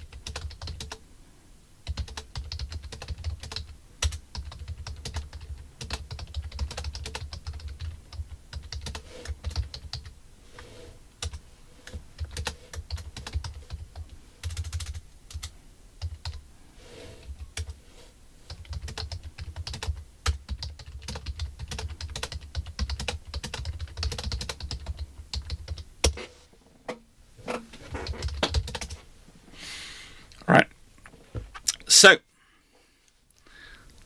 just while I'm going to be moving my head around like anything, I'm going to stick this over here, but I will hear if either you or either you, Foxo, or Dragon want to say something, just boop, and I will hear, and I'll bring you over.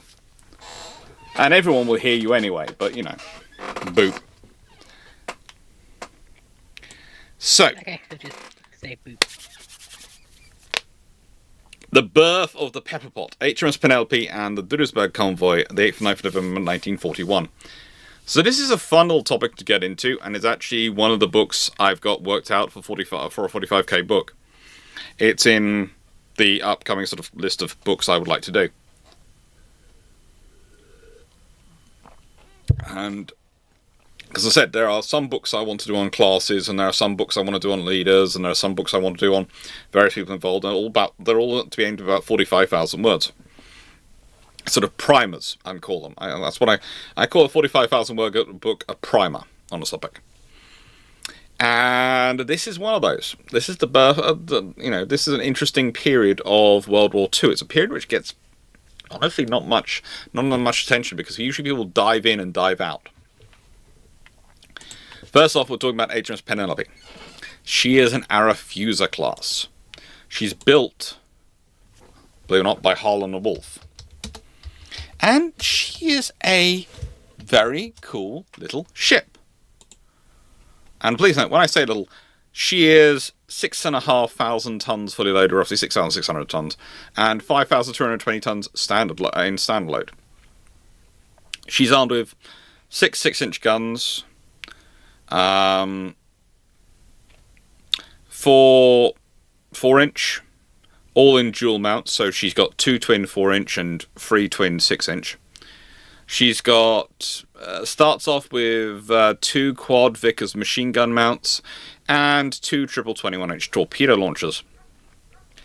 Over time, by the time in 1940, and by the time we're talking about, she still has the 6-inch guns, she still has the 4-inch guns, she has some quad pom-poms, 2 of them, she has 6 20mm Oricons, and she still has her quad machine gun mounts.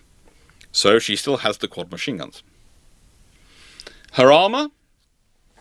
Well, it's between 1 and 3 inches of armour over the magazines, a 2 and 2¼ inch belt, and 1 inches on the deck, turrets and bulkheads. So she's got fairly good subdivision going on as well for her size. Top speed, 32 knots. Range is an interesting discussion with the Arethusa class. Officially, they're supposed to carry 1,350 tons of fuel. Well, 1,325 tons of fuel. However, this would give them, theoretically, a 5,300 nautical mile range at 13 knots. But these were some of the ships which, how do I put this politely, were found to be able to very quickly be configured to carry extra fuel when war began. Now, if you consider the Arethusas are built between 1933 to 1937, Penelope and Aurora are, well, how do I put this, are the second batch of them.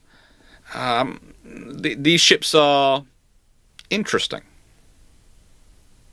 They're adaptable. They're flexible. Probably too flexible in some ways.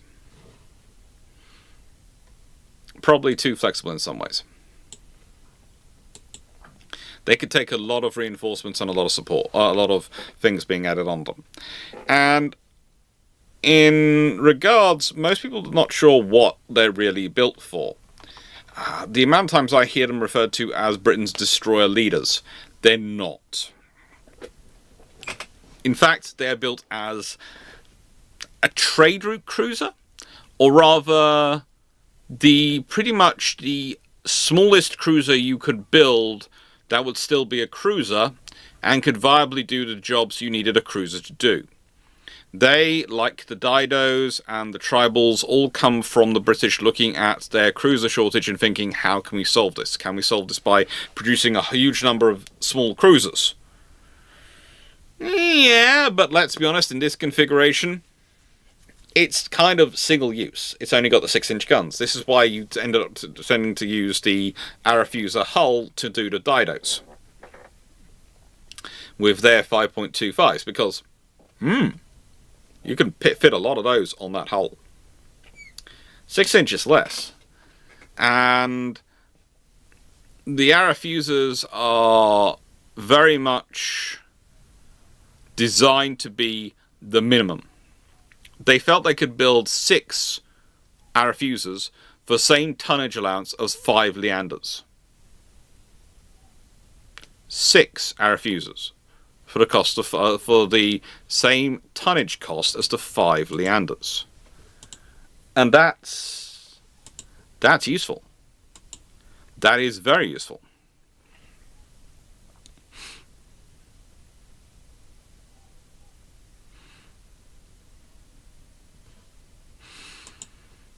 Because if you consider, again, the main limit you've got in the 1930s is the cumulative limits. This is before the Second London Naval Treaty. And the Second London Naval Treaty, of course, removed the cumulative limits. It's really an interesting scenario when we start thinking about things, is that when you read the standard limitations put on ships, people go, well, actually, no, you can build a decent ship for this tonnage. Yes. Cumulatively, you can't, though, because you can't get enough. You cannot get enough. On 150,000 tons, you can get 15 10,000-ton ships. That's not enough cruisers. That's not enough cruisers for anyone.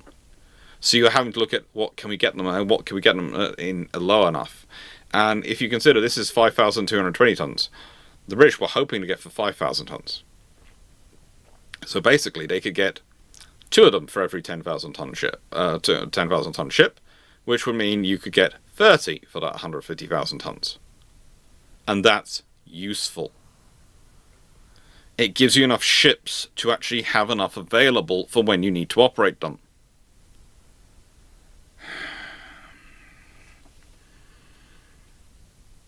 It happens often. The Penelope, though, is a good Arafuser, and she has a fairly successful World War II during her service.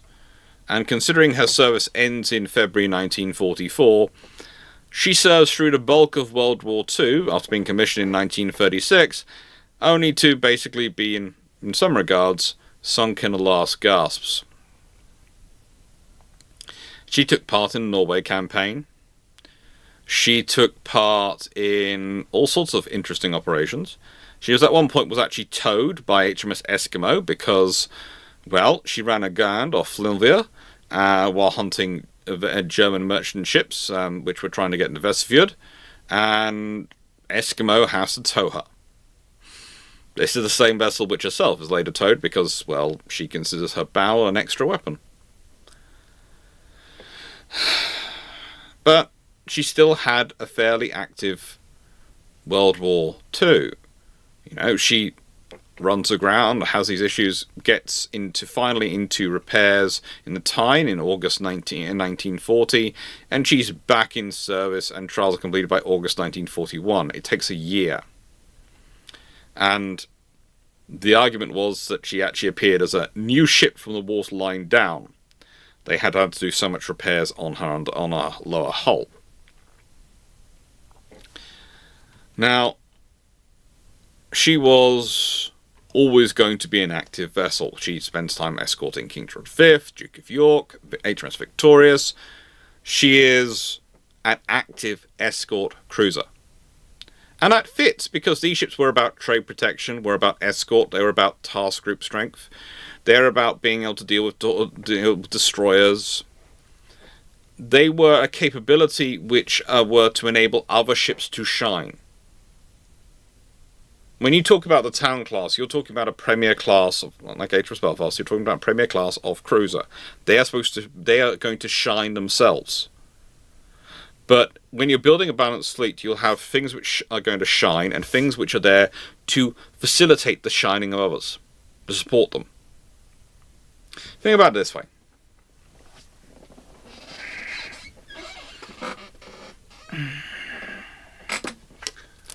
This bottle of Iron Brew, Okay? I would consider it a shining piece, a shining thing, because I love Iron Brew.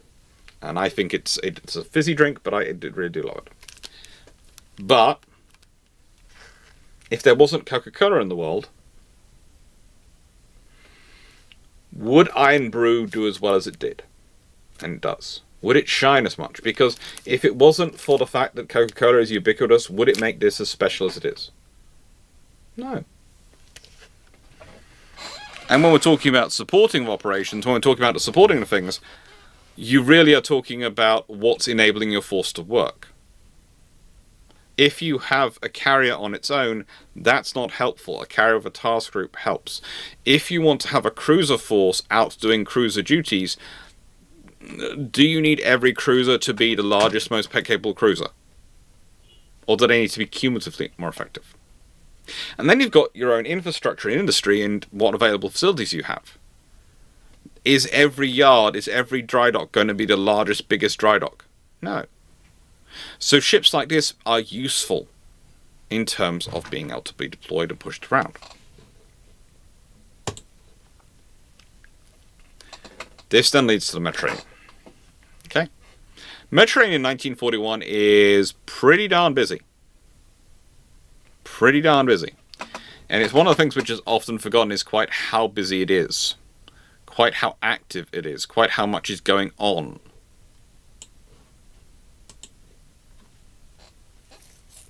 When we talk about the Mediterranean, if you think about World War 1941 alone, World War II, you've got Operation Excess, which is, broadly speaking, a Royal Navy win. It's a convoy operation. Operation Absentation, which is an Italian win. It's a British amphibious operation which fails. Suda Bay, an Italian win. Battle of Cape Matapan, Royal Navy's win. And please note, when I'm calling Royal Navies because it's usually the British Royal Navy and the Royal Australian Navy. So it's usually two navies in there. I call it Allies when there are more than just them there. And I call it Royal Navies when there's the multiple navies, and if it's just the British, it's the Royal Navy. Cape Matapan, Royal Navy's win, quite a famous one. Battle of Tariga Convoy, Royal Navy's win. Battle of Crete, Axis win, let's be honest. Operation Substance, Royal Navy win. Operation Howard, Royal Navy wins. Again, these are convoy operations. Battle of Duisburg Convoy, Royal Navy wins. This is one Force K doing damage. And Battle of Cape Bon, that's an Allied win. First Battle of Sirte. Sometimes it's called Indecisive Result. Here's the thing. Both fleets were trying to get their convoys to their destination. Both convoys get to their destination. Therefore, you can argue both sides win. But because there's a bit of a running battle in it, it's called an indecisive result. And you can't declare a battle as both sides win, because a battle is a zero-sum game. One loses and one wins. It's the world we live in. And the raid on Alexandria. Well, considering two Royal Navy battleships end up sitting on the bottom of the bay, yeah, we'll call that an Italian win. We will call that an Italian win. As you can see, the Mediterranean is very busy. Did you mention Operation Sunflower? Sorry, I dived out to go and grab a... Hi, Dan. Did you mention Operation Sunflower? In 1941. Unternehmen Sonnenblume, the transport of the Deutsches Afrika Korps.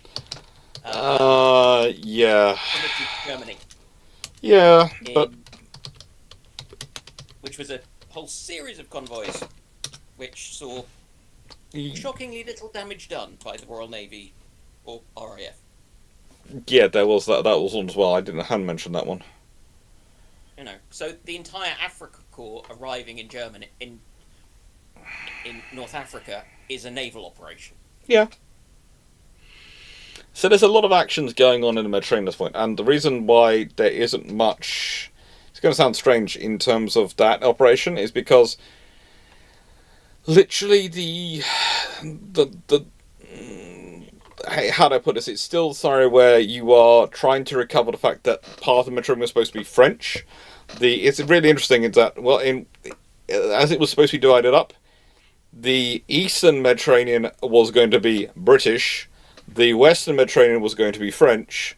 When the Vichy French go, the British are trying to cover it, and basically the Force K and various things try to do something, but the convoys, if they thread enough through the Western Mediterranean, the British are not really going to have enough information to track in on them. Submarines do some stuff. They don't have it necessarily all their own way.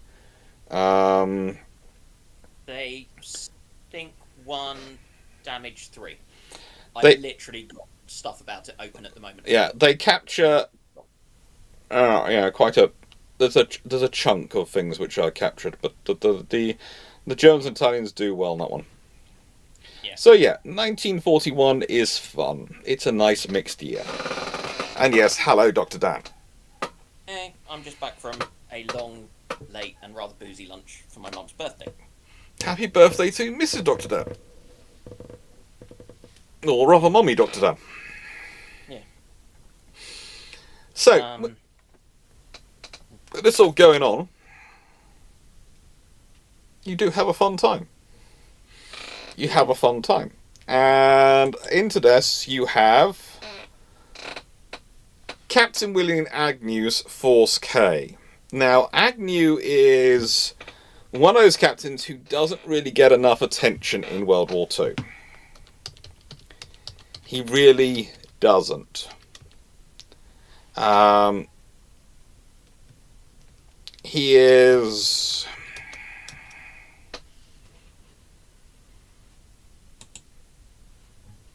Well, he goes on to become a Vice Admiral.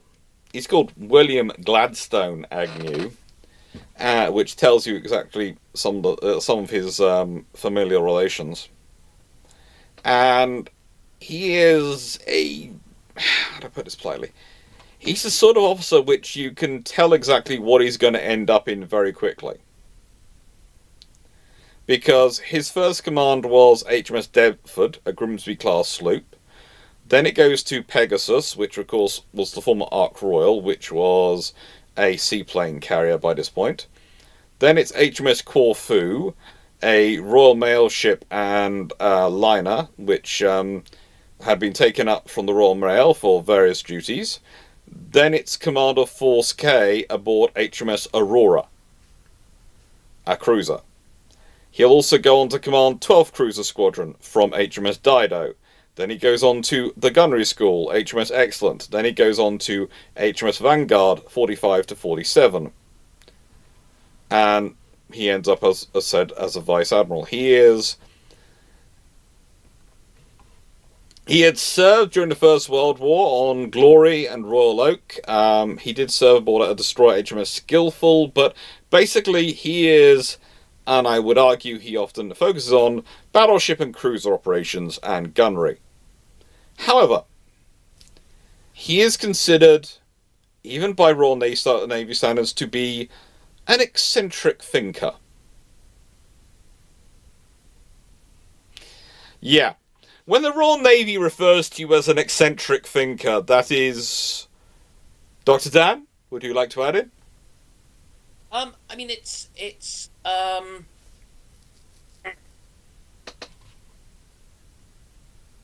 your thinking is so far out of the box, you probably can't see it. You've probably created a whole new box that you're now working your way out of. Yeah. Yeah.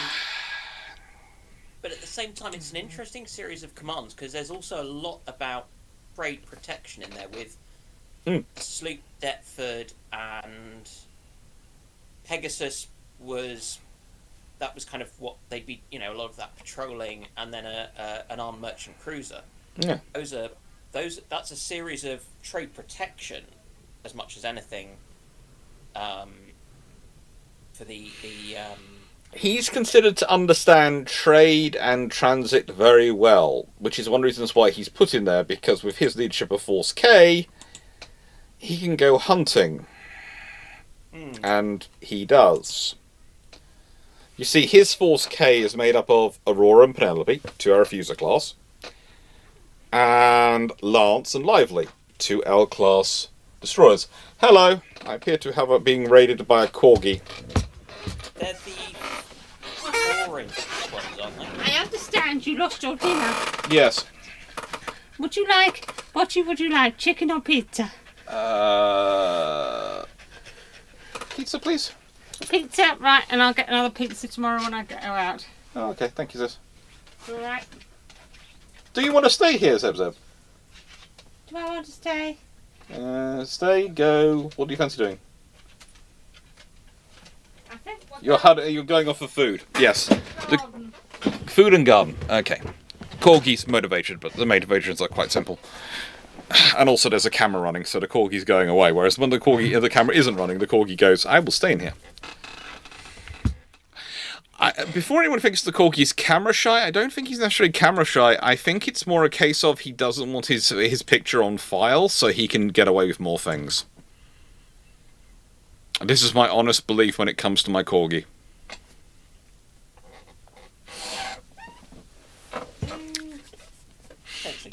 Yeah, that is right. He's a good fluff. He's a bonkers fluff. Yes, but that makes him a good fluff. Now, with this particular leadership, Force K was, how do I put this politely, active in many, many ways. This is, of course, the third iteration of Force K in World War One. They had first been recreated, is the phrase, in October 1941. Now, the previous Force Ks had been a force that was hunting the Graf Spee, which was based on HMS Renown, Ark Royal, and some destroyers backing up, Hardy, Hostile, Herald, and Hasty, aka the H-class. Yeah, that was the force which I often point out is heading in the direction of the Graf Spee, and the Graf Spee knows it's coming, so decides they'd rather not still be afloat when it arrives.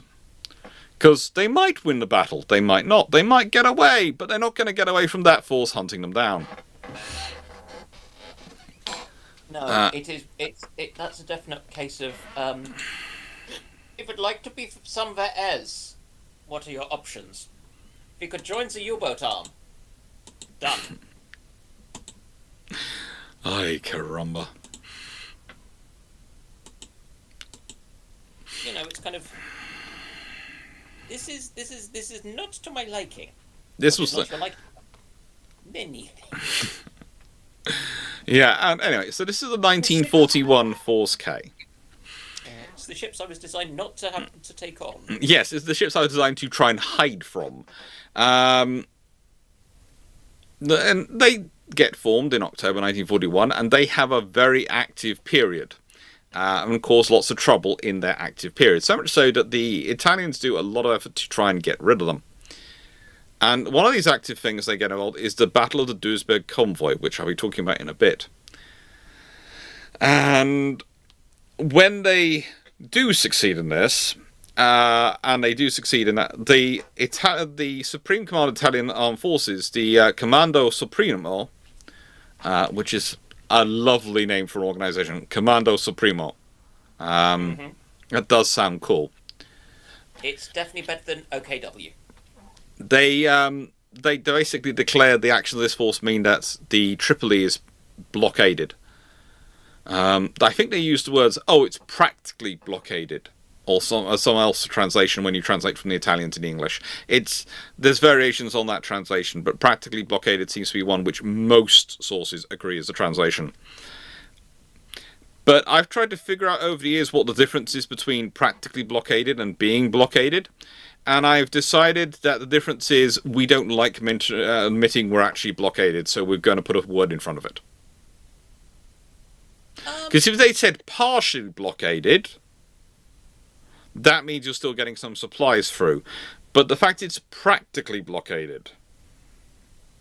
I think it's because they might have worried that the Germans would take the phrase blockaded too literally and be thinking that sort of somebody has actually blocked the harbour or are undertaking a close blockade. Yeah, maybe. Because remember, there's all those politics and difficulties they're having with the Italian army, the Italian Air Force, the German army, the Luftwaffe, the German Navy. It's, you know...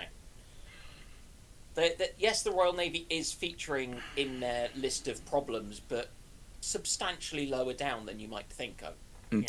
And the thing is, convoys from Tripoli therefore are suspended. Only Benghazi remaining to be used realistically, and then the British go and add on Force B as well as force to back up Force K, and that's made up of Ajax and Neptune, 2 Leander class cruisers, and HMS Kandahar and HMS Jaguar, which are of course a K and a J class cruiser.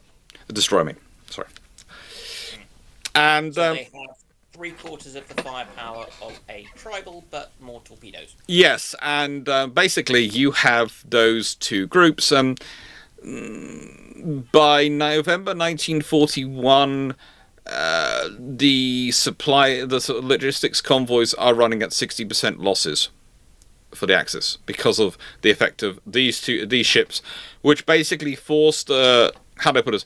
Their presence forces the merchant ships to go into areas which are the preferred hunting grounds of the submarines. Because the British are basically using a 2-4. Oh! So you're going this way because it allows you to run away from our cruisers and destroyer forces. Very good. That's surface action force. They can't reach you. We are very sorry about this. However, we will service you with this U-class submarine.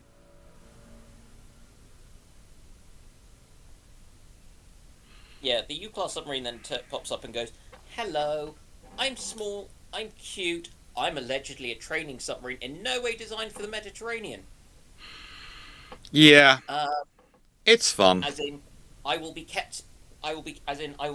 what I can tell, I will be kept back during peacetime to train people in home waters, and you'll have bigger submarines in the Med, which are actually partly acting as a reserve for going further east. And then in the event of war, the idea was, I think, that they would all shift one zone east. Yeah, pretty much. It works. But unfortunately, the First Battle of Sirte, the big damage done to the British in the First Battle of Sirte is when ships from both Force B and Force K run into an Italian minefield. Pursuing an Italian convoy. Neptune's sunk, Aurora's damaged, Kandahar strikes a mine trying to get Neptune out, and it has to be scuttled the next day. And this is the problem for the forces, and Axis also start bombing Malta more to try and disperse these ships, and so they get withdrawn. Apart from Penelope, Dr. Dan's volume seems low. Oh. Maybe I'm just talking quietly? Yeah, I'd say that he's talking quietly. But I'll check nothing's happening weird with my settings. while you're doing that, it's technically Shameless Book Club time. I'll be back in a second. I'm just going to use the facilities. So, Shameless Book Plug. Remember, Alex has a very good book. I highly recommend it. It has 2 print versions, and I think it's out electronically. Go, buy it, if you haven't already bought it. If you have it, buy more copies of it. Why have you only got one? Not that way. Sausage. Sausage. Yeah. Do this immediately. You have been told. Follow instructions.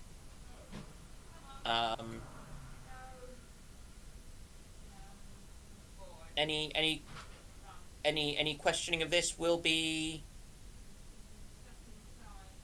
not appreciated.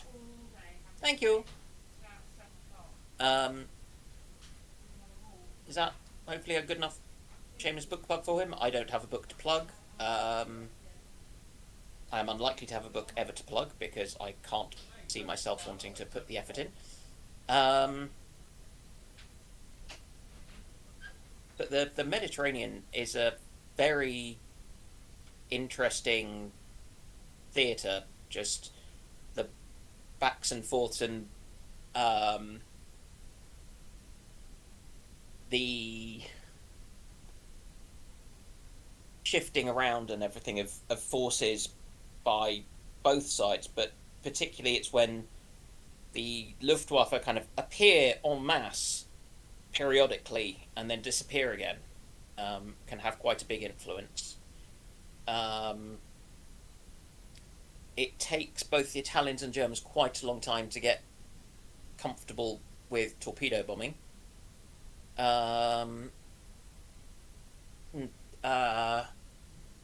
Whereas the Royal Navy, when they lose carriers and things, will often just leave the swordfish units around. I hear you got visited by a corgi. I don't have the video feed up. Oh, good lord, you missed the corgi coming to say hello to everyone. Terrible.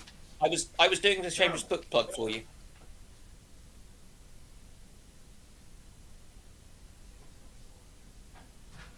I was telling everyone to go forth and buy your book.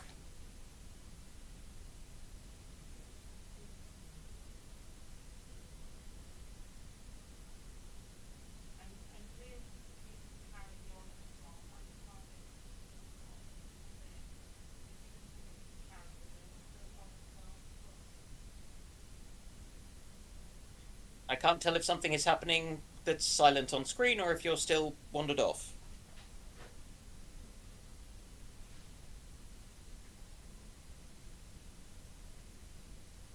Alex?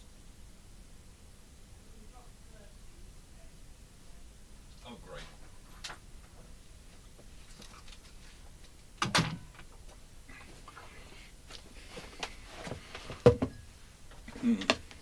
I leave this room for 5 minutes to go and quickly use facilities and get some milk. And I come back with 6 DIY projects, courtesy of my sister. It's terrible. So, yes, shameless book plug. Now, but I'm also using that for various other things at this point. So when I do a shameless book plug, I'm also talking about combat stress. The charity was supporting today. And I was going to do a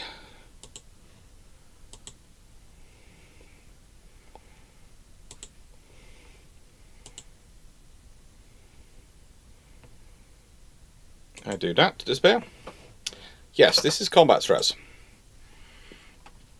And they are a great little organisation, really helpful, do a lot of work, and they're who we're fundraising for today. If you don't, basically all the advertisement, all the super chats, all the super thanks, all those things will go to them. But if you don't want to support through me, if you want to support them yourself, you can go to their website. Links down below, links pinned in both chats, both Twitch and YouTube, and just go to donate here, and that comes up, and you have all the options. They are. I do love that the single donations they have are £26, £69, £188. Whoever programmed that in decided, I'm going to make this funny.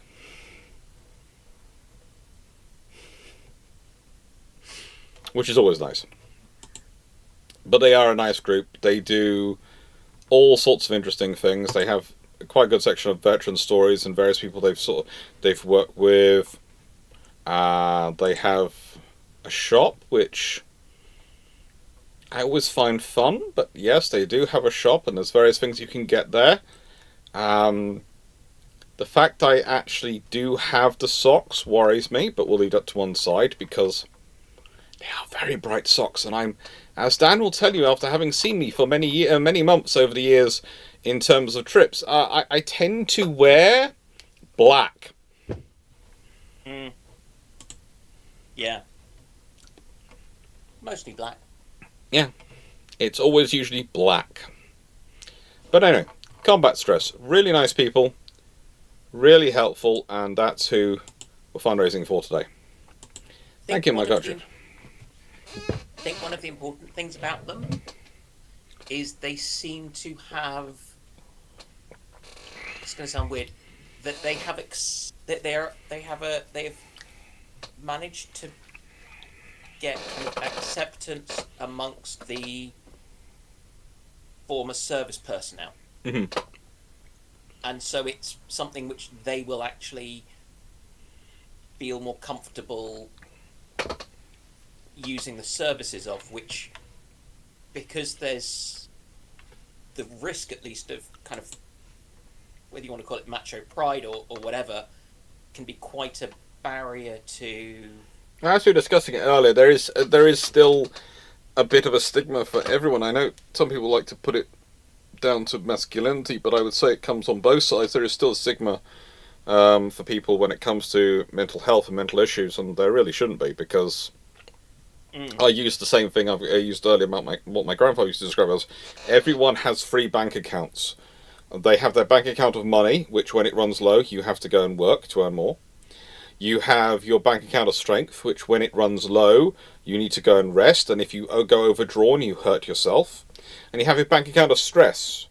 And basically, there's, the more stress you're under, the more it takes out from it.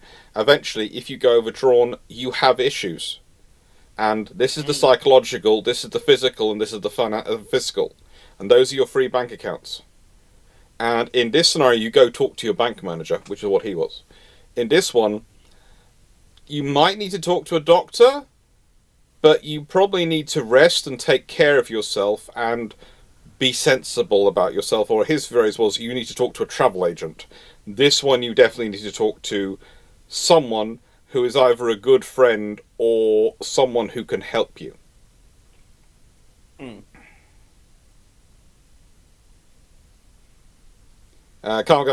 I have to buy clothes, this week means spending money equals gloomy mood equals ending up 18 identical black t-shirts. I'm not that bad. I did before we went away to Japan, did buy a pack of 4 black t-shirts though.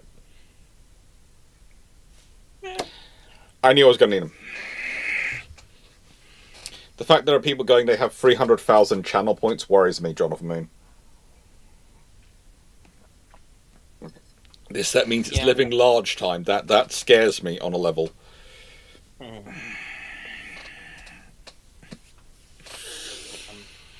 Okay. So, the Battle of Duisburg Convoy is one of those battles which gets... I would love to... People, please put in the chat if you've heard about this battle before. If you've heard about this operation before, please put it in the chat. If you're on Twitch or YouTube, put in if you've heard about it before, because usually it's quite... you've read about it. Timo, I think it is it? Poseidon. It's Poseidon, yeah. Nope. I mean, I have, but I'm a weird geek and have a particular interest in the Mediterranean campaign in the 1941-ish era, so... Yes, plus you do spend far too much of your life hanging out with me and Drax, so in nicest way, when you have an entire month, almost every year for the last... Let's work out, when was the first one we went on? Was it 2021? We've done 22, 23... 24 and 25. We've done 4 years. Yeah, 4 years. We've done a month a year for the last 4 years.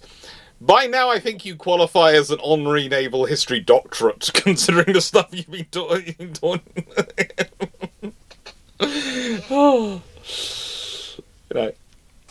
No, I wouldn't even aspire to holding a master's. Mainly because I wouldn't bother with doing the coursework. Yeah, we'd make you do the coursework. Dan has Drac has plans for coursework. He has ideas for questions he'd say. He has worked things out.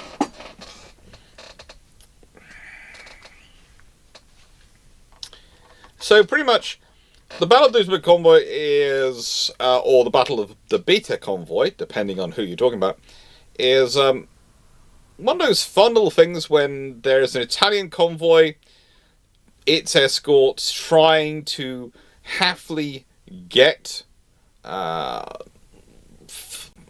various things, supplies for the Regia Esercito, that's the Italian army, so various supplies for the civilian colonists, and various supplies for the Africa Corps in Libya to Libya.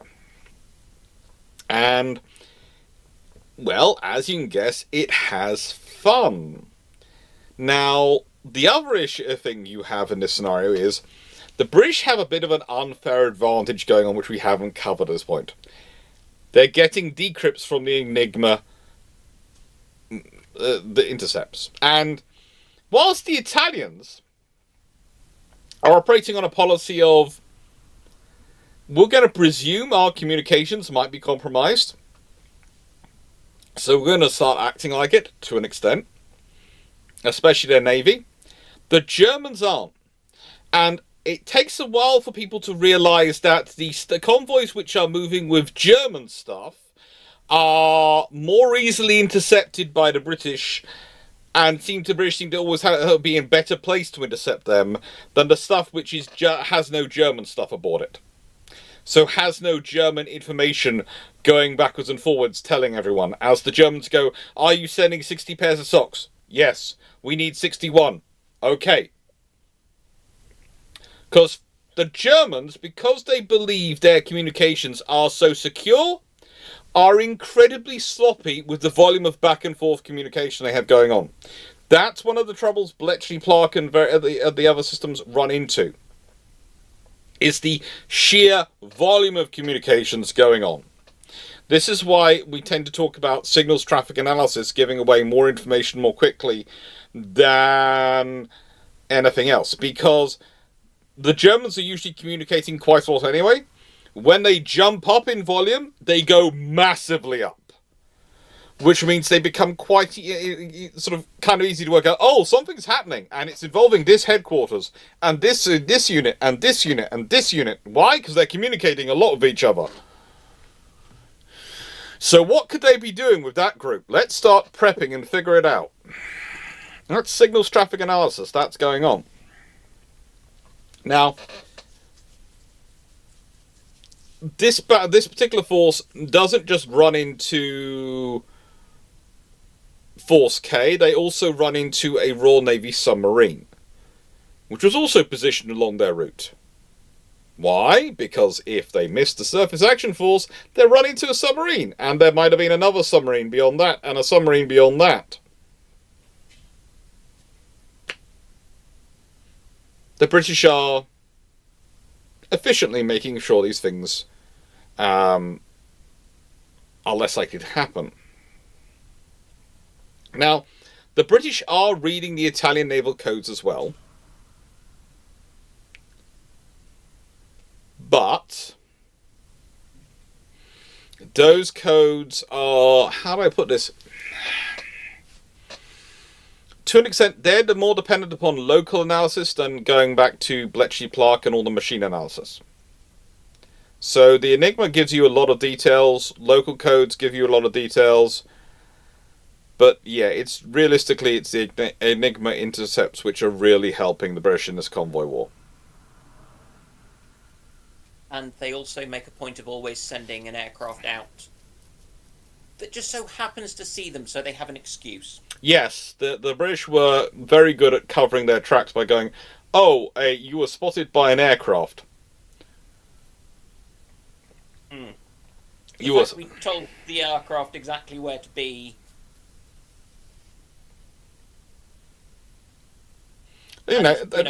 At one point, the air intercepts are so successful that this is one of the interesting things you have during World War II. The Germans and Italians are constantly overestimating the number of aircraft on Malta because of how successful they seem to be at spotting convoys. They needed to apply. Well, the British were spoofing their Bayesian analysis. Yes, like I said, the Axis forces were going, they must have to have such a dense patrol stream going on to always detect these ships out this distance with aircraft. They must have a lot of aircraft. Not realizing, no, we only sent out 2 aircraft. We just happened to send them in particular directions. No, often we sent out 1 aircraft, which just managed to magically find 2 intercepts. Yeah. Plus, with the patrol aircraft, they could rotate them through Malta, so every so often you could surge. Oh, yes, and some of the longer range patrol aircraft would actually fly from Gibraltar to Malta and then return. Yeah. That was rarer, though. And an awful lot of the aircraft used there would have been using Pegasus engines. On the Wellingtons, the Sunderlands, the Swordfish. Engines which could basically be repaired by looking at them. Yep. The Pegasus is disturbingly easy to maintain. Yep. Well, I believe so. Or at least they've learned how to manage it. I think that because it had been out there for so long, and and so you just needed. But it reduced the number of space. Also, you had so many of them. That's the thing. I think you had so many of them. You could basically go, okay, right, and this is this type. We can use this type. But they are doing a lot of effort. They are doing a lot of effort to get these things keeping going up. A lot of the problems for the Germans and the Italians had come after Operation Compass. And that's when Britain and Commonwealth, various parts of the Empire, Commonwealth, had really managed to push quite a large chunk of the Italians back. And this is one of the strange things to say. If the British 13 Corps hadn't been sent to Greece to support the Greeks, which there are political reasons for why it happens, and church decision making, there is a real chance that the Africa Corps never is sent across because there isn't anything for it to be sent to. Because the British were doing that well, and it's part of because the British were doing so well that the politicians felt confident enough to withdraw forces. Well, yeah. And it was big. Dan, you've gone quiet.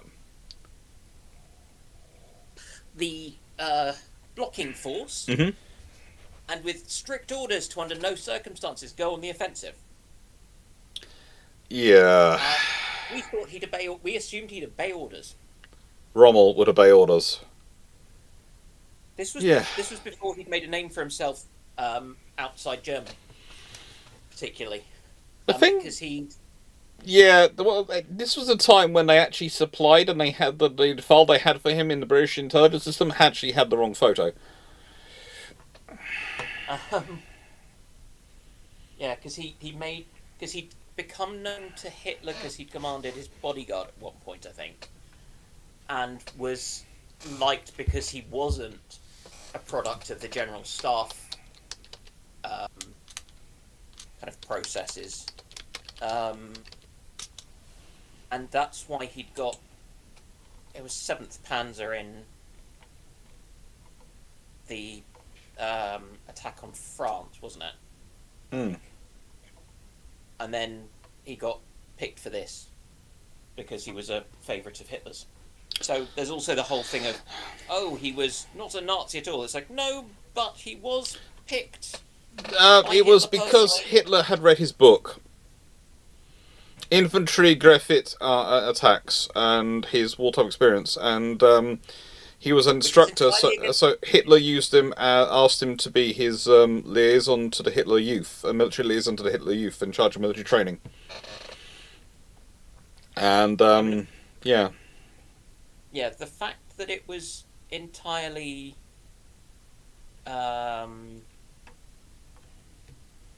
And he did end up commanding. It was after working with him on that Hitler requested he be put to command the escort battalion.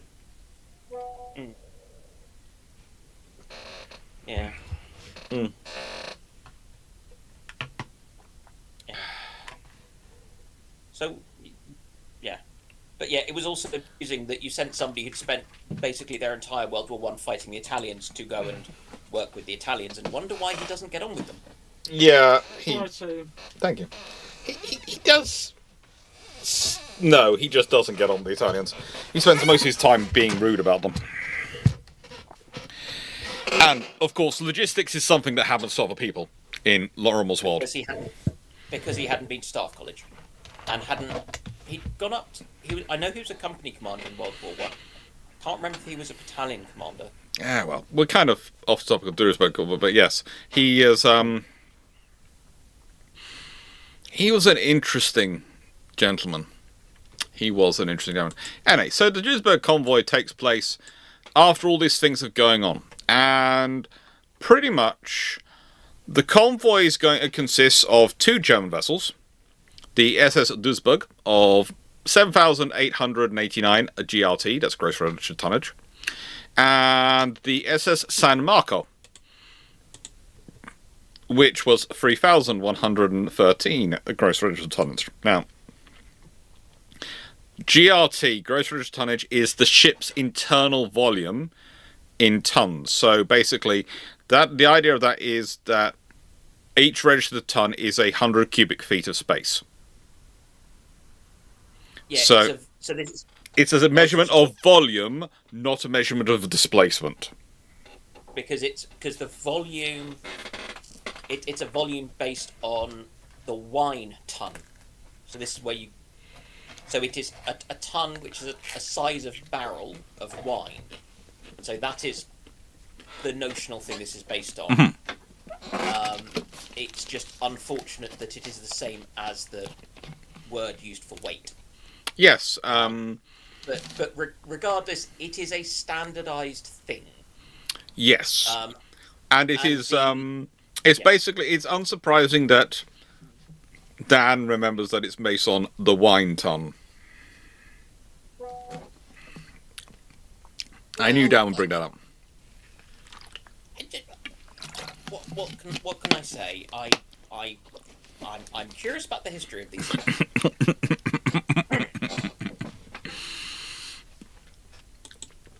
I also remember the time when we were in Japan when fleets tried to out-drink you and Drac in the sports bar and failed. I only had a couple of beers. Although I'm starting to possibly start my hangover because of having a slightly boozy late lunch. Mm-hmm. Anyway. Sometimes.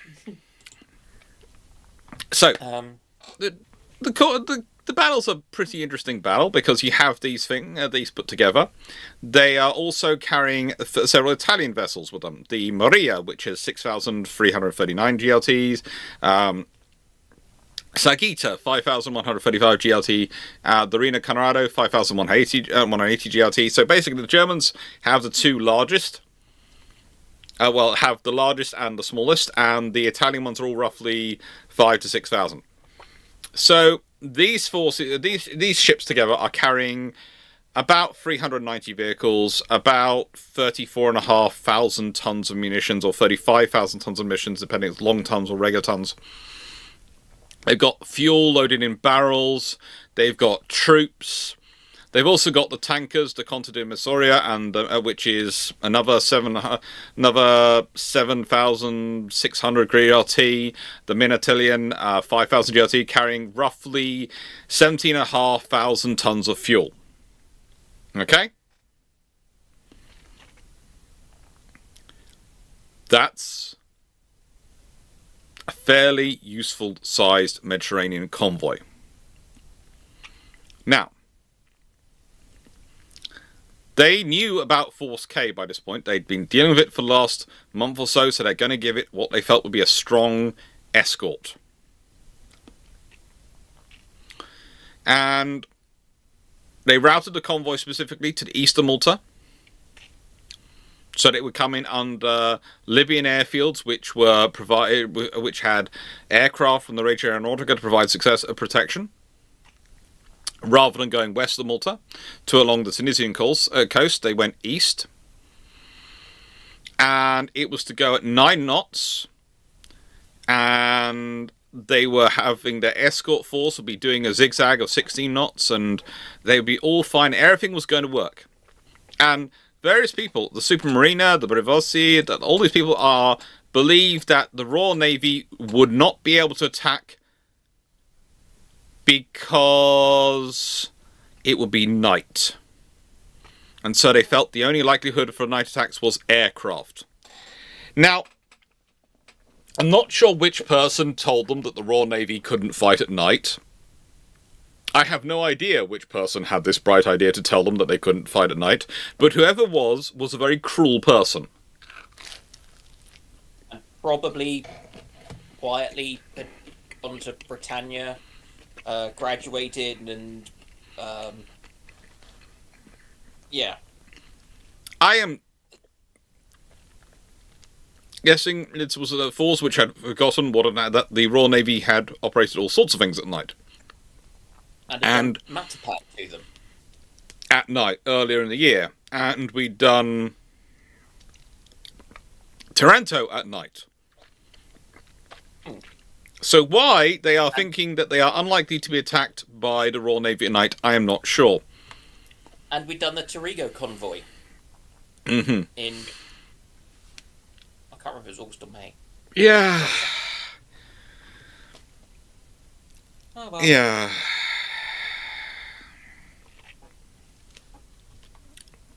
Anyway.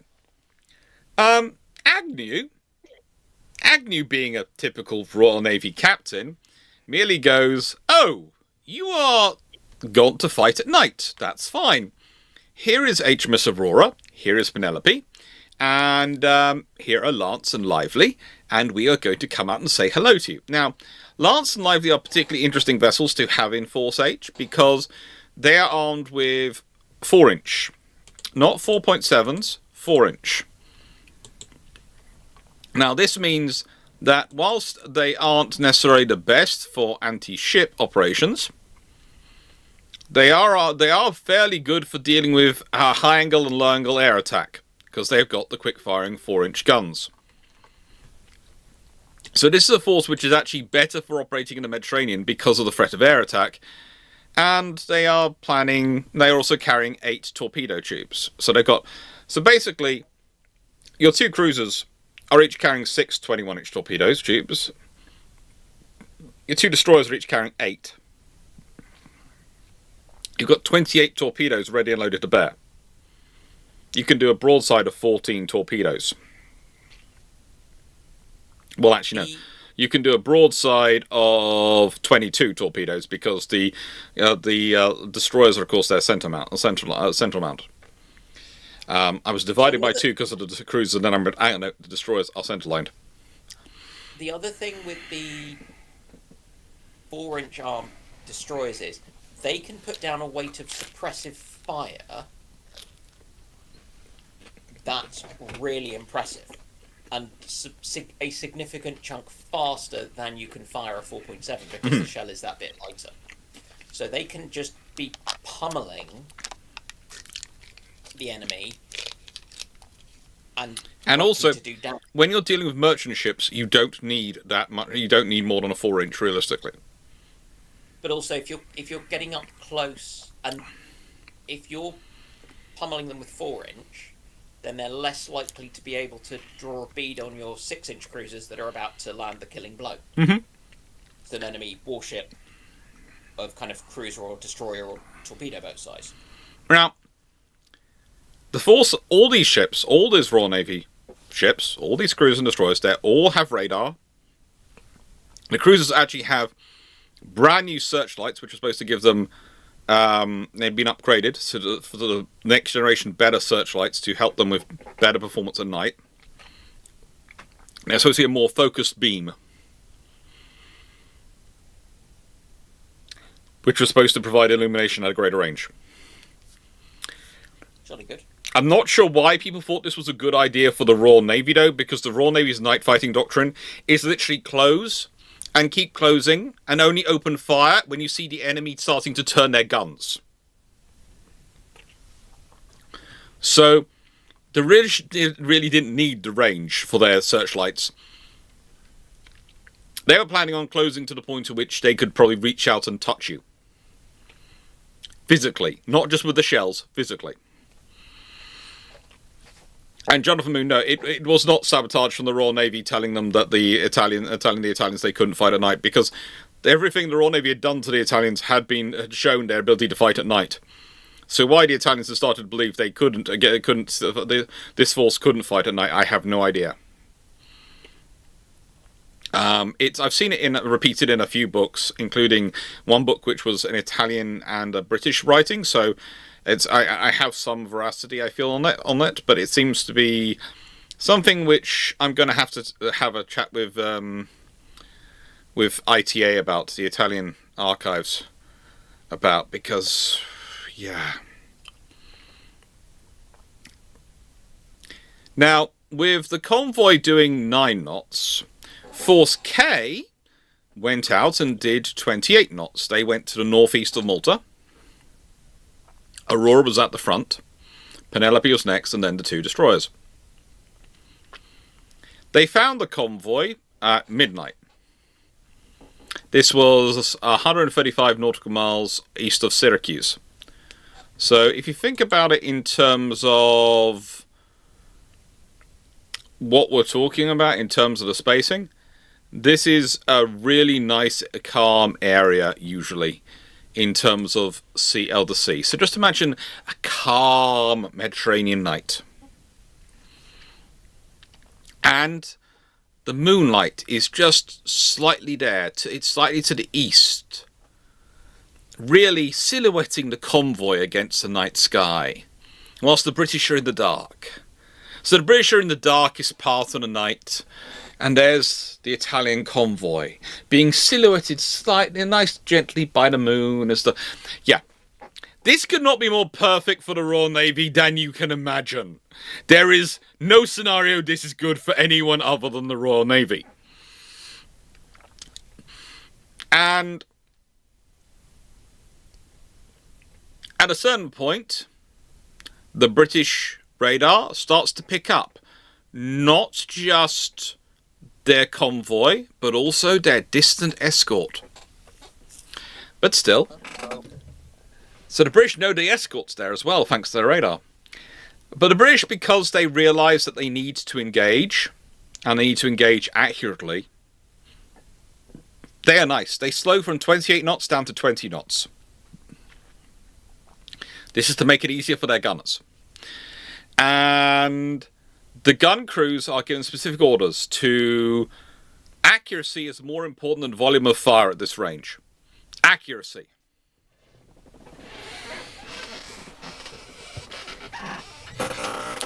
It's about 1:45 in the morning when the attack signal is issued. And, you know, the Italians do pick it up, but what the trouble is, at the moment they hear the attack signal, the next thing the British do is start their jamming. And they turn on everything to jam. Everything they can to give the maximum jamming effect on the radio signals. And so the Italians pick it up, but before they can tell anyone that it's going to come and it's happening, they can't actually tell anyone. So it's only the distant escort which actually pick up the British signal. And they're 9 miles away. So they can't do much. It's radar-guided engagement, and for is what we tend to list it as, but let's be honest also, they are firing from roughly 5,000 yards and are going down to 3,000 yards distance. So whilst it is radar engagement and radar-guided gunnery to give them as maximum accuracy, there is also pretty strong night visual assistance going on. 3,000 yards in naval fighting terms, that's elbow range. Not quite, not quite, hugging range, but it's certainly swiping elbow range in terms of naval distances. So you have punching range, you have stabbing range with a knife. This is a lot closer than any of that. This is elbow range. I can swack you with my elbow. Which you really don't want to do in a fight, but if you haven't got no other option because they're holding your arm, doing that can help. This isn't fighting in a phone booth. This is fighting in a large shower. In a nice hotel. So basically, the first to suffer. The first to be hit manages to get hit by everyone because the Grec Alley, which was part of the escort, is hit by 3 salvos from Aurora, 3 salvos from Lance, plus the secondary bombardment of Aurora is picking off another merchant ship. Penelope, well, she decides she's going to have fun. She's got her 6-inch guns hitting the Mastral. Her 4-inch guns dealing with the leader of the, dealing with another target. And she's also got, and this is important, her pom-poms engaging a 3rd target, because why not?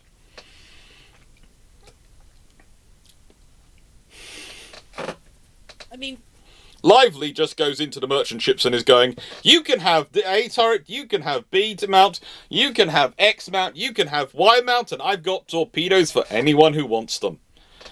And then it's made worse, because the Italians, because they see the Wireless Master Mastral hit, they think they're under air attack. So they are busily scanning the sky for aircraft while they're being shelled. Oh. Luckily, one of their destroyers, the Fulmin, actually works out the British are attacking, but unfortunately for it, the British go, oh, you've actually spotted us.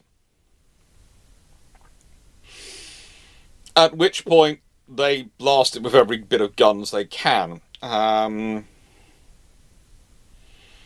Grey Cal manages to come to a stop just outside of torpedo range of the British ships and is managed to be towed back to port by the Irani.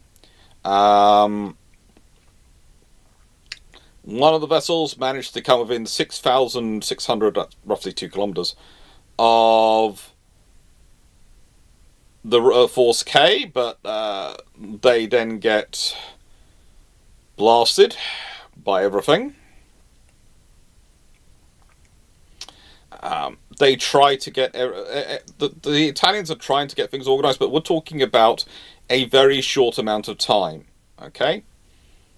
The British have sent the attack signal at 1:45. They've started firing at roughly a couple minutes before 1. Most of the fight is over within 15-20 minutes. Okay, between 15 and 20 minutes, most of these ships are dealt with and sunk. The distant escort tries to come in. They originally thought the convoy was under attack by air attack, and then at signal, to carry us on, at 01:13 hours, they actually signaled that there are torpedo bombers attacking.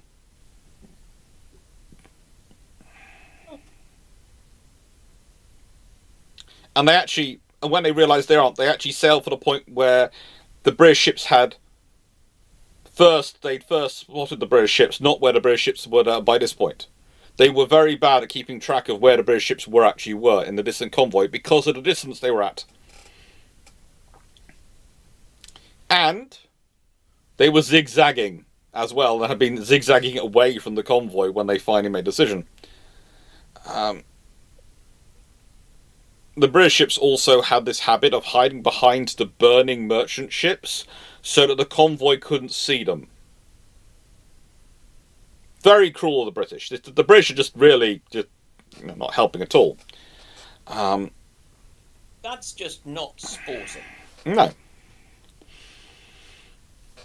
The merchant ships are, well, in terms of results of this battle, the British have a destroyer damaged. The Italians have a destroyer sunk. They have 2 destroyers damaged, and they lose all 7 merchant ships. All 7 merchant ships. All those 1,000 tons of oil, all those things I've talked about, they're gone. They are gone. All those merchant ships are lost.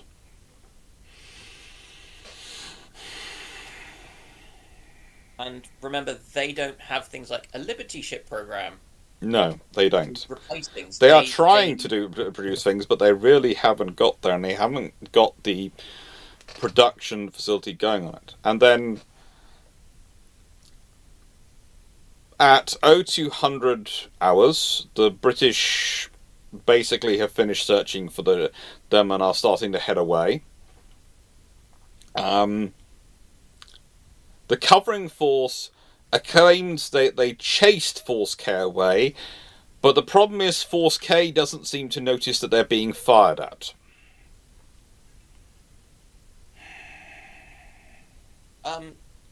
Oops. And then they do something a little bit silly, because they see a flashing light and they go to challenge it. And well, the British find out it's HMS Upholder, so they go past and go, "Hello, hello submarine, you're one of our pals." Unfortunately,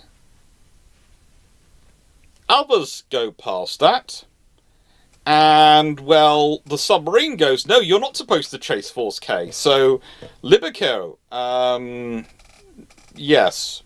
Libeccio, sorry. She'd had got 704 survivors aboard when it happens to her, but yeah, she was taken in tow by the Euro and then sunk later. There's also the SM-79s come out to try and attack the British, and the British do try and claim that they sunk, or rather they'd shot down a bomber and they saw it sink into the sea, but we don't really have any proof of that. The Italians didn't lose an aircraft, and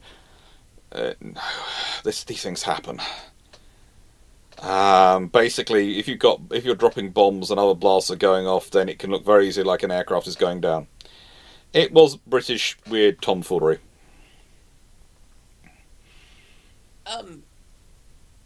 You might see it going down and it's smoking and it goes over the horizon, and especially if it's ditched its bomb load, there's going to be a boom. Now, and it's gone away.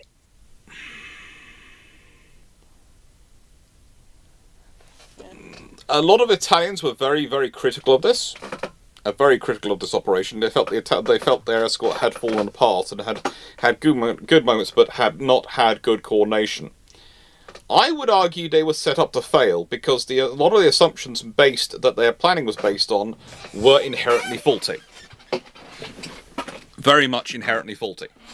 And that's why you have the issue.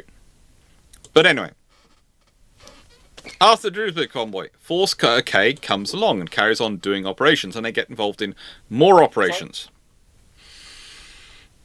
Dan, you got a point you want to add?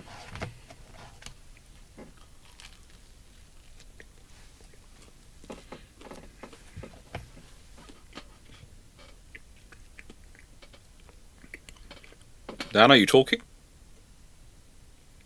You're going very quiet.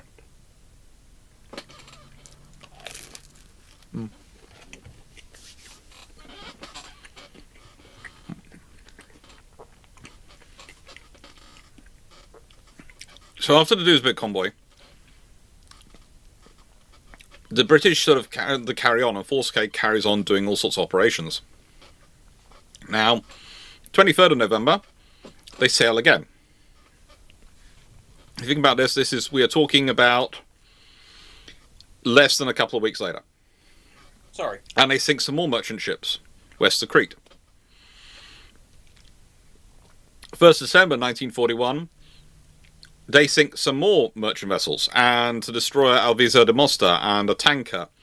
You know, they're getting a lot of congratulations. They are racking things up. And this is annoying the Italians. The Italians' main idea is to try and deal with this, is to try and lay more minefields, which is very successful, and to try and do more covert sailings, and to pull less information out. Now, let's talk about, you had the Battle of Sirte, and the operations going around the first Battle of Sirte, and Penelope is in part of that. She's part of the force which is operating not far off Tripoli, and they run into a minefield which they didn't realise was there. She strikes a mine. She's not seriously damaged, but she has to go back to Malta for repairs. And while she's in Malta getting repaired, well, how do I put this politely? She is subject to issues. But she carries on. She's attacked, but she's carried on doing that successfully. And so she goes back to operating with the rest of Force K and carrying on and doing the operations that she can do. And she carries on doing some convoy duties, and she's often found escorting things like the Breckenshire. And she actually is taking part in the convoy when she actually takes Breckenshire in tow later on. Now, Captain Nicol, who's her commanding officer at this point, is doing particularly good work with Penelope. And even when Force K isn't at Malta, Penelope is often found there and is basically acting as an informal Force K on her own. However, it becomes quite well known where she ends up when she's usually in Malta, because she's quite a big ship for what's in Malta at the time, and so there's fewer spaces that she can be in. And this means when in March 1942 she's in Malta for for damage repairs after convoy operations, she is attacked heavily. Remember, this is the second time in a few months she's been in there for damage repair. She was after the first Battle of Sirte, and it's been after, these recent convoy operations in Malta in 42. And she is peppered so much and so often by German aircraft attacking her that if you open these pictures and have a look, all these holes start to get built up, and you can actually see the holes. They don't sink her, these are all near misses. Remember, she's a stationary target in harbour, and these are all near misses. All near misses. So, because she was HMS Penelope, she gets renamed HMS Penelope. Now, when she's plugged with wood, she becomes HMS Porcupine, because she has wood sticking out of her, like a nail sticking out of her, like she's a porcupine. But pepper pod is what she's usually at as there are other options of pork and pine and actual HMS Porcupine. If a good example, there are days when she gets attacked double-digit numbers of times by missed bombs, which miss her. She survives, though.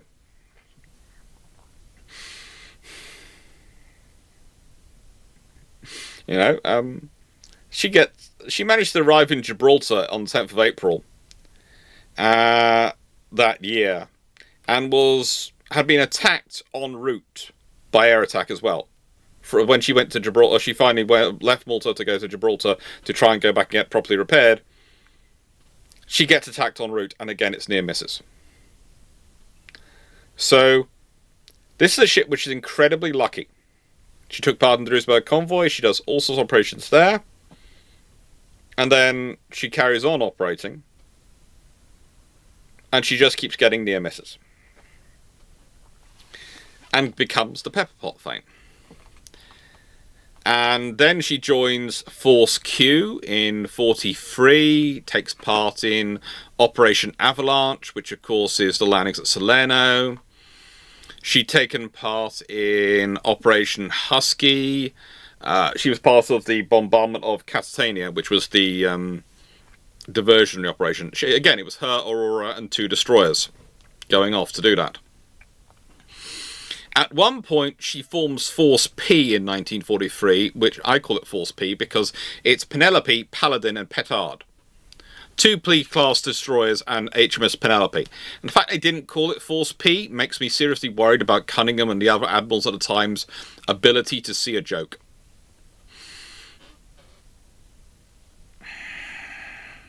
But she did well. She did well. No, they should have called it Force Q. Now, she couldn't be under command of Nicole for the entire war, so he has to move off to other things.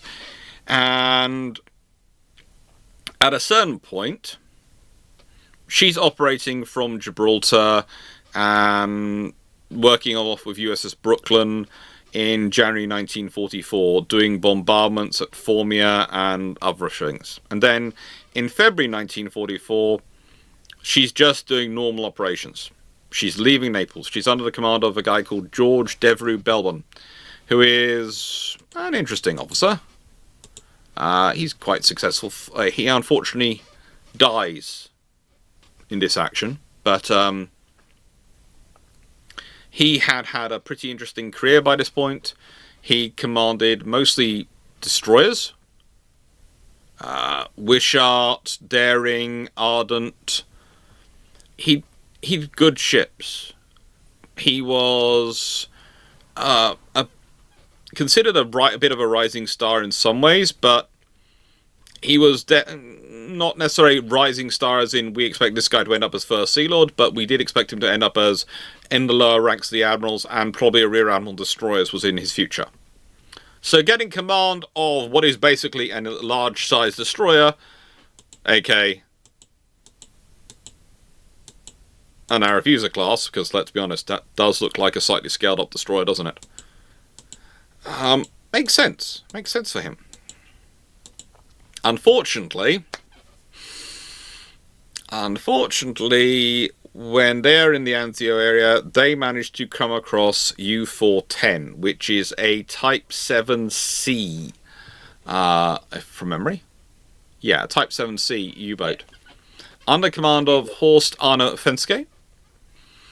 And, well, she gets a torpedo that they fire a couple of torpedoes, and one actually hits her aft engine room. And the trouble is she's coming out of Naples, and she's not really as free to maneuver, so it's perfect position for U-410. And yes, they are using acoustic homing torpedoes, which is pretty successful, but let's be honest, acoustic homing torpedoes are very new technology at this point and are not always reliable, so it's not the form of it's not an aimbot night, it's not as cheating, it's what they have available. And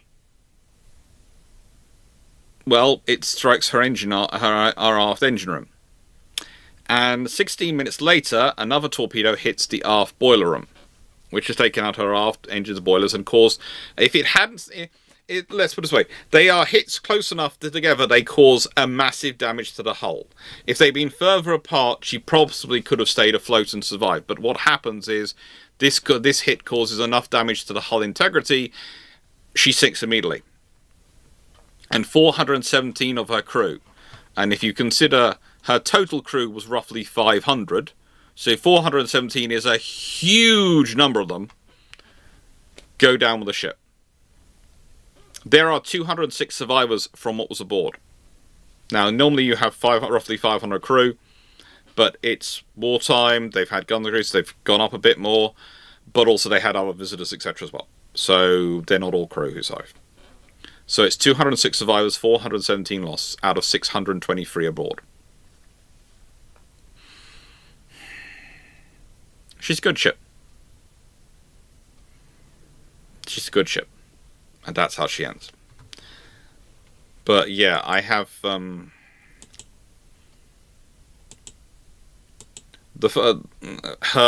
and the rest of the arrow fusers are definitely in a primer that's coming. So I'll do this quickly. More questions live. If anyone wants to ask questions on today's presentation.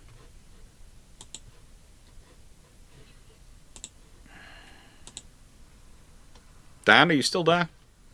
Yeah, I'm here. Sorry, I had all from blood donor people. Oh, you're not having to give more blood, are you now? Probably, but I told them I was busy and couldn't talk. Seriously, my friend, you work practically 24 hours a day for the NHS, and then they take your blood as well? Also, I have very common blood. Okay. I'm A positive. It's like the most common type. They're going to be short of anything. It is not going to be that.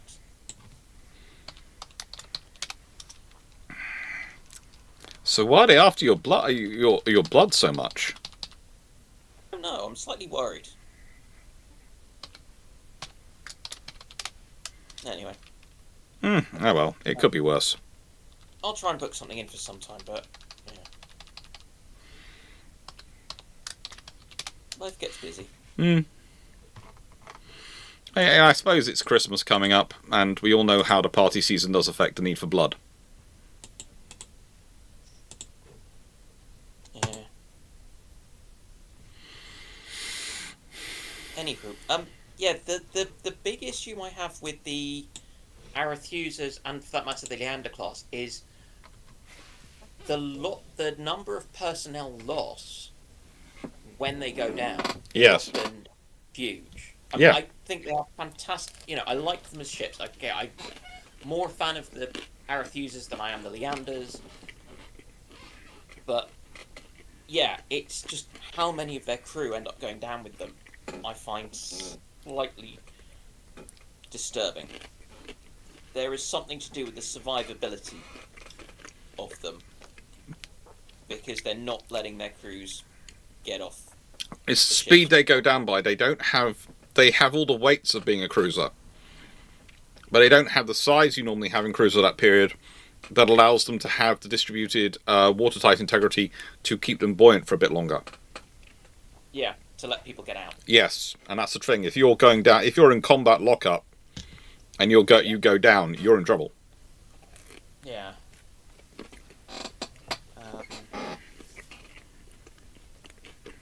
Yeah, so I find that between disturbing and sad.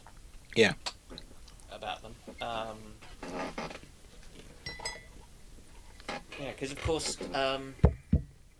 one of the ships, because the first two of the town class were supposed to be numbers 5 and 6 of the Arethusa class. Yes, but the Royal Navy decided frigate that for a lock.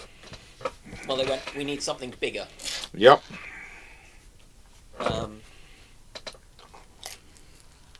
But how many? If you'd gone straight to the Arethusa instead of the Leander class, and bearing in mind that was all within the tonnage considerations, how many more would that have been?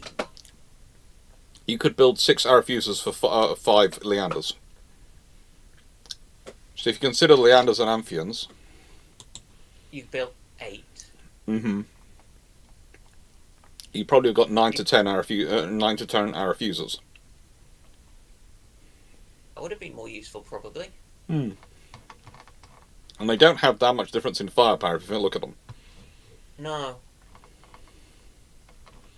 Although, of course, it is a bit sad that they didn't then opt to use the ARA La Argentina modification to the kind of Arefusas. Oh yes, that would have. That produced a very interesting debate with the Royal Navy, because do you build crown colonies or do you build our refuser batch 2s which have nine guns? Well, I find that one very easy to answer Mm. because I don't like them. I don't like the colonies.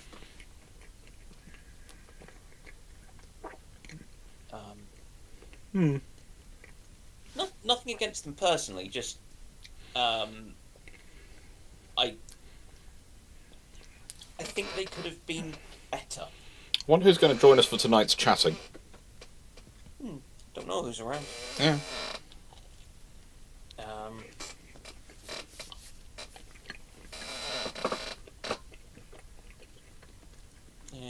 Last night, Garius dropped in and went, "Hello." Oh, cool. Talk about World War One. Ooh.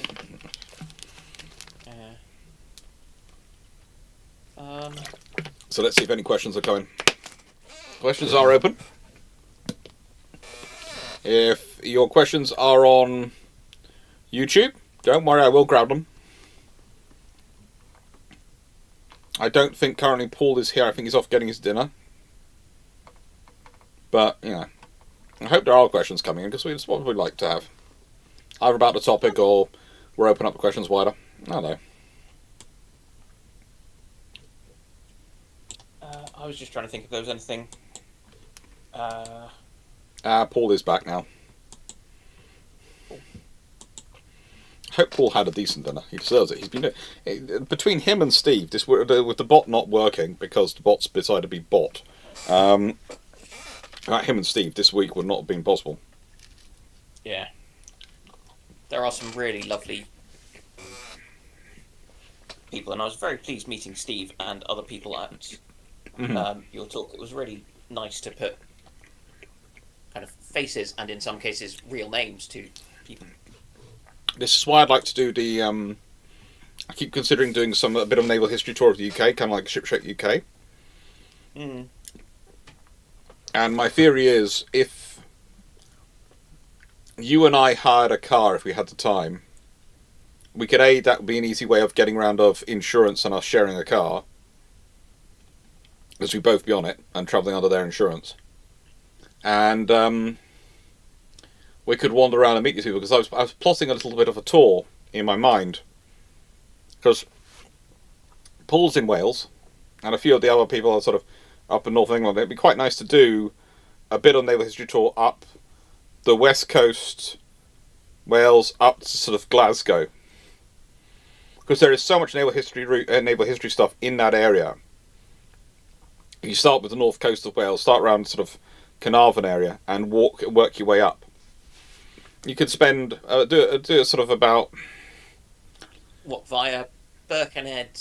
Yeah. I'd take you into the Wirral archives, because you would love going through the archives of Camel Laird's. You've got the Lake District, which for Swallows and Amazons. Yeah.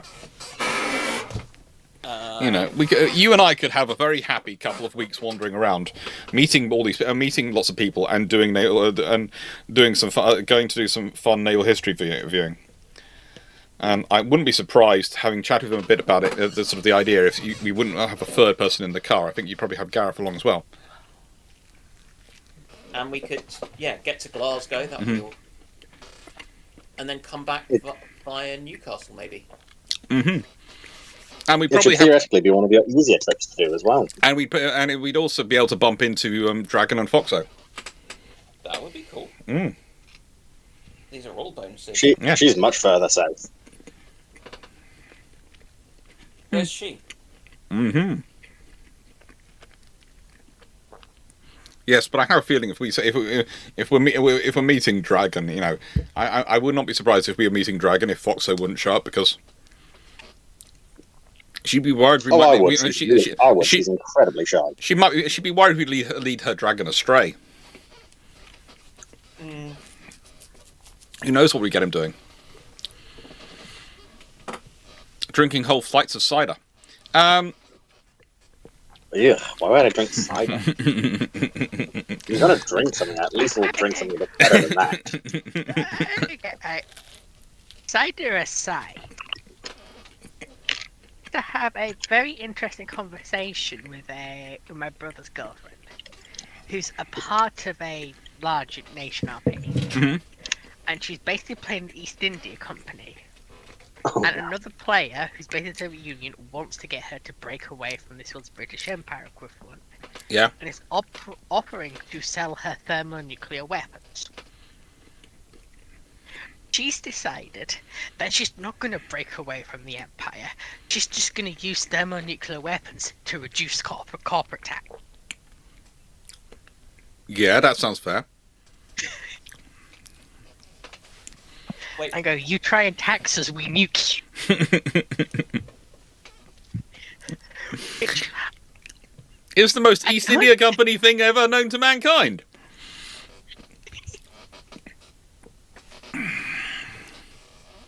I've been trying to explain to her how that doesn't really work. That does with the East India Company.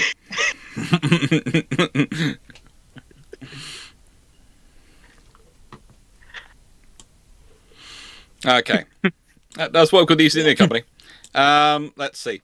worryingly, I can see the East India Company Following that doing that. train of logic happily. Yeah.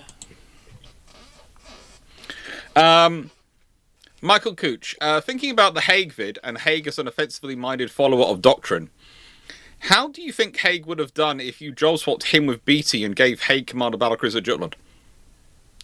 Believe it or not, Haig is actually better at remembering to communicate, and you have to remember, he's the guy who introduced the reforms into the British Army that they couldn't pick their staff officers, that they had to pick that they got told which staff officers they could have, i.e., you can pick from these qualified individuals. You can't go and pick anyone you want. You have to pick from the qualified people.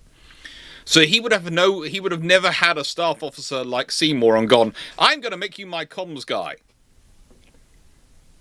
The other thing is his background was cavalry, so he understands reconnaissance. Yes. You are there to find out what is going on and pass this information back. Mm-hmm. So, yes, it's a very different methodology. I think Haig is underrated. I think he's been hit with a lot of bad press for stuff that happened that... And most of it is not... he is not to blame. Would be the best way of putting it. He is part of it, but he's not the individual responsible for it. Yeah. But the thing is, he would say the buck stops with him. Really would do. He would. Yeah. How do the Arrowfusers compare to the Brooklands and Cleveland class?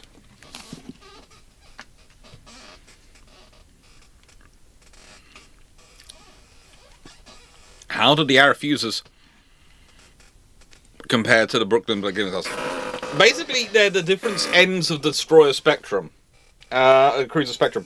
You'd more be comparing an Arrowfuser to an Atlanta than you would to a Brooklyn Cleveland. Brooklyn Clevelands are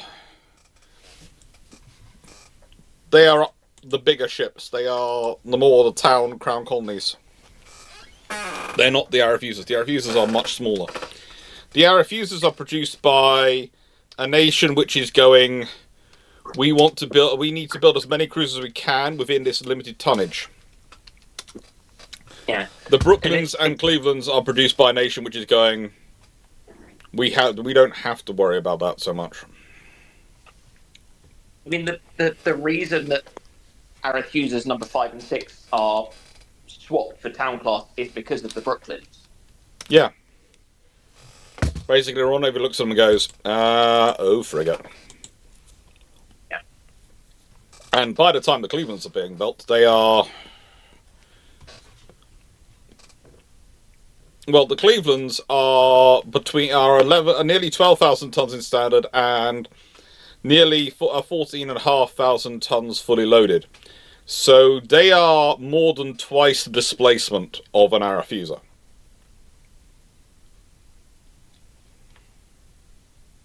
and they carry 12 6-inch guns. So that rather fits. They're twice the displacement, they carry twice the guns. I'm suddenly trying to work out whether I'd rather have 2 Arethuses or a single Cleveland. Depends what I wanted to do.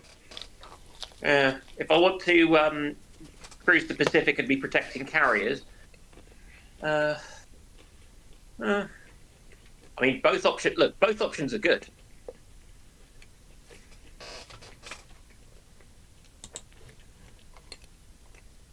The Cleveland also comes with 6 dual 5-inch 38s.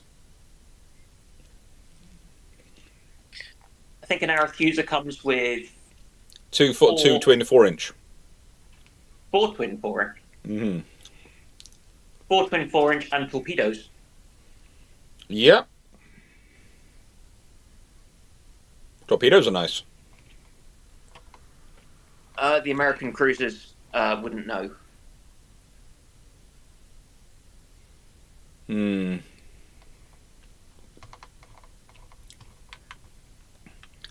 The Americans were cruel to their cruisers. They didn't give them hydrophones or ASDIC, and they didn't get or sonar until much later, and they didn't give them torpedoes. They just been cruel to their cruiser force.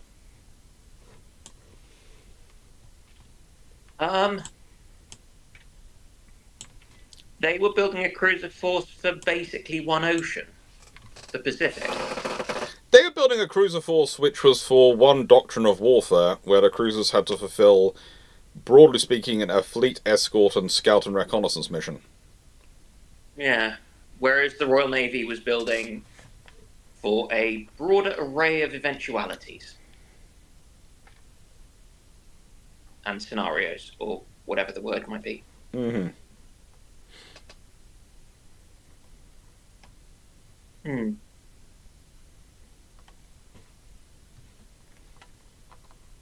But I do think the British could have done with building slightly volumetrically bigger for the ability to add more stuff later. Yeah, they needed to. There's an interesting question this week in the how to put this in the videos in the Patreon videos, which includes fitted for not with treaty scenario. How much could the forces have pushed it? Sit there and go. Considering the sheer amount of resources the British have sitting around, especially 4-inch guns and those things, the amount of weapons they could have left on shore and gone, we'll fit this in wartime, is quite disturbing. Oh, well, given what they historically did, you just for things like your county class, and for that matter, some of the towns, just lift off a turret, just lift off X turret, with a view to plopping back on as and when needed. And just a quick answer to a question to someone who's put in the chat, just to disturb us, but the known Dark Senate. I do play D&D, but the person in the school who is a massive D&D fan, who plays it far more regularly than me, is Dr. Dan. Yeah. Been playing with the same group now for quite a lot of years now. How many decades?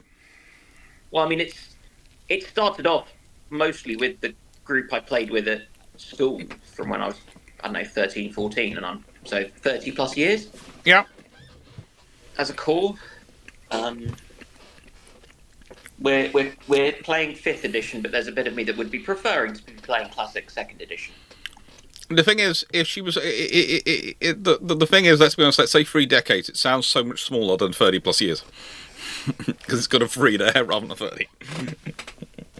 Or like 100th of Runon's lifespan so far.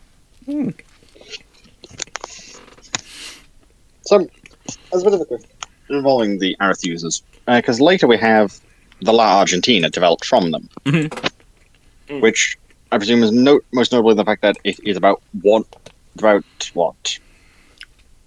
10 meters longer, 1.2 meters wider. Yeah. So, in particular, is those characteristics what allow them to fit the triple turrets on? Yep. Because in regards to the fitted for but not with, if they had made a slightly larger one, would they have theoretically been able to go, if they had the enlarged Arethusa design, be able to swap out the twins for triples in a more situation of, we want to make sure we can get as much oomph as we can out of these? Yes. Because I know that's a complaint that a few people have had about the Arethusas is only 6-inch guns is not that much. It's good enough, I guess, against commerce cruisers, but yeah, it's just a common argument race, so okay. Their job was to be part of the fleet screen and part of trade protection and reconnaissance. And the British view on reconnaissance, on ships and reconnaissance, is what you do if you're doing reconnaissance for a fleet, and if you find the enemy, you don't fight them, you fall back, because there's going to be something bigger behind you, which is going to go, hello! It's my job to kill you. But it's also the same sort of issue that you get with some of the other Royal Navy ships, given the doctrine that has largely been the one of the Royal Navy since about the time they shot Admiral Byng, which is as renowned, is believed to have signalled to Hood, why are you lugging around the spare weight of another turret at the back? Because you're only going to be shooting forwards. That was when they first met each other, and that was just renowned being cruel. But it was not untrue. No. And you had the guy who commanded one of the Dido class, when they were completing them with 4 turrets instead of 5, got one which had A, B, C, and was missing, I think, X, rather than A, B, X, Y. Yeah. And was very happy because he was the one who was chasing, I want to say it was Hipper, and was like, this is good. I can bring a far greater proportion of my weight of fire on the enemy. When it comes to the all-forward thing with the Nelson class, there is a bit of me that's wondering if it's less the Royal Navy going, oh, how can we, optimize citadel length and things, and more, we want all shooty gun boom forward. The trouble is they position it so that they can't actually do that. Whereas if you'd had it in the F3 layouts, they would have actually been able to fire over the gun, the turret in front. Yeah, there were issues, but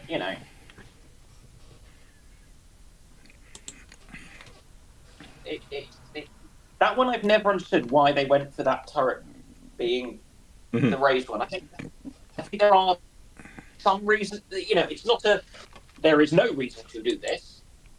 But it's significantly more space efficient. Yeah. Yeah, but I'm not because you can have the barrels being over the turret in front of it instead of behind the turret in front of it, which saves like 6 meters of citadel length. 6 meters less armor.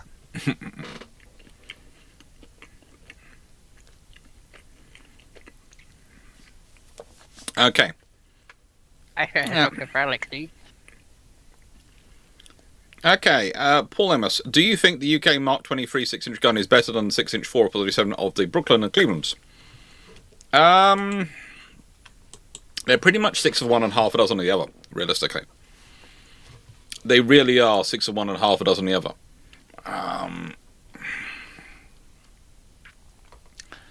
In terms of capability, they are both fairly decent 6-inch guns. They're firing roughly the same size shells. I think the British ones are just slightly heavier. Their high explosive shell is 112 pounds being fired by Flasher's cordite. I think the Mark 16 fires a 105 pound shell, and so does the Mark 17 for their high explosive equipment. So there's like 6-7 pounds in it. There's nothing in it realistically. And yeah, these are fairly decent, fairly useful weapon systems. They have about roughly the same rate of fire. The rate of fire depends as much on the turret configuration and on the specific gun variant. So one interesting thing is when you look at the rate of fire of the 6-inch 47, you go, well, if it's in the Mark 17, it's this. If it's in the Mark 16 dual purpose, it's this. And if you this, it's this. And you sort of go, okay, right. And then you look up the 6-inch Mark 23 on the British one. And it is worthwhile realizing one's a Mark 23, one's a Mark 16 and Mark 17.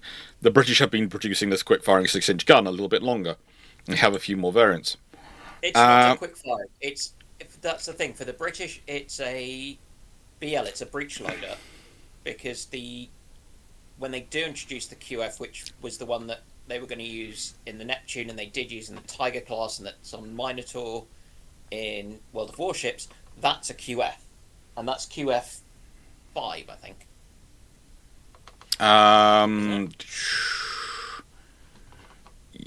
Okay. So. But that's to do with nomenclature. Nomenclature? Yeah. Okay. So the QF Mark N5 gun, or Mark 5, quick-firing 6-inch, is pretty much the same, as I understand it.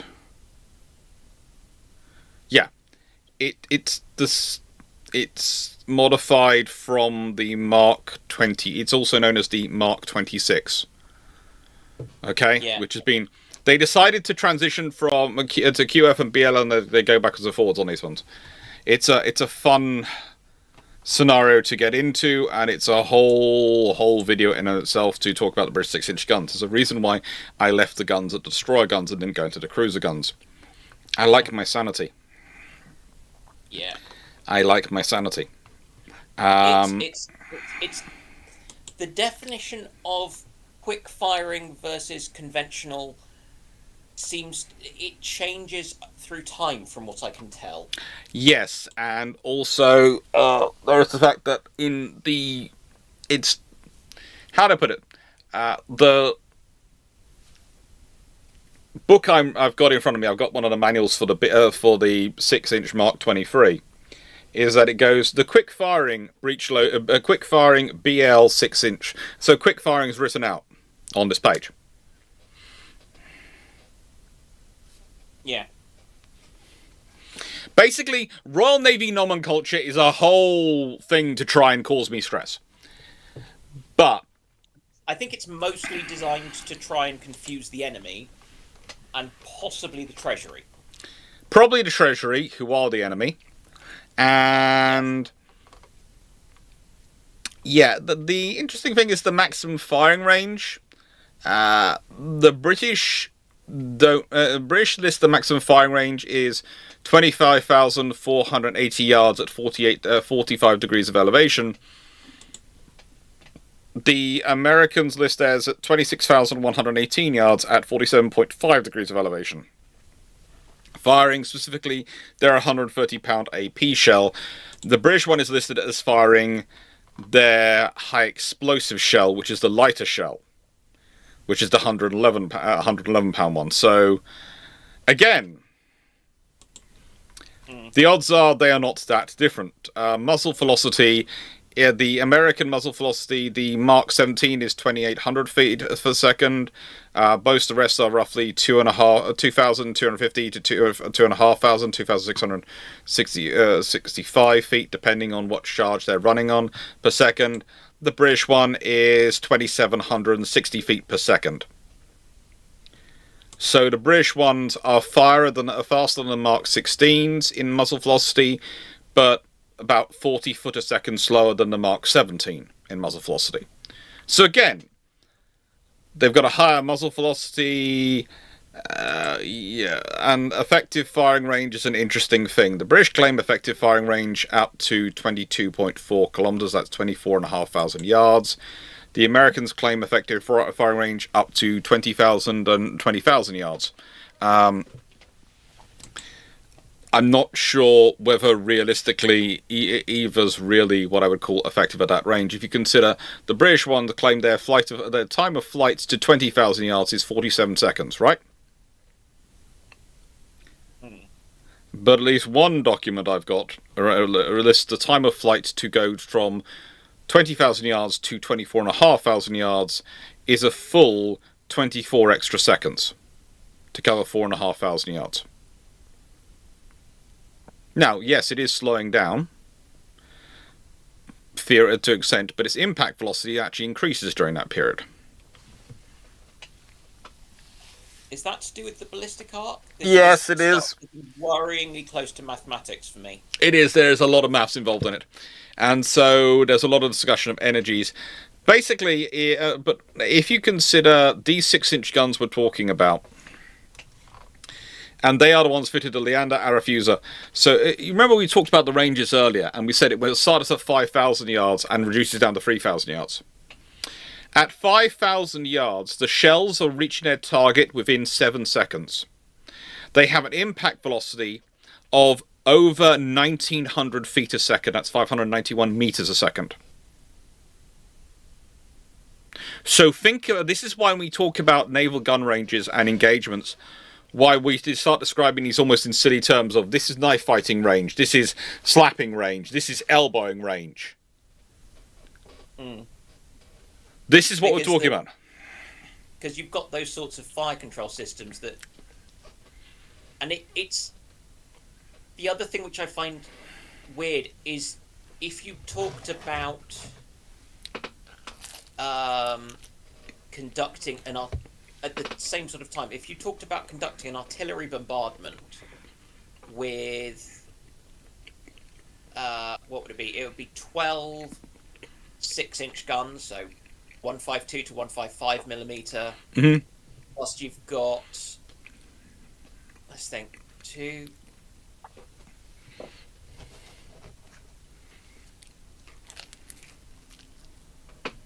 got at least 32 4-inch guns, which are about 105 millimeter. Mm-hmm.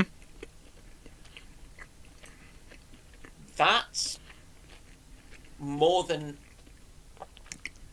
It's about a division's worth of artillery. That's about a div artillery group, I think. Yeah. Give or take. And that's just your 4 ships from the... Just going back a bit, from the Torrigo Convoy. Hmm. You know. Yeah, 24 4-inch guns and 12 16 guns, yes. That's about a divisional artillery group for, say, a British armoured division in North Africa. Yeah. And that is a small 4-ship unit. But also, so when thinking about the ranges, we're thinking artillery range, not tank gun range. Mm-hmm. Which is easy, because it's much easier to think of this because they're slightly more thought of as direct fire and things. This is something I often do, and so I'm kind of, you know, my error in thinking is often that these things are more like tank guns, and they're not. It's artillery. It's really pinpoint artillery. In the sense that they're trying to hit quite small targets, which are moving from a moving thing on a moving surface with more moving, and yeah. But yeah, when you're down to 3,000 yards, okay, and you're engaging at 3,000 yards with 6-inch guns, you are probably going to hit the target within 2.5-3 seconds of firing. So you basically fire 1, 2, 3, it hits. It takes longer to load the gun than it does for a shell to reach the target. Which means your ability to correct fire is amazing. Yes. Which is why the British do have this policy of night fighting, of getting so frigating close. And there is, at that range, when you're talking at that range, the penetration capabilities of 6-inch shells versus even battleship grade armor becomes quite scary. Yep.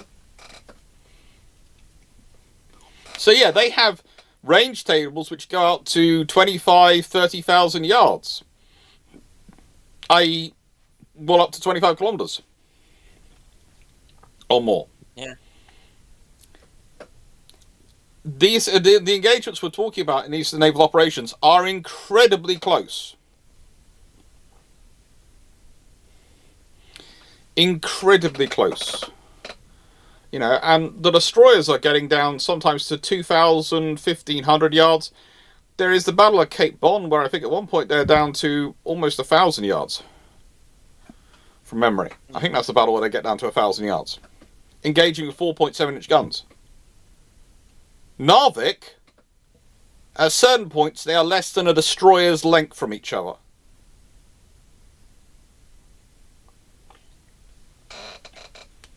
I mean, that's just... You know, think about tank fighting at those ranges with the 4.7s as well, which, of course, is 120mm gun. Yeah. Why we use those? And the tribals have 8 of those. That they are able to fire at 12 rounds a minute. Or more, depending on... And let's be honest, when you're at those closer ranges and you can literally make out the figures of your opponents on their ship, shooting at you, trying to kill you, you can become incredibly motivated. Mm-hmm. And it's one of the things they do list of the manual fire control is they give you the sustained rate of fire, the British ships do. The sustained rate of fire is, if we keep them firing for 30 minutes, this is how many shells they will load on average per minute.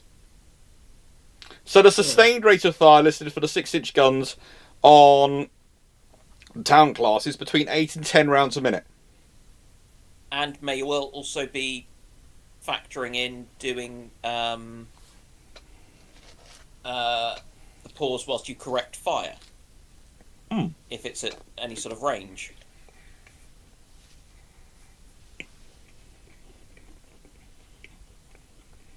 Because one thing I do remember finding it odd going around Belfast, and they've in X turret they've got a is it X turret or is it Y turret? I can't remember. According to Paul, they're not the volume. It's not coming through. Me? Is that? I can hear it, Dan. It's supposed to be transmitting, Dan.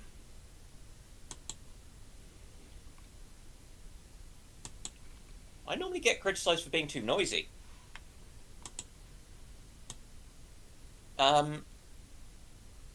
But the what's the word? Sorry,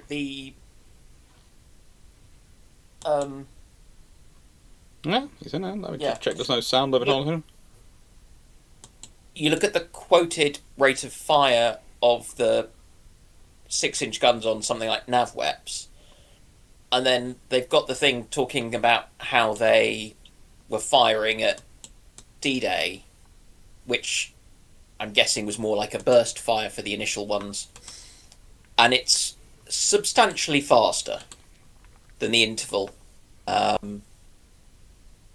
And there are some ships where people have said yes, but the kind of the maximum rate of fire was limited by the speed the speed of the hoists and things,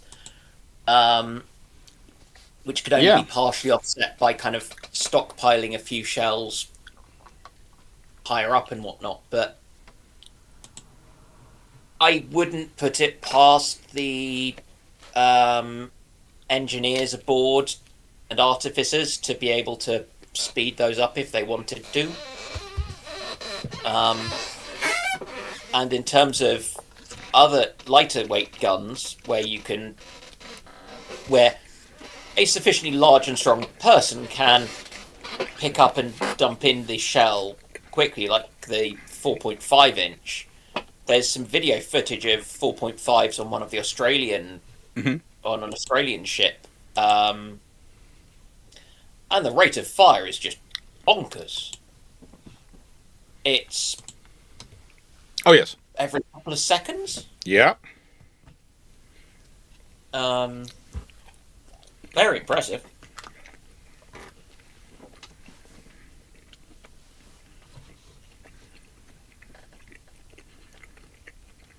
It's a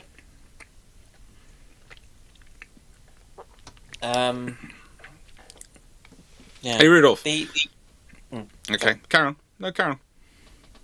No, so it's just because and so I do struggle a bit with the comparisons that you can make or you might try to make looking at the NavWeb stats, which it's an excellent source, but it does sometimes feel a bit US centric, and as though I just wonder if the British part is going off the same kind of thing as, the top sorts of top speeds and things that we would quote, which are the kind of in all weathers. Yeah, there are some things in NavWebs. I do love it as a site. I often recommend people to go look at and study there and learn a lot of information. But I also will admit they don't provide all the clarifications the British tend to on their definitions. Yeah. Because I said the rate of fire is averaged over 30 minutes. So it doesn't mean if they're firing consistently for 30 minutes. How often are ships firing non-stop for 30 minutes? Rarely. And that's sort of, so you think, well, when are they going to be fastest loading? Is it going to be at the beginning of the 30 minutes or the end of the 30 minutes? Mm. So if it's a 15-minute engagement, if you're ordered to pelt out the shells as quickly as possible, you might well have a higher sustained rate of fire than that. Yep. Now, how much higher are you going to have? Well, let's think a nice way. There's still certain motions you have to go through. They're going to take amount of time, okay? So your already is 8 to 10, but let's say you average in that point, let's say 11 rounds a minute. You get one extra round off. In 15 minutes, if you've got 12 guns, you're firing 11 rounds a minute per gun. Think about that. That is 165 rounds per gun over those 15 minutes. That is, and I'm doing the maths in my head, so please bear with me. If I'm not mistaken, and I might be, but I hope I'm not, that is 1,980 rounds in the 15 minutes period. And by the way, most of these ships carry roughly 200, 250 rounds per gun in their stockpile. So that's getting through a large chunk of their ammunition. About 3/4 of their 60% to 75% of their ammunition. And that's a town class cruiser. Anyone want to check my maths with a calculator? Because I did it in my head, so I could be completely wrong. But it's 12 times 11 times... Well, 12 times 11, that's 136. That'll be 136 times 15. Yes.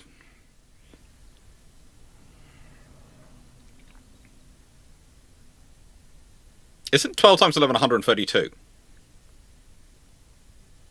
Yeah, sorry, 132. I'm just going through my times tables in my head. It's a lot. I think it's 1,980 rounds over 15 minutes. Could well be, but I think this particular thing it's a lot, especially if you're on the receiving end of it. Yes. And it's even more if it's something like the bombardment at D-Day, and there's also Warspite there going, I will make up for the loss of one of my turrets. Watch me. And Texas is there going, nope. Watch me. I'm here protecting my Rangers. They're not Texas Rangers. They're Rangers. They're my Rangers. No, Texas Observatory policy, they're Rangers. They're all her Rangers. Yes. And they say there is a character on one of the. I usually see him on Facebook. I'm not sure if he does YouTube or TikTok, YouTube or TikTok or not. A guy called in one of the characters in the sort of, it's called the something Monkey Forge, and there's a character there called Joe Ray whose policy about his the children his daughter has in her polyamorous partnership relationship is they're all his grandbabies. They're all his children. Doesn't matter whether they come from his daughter or the other ladies in the relationship. They're all his. Fair enough. And in Texas, USS Texas has the same policy about Rangers. It doesn't matter who they hail from. They're all her Rangers.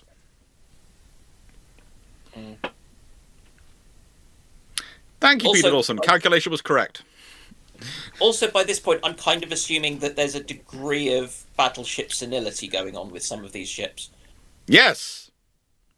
But do you want to tell something which has 8 15-inch guns it might be senile? No. No. Neither did anyone else.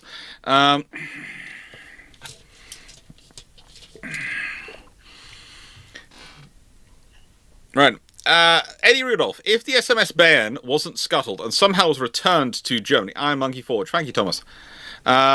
Somehow was returned to Germany and sitting in harbour, how would that affect the design of Scharnhorst class?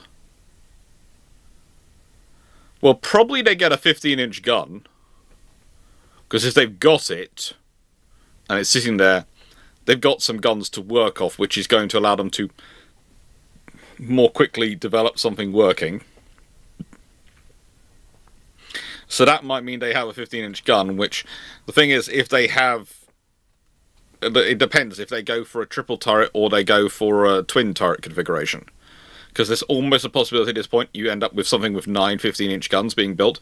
But it doesn't matter. If the Scharnhorst are being designed and built around 9 15-inch guns, the big impact is going to be what everyone else is doing. And response to it.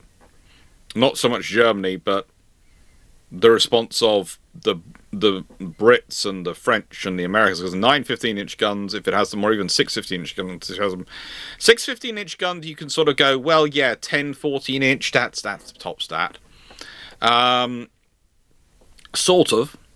But if it's got 9 15-inch guns, and you're going, yes, we're building a battleship which has 10 14-inch, does that sound like superiority to you? The best scenario you might get for Chatfield is 12 14-inch. The worst scenario you get for him is 12 15-inch.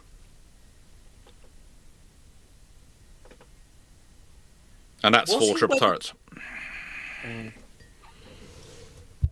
His fetish for the 14-inch gun. His thing for the 14-inch gun. Was it because he thought that way he could get more armour? Or was it... Rate of that he fire. actually, like... Remember, he was BT's flag captain and basically came from the BT school of gunnery from the battlecruiser force of rate of fire is the maximum thing, is the most important thing. What matters is you put as much fire down on your opponent as physically possible. And you have to remember, the Scharnhorst are laid down 1935, launched 36, and you know, the thing is, the King George V's, they are that much later. And so the British will know what's coming. So that will shape the design. And it's the thing is, the British ones are ordered 36, laid down 37. The other option you could have is they skip it and they go, right then, you're going for 16-inch guns, we're going to get the 16-inch guns into service. And because I don't. Again, I think they probably demand they go for 12 16-inch guns to give them clear superiority. 9 15-inch guns would be that scary. 6 15-inch would cause problems.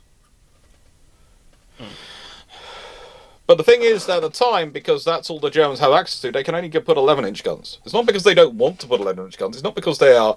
The Scharnhorst class are fast battleships. They are small fast battleships, but they are fast battleships. They're not even that small if you think about it. They are 30,000 tons.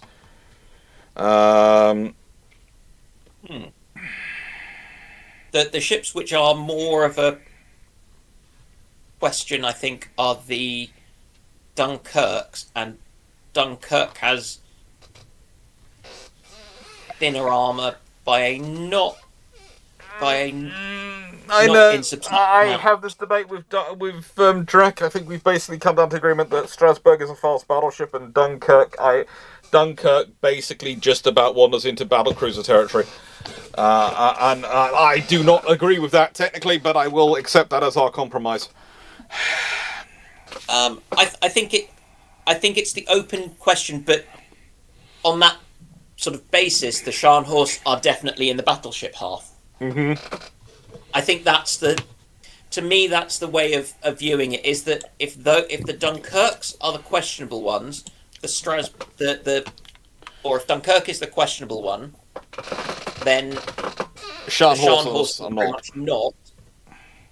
And anyone who disagrees, please go away. You might get away with that. So it's more using the French ones as the reason to not engage in even a debate about it over the German ones. You can try that. I'll try it. I don't know if I'll succeed, but I doubt it, seeing some of the people I've dealt with are have very strongly held beliefs that they do not wish to have compromised by facts, things like evidence, reason, debate. What people at the time said and did. Yes. Yeah. It's fun.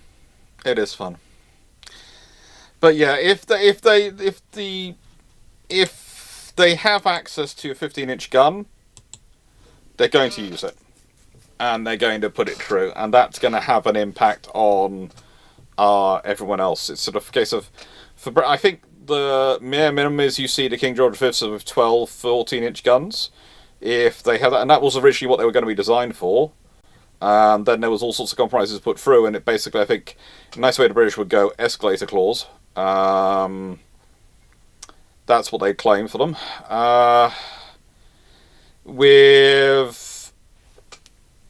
And if they're claiming the escalator clause in terms of tonnage, not in terms of gun, they can get away. They can maybe get away with that. 12 14-inch guns.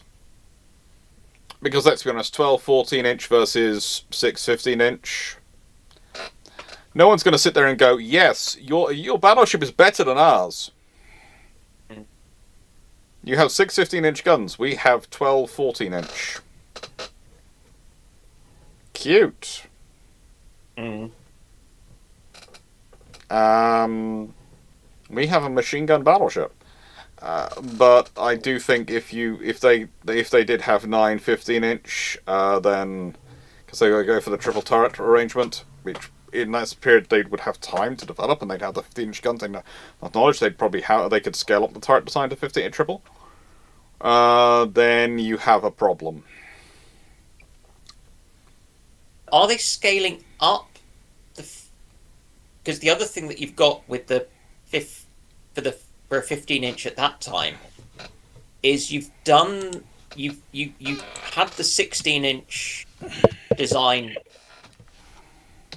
which would have probably worked. You've then budged it and put it on the Nelsons and have spent 10 years making it work, getting it to work, give or take. Mm-hmm.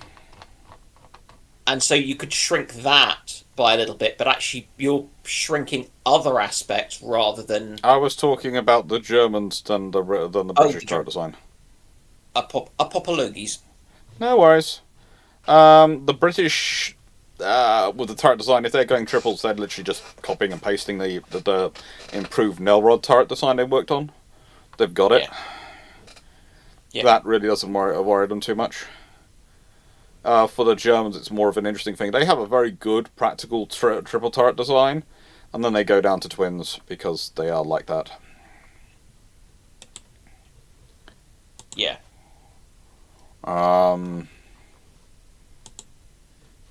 It's quite interesting when you consider that the guns involved.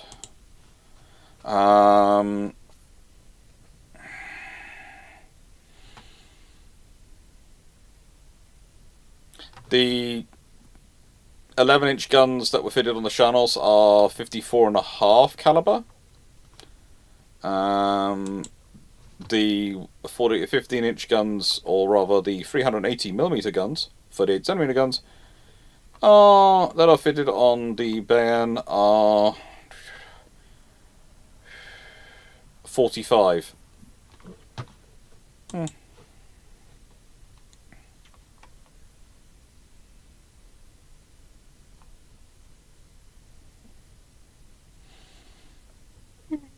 Yeah, I think we've got to do another visit to Norway, but I'm not sure if we feel like doing another remortgaging our houses that much to actually go to the Norway again, actually do Norway again, because the trouble is, Oslo is just so expensive.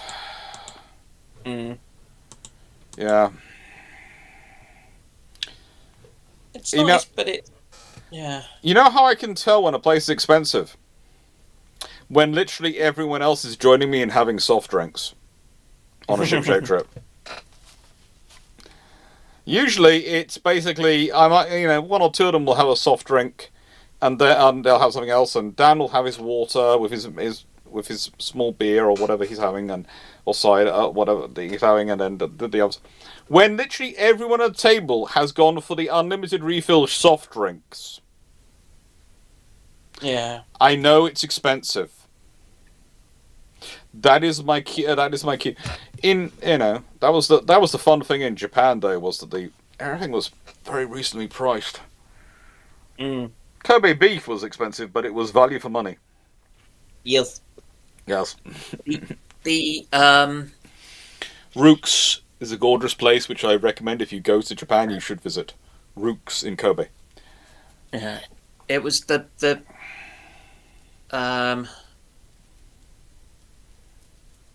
going to Norway made Sweden seem reasonably priced. Yeah, and then Finland was just glorious when we got there. Finland felt like I was in a place which was permanently on sale compared to the previous two places. We also went to across to Latvia, or was it Estonia? Estonia, Tallinn, for the day, and that was gorgeous. That was really, really sitting there going, wow, it's just so nice and friendly. And there's a whole British submarine from the 1930s here.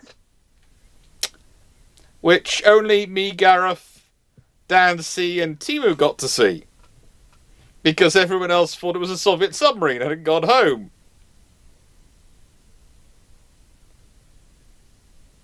That's a reference to Drac. I didn't want to go home. I didn't think it was that. It's just... that was the way it worked out. Yes, but if you'd known it was a British-built submarine, you possibly would have. No, I couldn't have got the leave. You'd have faked being sick, my friend. I know. No, Dan would never do that. Actually, this is the thing. Dan is far too honest and good for kind for his own good.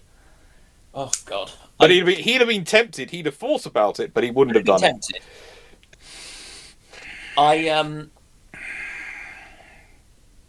Coming back from my honeymoon, I got loads of time off when I got married, and I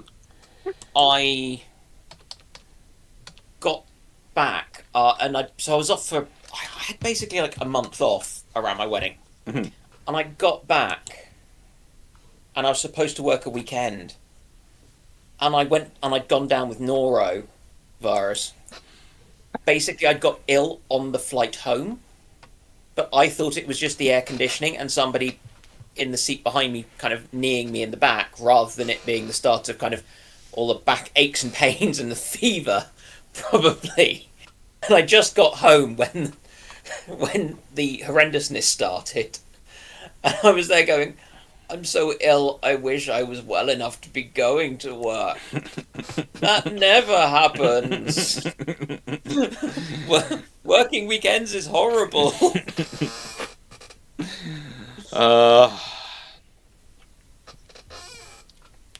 Yeah. It's a fun time. Yeah.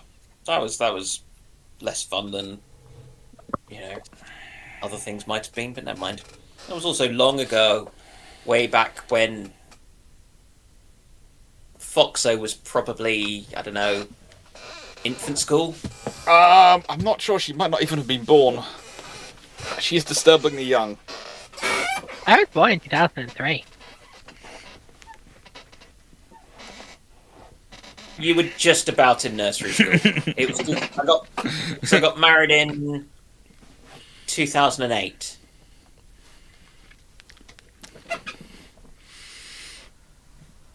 Just about in primary school. Just about 5 years old, yeah. Just about. I am younger than the internet.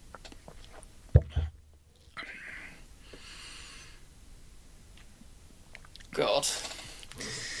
Okay. Look, in Foxo's defense, she doesn't make you feel like you are. How do I put this politely? You're working around with an amoeba, like with Fleet. Sometimes you'd feel like. I don't think Drac would be describing it as who's on babysitting duty. Yeah. Fleet was fun when his first times in Japan. He was fun. He had a wonderful time. Yeah.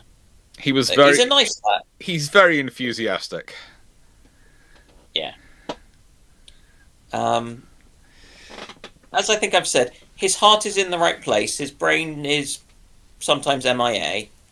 It's when he turns around and looks at you while he's actually scrubbing himself in the shower point. He's sort of going, "No, you don't need to be looking at me. You can look at the window." Yep. Yeah. For some reason, I had a real fear when he joined us in that he was going to come in wearing his flat hat. I don't know why. But he brought it down to the changing space, and I was going, please don't come in wearing it. Please don't come in wearing it. Please don't come in wearing it. I could see that happening, and it scares me. Yeah, the trouble is, you realise that was also the question Drac asked me. And we were on our way down, I was going, did he? I went, no, he didn't. If for some reason all of us thought the hat was surgically attached, then we're fairly certain he'd wear it everywhere. Okay, Calvin Guns. How do the 150mm guns, 15cm guns of the Koenigsberg compare to the above 6-inch guns? Okay, on paper, they have a semi-automatic breech with vertical sliding block. They have, therefore, an equivalent rate of fire. 8 rounds per minute. They have a theoretically greater maximum range, and they have a nice range of shells, but their shells are all lighter. They're 100-pound maximum shells, and that they are theoretically they've got a higher muzzle velocity.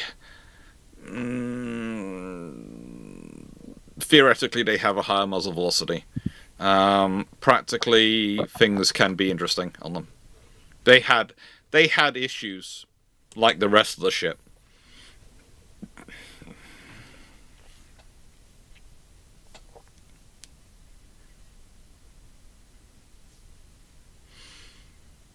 Dumbass, be careful with drinks as a metric. Some places have excessive taxes on alcohol. I realise some do. But you have to understand, it has to be really, really expensive for my colleagues to uniformly not be drinking alcohol. Oh yeah, it's as much about a cultural thing. It's like a drink for me. Mhm. It's normally and it's also because in the UK there is a weird thing where restaurants use the alcohol, overcharging on alcohol to kind of subsidize the food and a lot of other stuff. So it's a reason to do it when you're a group and other people are all going to be dry, is that actually it's one of the ways they'll actually make their money. Especially if you can't tip or whatever. Yes, which was the major worry in Japan, because we couldn't tip, and honestly, we felt bad, because in the UK, you don't have to tip, but you tip when people do really well. You don't have to. Trust me, in the UK, it's not a requirement, but usually when people do nice work, you do tip about, usually 5 to 10% seems to be about the standard thing. I normally go for 10% and then possibly a bit more to round up. Yeah. Although place I just went for lunch with my parents very kindly added 15% automatically to the bill. Yeah, that's always going to piss me off. If you add it automatically, then you're not getting anything. And I'm so tempted to dispute that. I don't in nicest way I go, in nice way, are you not paying your staff properly? Do you know you're not paying your staff properly? Are you trying to get by paying them minimum wage rather than the wage they deserve for working in this place and the quality they're providing by saying it's coming from us? Because nicest way, if then put your prices up or something. Don't tack on 15%. Yeah.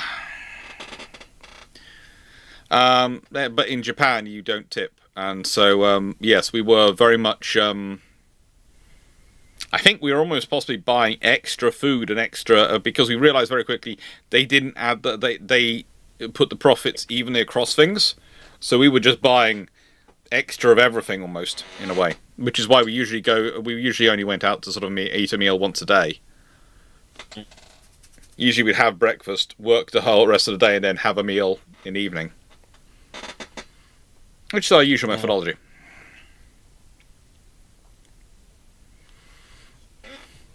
Who was the best German battleship commander in 1939 before the war started?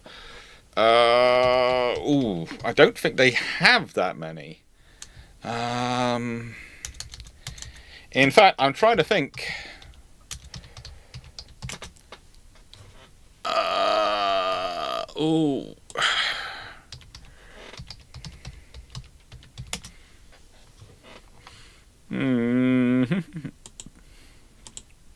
I'm trying to think who was actually in charge of them.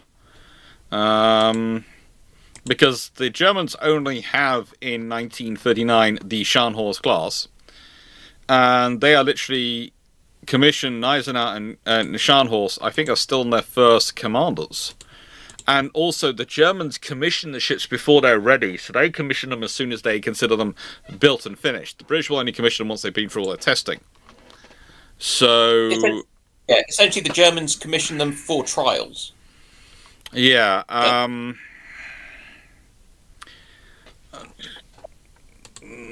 Otto Sillix is the first commander of Scharnhorst, and he commands her up until September 1939 when illness sends him on sick leave. And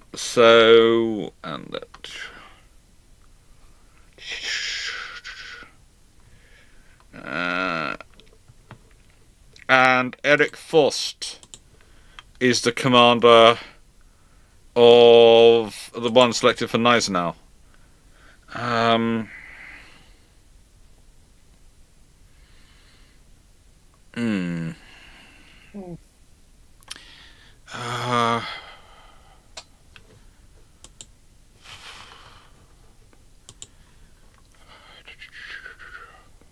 Yeah, the Oh, good lord, I'm trying to pick one. Cyclix is the person who runs the channel dash.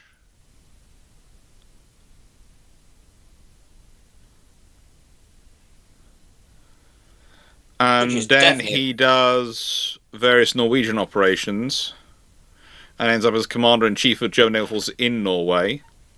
That's how he finishes the war. And that's a pretty good operation, but Forst is the guy who goes and runs the German operations India GNC. But he spent his life basically as a submarine commander and then done some torpedo boats and a cruiser before he gets to Gneisenau. Whereas, yeah, so it's the same with Cyclix. Honestly, I mean, that's the problem. They don't have a career structure for training people to be battleship officers. yeah.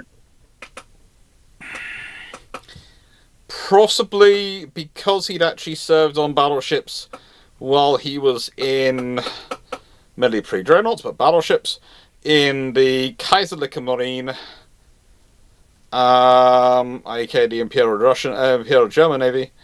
I would go for Selex, but it's honestly, it's a half a dozen one, 60 other scenario. Otto Cyclix is who I'd go with. Yeah. I always thought it was Celiax. Celiax.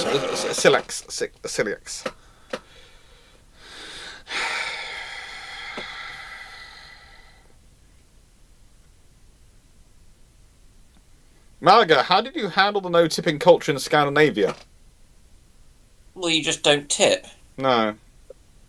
And the prices were high enough that I didn't feel too bad about it. Yeah. Whereas in Japan, the prices were low enough we felt bad about it. In Scandinavia, let's put it this way. As we said, we started off with Norway, specifically Oslo. Narvik area was fine. Oslo, you felt like you had to have a second mortgage to afford what you were buying. And then it got... Sweden was better, more reasonable. Then we went to Finland. That was very nice. And then we went to Estonia, and that was lovely. And it basically got more economically sensible as you went across. But also, to an extent, it's going to sound strange. In the place we went to in Oslo was TGI Fridays. That was one of the places. And we also went to that burger place which Gareth found, didn't they? Gareth found. Yeah. And they were lovely, but you really couldn't justify the prices. And then, to my mind, some of them. And then in Sweden, the place I spent quite a lot of my time when I was getting drinks, etc., and especially in Stockholm, was a bar by the bay which had this beautiful view. Literally, it sits on the harbour side. Whenever they couldn't find me, whenever I wasn't picking up my phone, after I'd finished for the day and done the reconnaissance and all the things, and everyone was looking for me, they roughly knew where I'd be. They knew I'd be in that bar, and I'd be sitting there with my little orange drink, and it was lovely.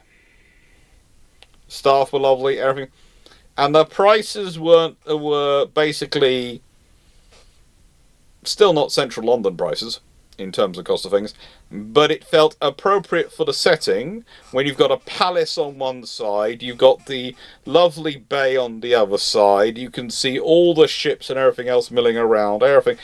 It felt appropriate, if that makes sense.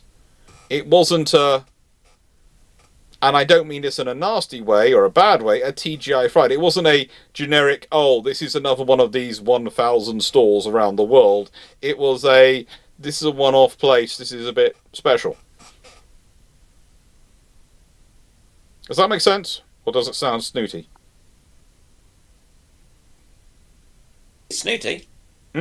Snooty. Made sense to me. Yeah. You know, it's sort of a case of you're always sort of prepared to pay a little bit more if it's not a chain restaurant, if that makes sense.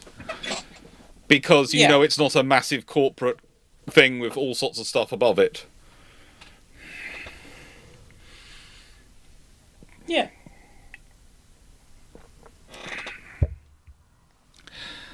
Okay.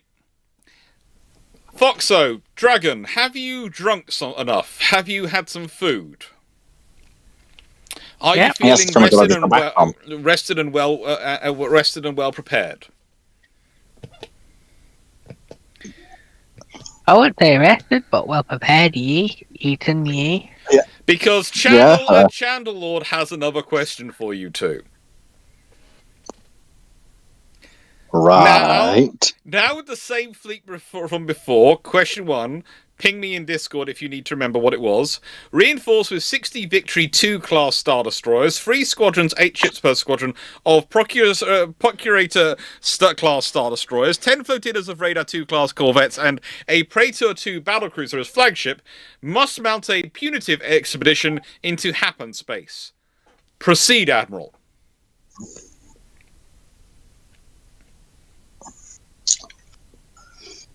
Right. And whilst you are wrestling with this one, as our resident Star Wars lead, I'm going to go say thank you to my sister for the pizza. Right. Hey, so do you want to clear up where we're being asked to take this fleet?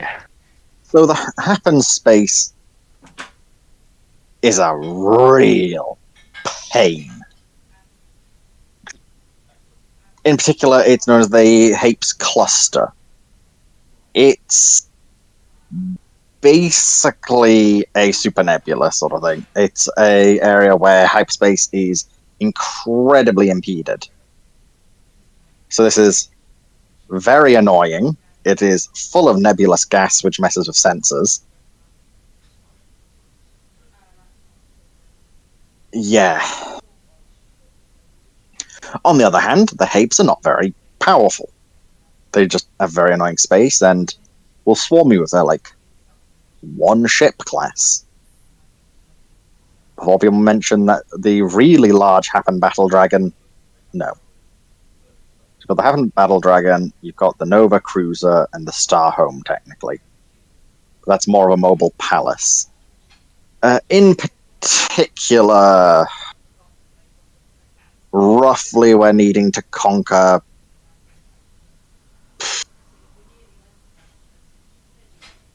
130 star systems is the entirety of Hape's space.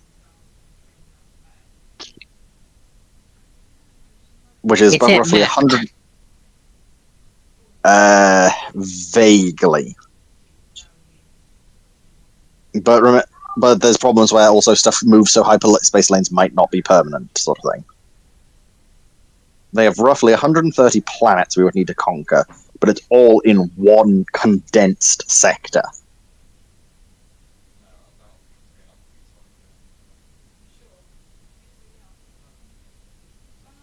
I think this just sounds like a death stack solution.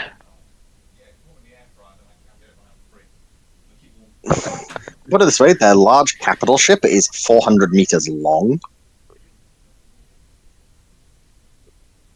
Their largest mainline warship is 500. Also, because their guns have really long reload, they have a very unique feature that the entire rim of their ship is covered in guns and the rim spins. So by the time the entire circle is swung back around, that gun's ready to fire again.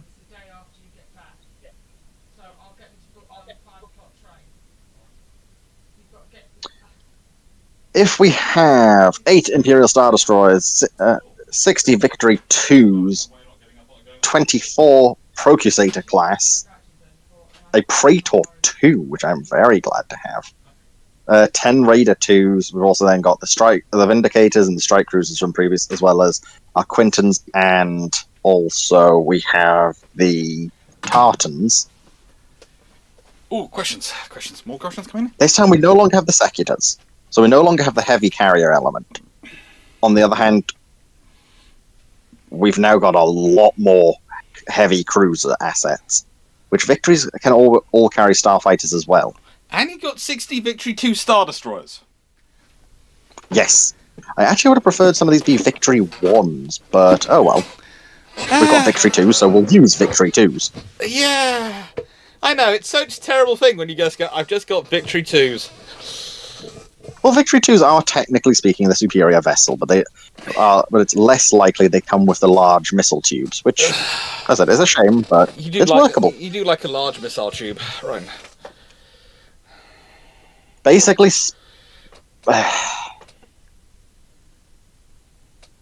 no ship goes alone because of the Hape's fleet. Everything is operating in squadrons, but basically it's a slow grinding campaign, I would have said. You launch strikes on, say, 5 to 10 worlds, then you move on to the next ones, and slowly move into pincer them all together, because they've got the same problems we do. They've got far less shit overall. Like, because they have a massive problem where basically they end up having a problem with pacifism. That happens. And basically, no one will ever attack us. Our system's awful to fight in. Yeah, primarily, from what I can get as a hard number, 63 inhabited star systems, 130 planets, give or take. Yeah, in the nicest way, if you've got that many planets and that many inhabited star systems, you should have something which can deal with this amount of force coming in.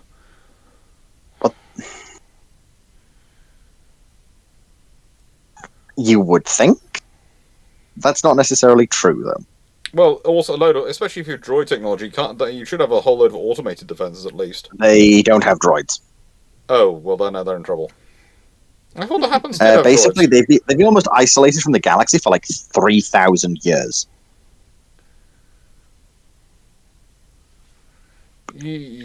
And we've seen what happens in 50 years of peace dividends.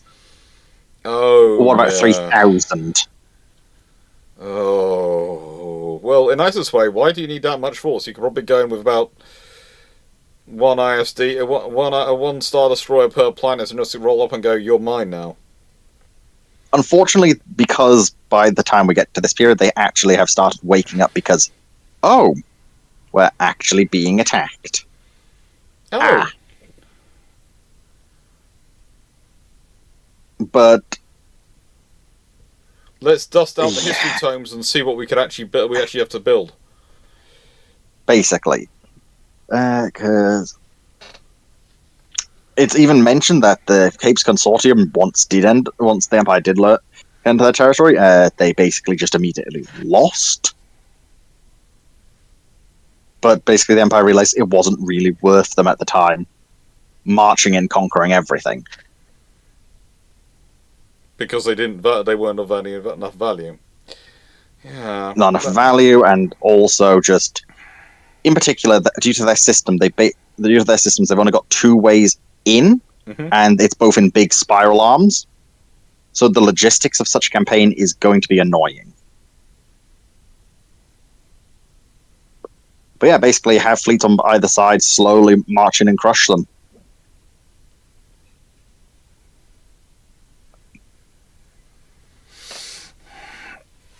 Yeah, slowly.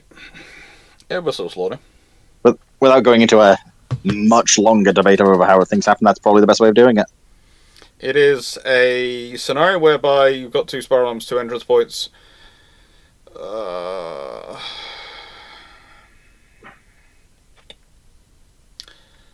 By any chance, and this is going to sound strange considering it's the system we're talking about, etc. And you do tend to use... is there any capacity within that force structure, I'm trying to think through, of making yourself a third route in? Not with how Star Wars hyperspace works. it's physically that there are only 2 navigatable routes in.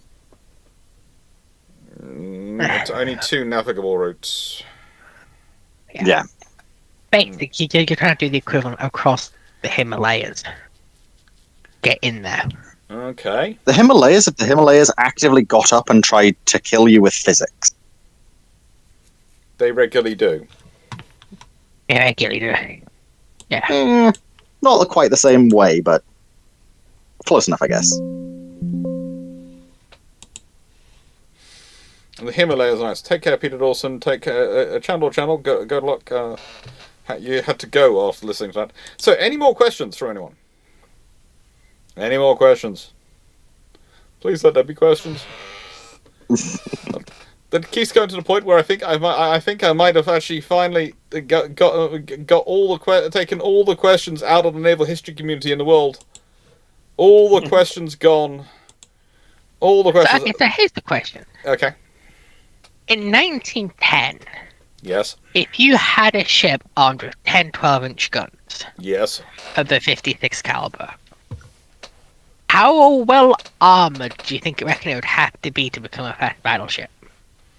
I got 10 12-inch Versus a battle 12-inch cruiser. 56s. This is a very 1909. pointed question. How much armor would make it a fast battleship instead of a battle cruiser? Well, to be a battleship instead of a fast battleship instead of a battle cruiser.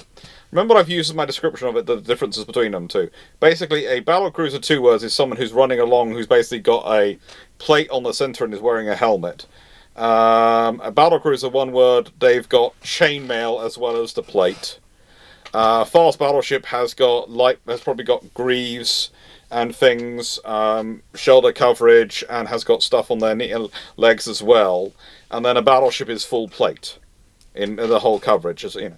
So basically, that's the differential we're talking about, and it's about the subdivision and the coverage of the armor, not just the thickness of the armor. So if you've got 12-inch, got 56s, you're probably talking at least 11 inches of armor in terms of thickness, but it's going to be the coverage of it. So is it full coverage?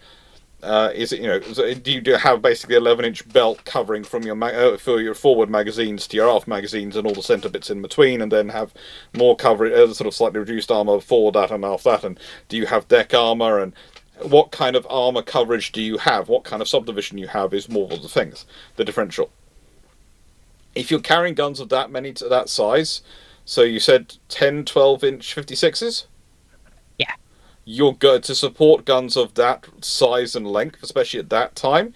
You're going to need to have quite a hefty subdivision going on anyway to support the turret structures and make sure it's the weight is spread evenly across the hull, so you don't get warping issues and you don't get. So you're already probably going to be heading towards fast battleship, if not battleship territory of subdivision anyway. Okay, and then, so if you have the almost battleship level subdivision at about 11 inches of armor with the subdivision, and then you basically got an early fast battleship. Yeah, Knight is trying to fight back against Steve Clarke's accusation we've broken him by producing more questions. Yes, basically, yeah. So basically, this is the point. This is the thing I get into a lot of people, because a lot of people go, "Oh, this is a battleship armor. This is a battle cruiser armor." I go, "No, it's got battleship armor in terms of." Look at Vanguard as a classic example. It's a fully armored battlecruiser. It's got battleship scale, a battlecruiser scale subdivision, but it's got battleship coverage of armor. Hence, fully armored battlecruiser, because it's a battlecruiser internally. And realistically, when we talk about something being a light battleship, realistically what we're saying is it's got battleship internals, but it's got light armor coverage. Does that make sense? Yes. Okay. So Concern. there's a lot of phraseology coming. Why are you concerned, my friend? Because I'm the one who's seen these ships. Look, it's when you talk to people like the theoretically largest gun ever designed as a ship gun, which was actually potentially tested, is 1919. potentially to be able to test in 1919, but we're not 100% sure. Again, not all the stats and all the information survives on all these projects. Some of it was destroyed specifically, some of it just destroyed accidentally. Was theoretically the British worked on a 20-inch 54. Foxo. The only No. reason only discussion So. I've ever found of it, and the only reason I think it actually might have existed is because it was considered to have excessive barrel weight and drooping, so not really practical use. Which it seemed to me is a phraseology which means someone's actually built it and tested it for them to know it's going to have that. Because at this time you don't have the computer-aided testing designs. Yeah, because I've already had one lecture of how she would be disappointed in me if I go with 20-inch guns, even as a one-off ship. So, but the thing is, a 20-inch 45 is perfectly possible. Hypothetically, where did you find the information about this In the 20-inch gun? Tyne and Weir archives. I have a few archives I spend a lot of time in when I get the chance. Not just Kew, but the Wirral, Tyne and Weir, Glasgow has a couple of archives like it. Cambridge. I really need to book like a day just to go there. Cambridge, the Churchill Archive Centre in the Churchill College archives is well worth a visit.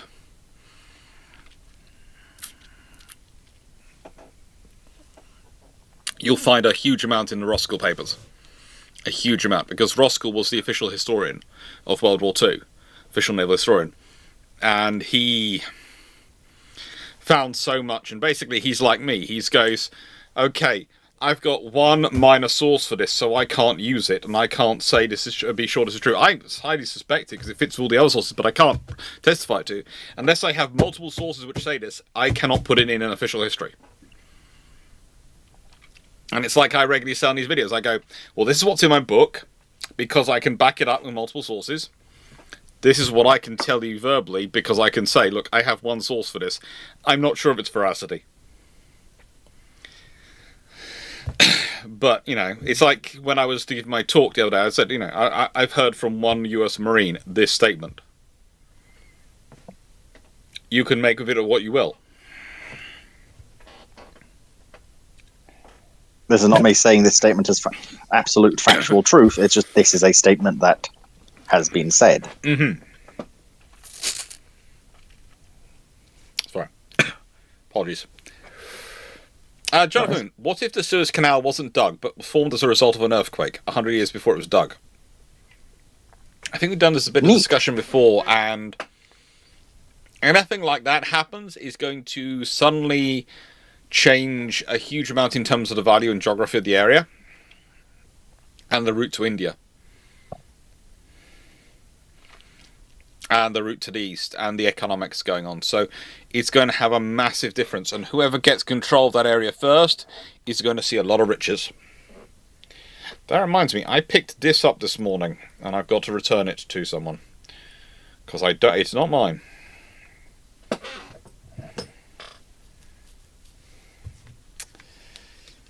I don't know.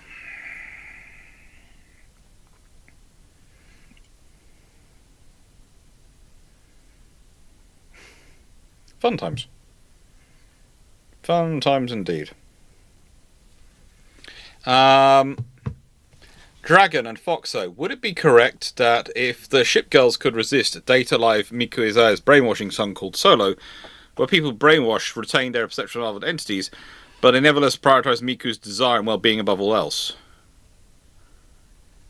I'm presuming this is as a lame Data Live question, and I will leave this to Dragon and Foxo. So,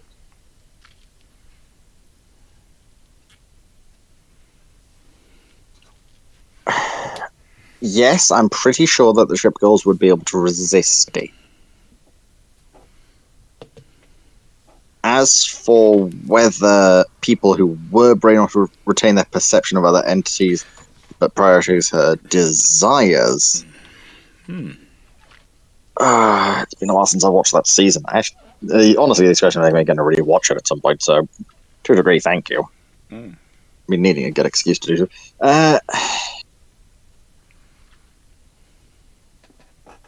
I don't think so. They would definitely retain perception, but in certain cases, I'm not sure whether they would prioritize her desires. Probably more her well-being, though. Especially depends on who he's got. If Naval High Command managed to get caught by it, oh no, that's just going to be annoying. They're already annoying, considering they're possibly enemies of humanity at this point.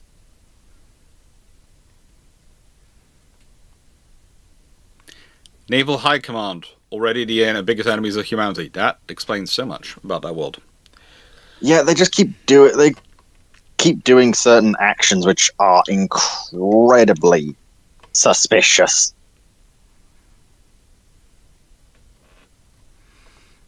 That doesn't surprise me. This does not surprise me at all. Yeah.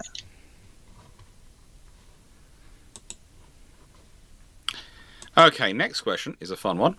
The whole batch of the Edward VII class and the Lord Nelson class materialized in full working order at Portsmouth, September 2nd, 1939. How does the Royal Navy utilize these? Royal Navy starts laughing? Monitors. Edward VII class, let's be honest, the Lord Nelsons have a whole load of 9.2 inch as well as their 12-inch guns.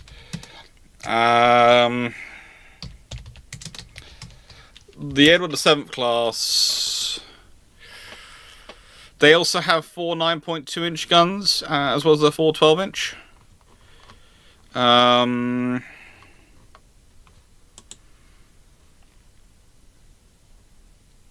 These could make pretty okay convoy escorts. That's what I was thinking. It's going to be convoy escorts.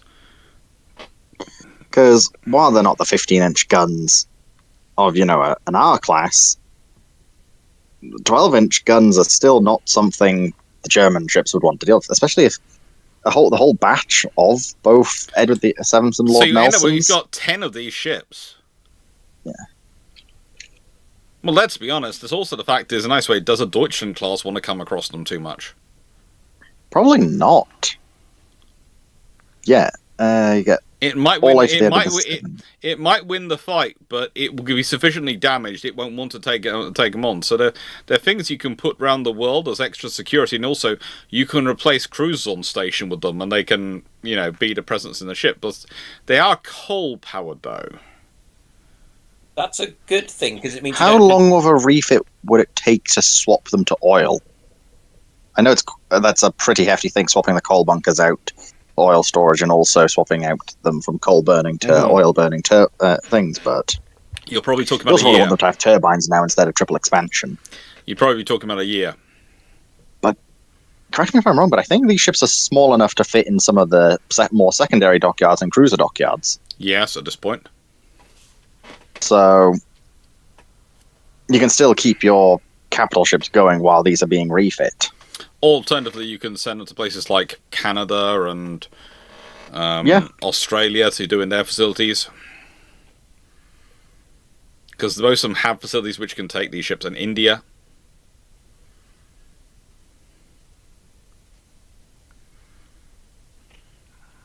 So yeah, you just gave them some nice convoy escort ships, potentially. Yeah. And yeah, as Dan said, eventually, when you get around to it, they're just good shore bombardment monitors. Yeah. Well, this is the question of when you get round to it. I mean, they're using the monitors in Compass in December 40. Mm-hmm. Well, what I mean by when they get around to it is literally when we no longer think these are needed for the convoy escort, or we want to put them in that sort of role. But it also means that you're not pressured to try and build because they built a couple of monitors during the war. Yeah, the Lord Clives, is it? I think so. And instead you might build... Oh, Lord Clives, is it the other ones? No, it's not Lord Clives. Lord Clives are built in World War Ones. No, it's the other ones. Erebus and Terror, isn't it? Yeah, but they are also, if I'm not mistaken... This is showing my lack of knowledge of British yeah, there's also World War. Which one is it for the monitors? World War Two. Robert's class, Roberts. isn't it? That's it. Yeah, Roberts. Oh. Robert and Abercombine. Yeah. Abercrombie. Crombie. Isn't it? Yeah, Abercrombie. Yeah, I can't pronounce that today in my life, so yeah. They're the ones laid down in 1940 and 41 and commissioned by 41 and 43, in 41 and 43. Monitors are disturbingly useful ships, but people don't like to remember them in history. It's because they're not fast and sexy. No, they're not. Yeah, but they're kind of cute. Malaga, at what time was metallurgy mature enough for a 20-inch 54 gun to work? Never. Never, because we stopped pushing it, but basically, you might have been able to get there if you carried on pushing with battleship gun designs into the 1960s as a constant development. If you kept going on it, you might have got there, but they were working towards things which were interesting. It was sad it was never that 20-inch 54, a 1,080-inch long barrel.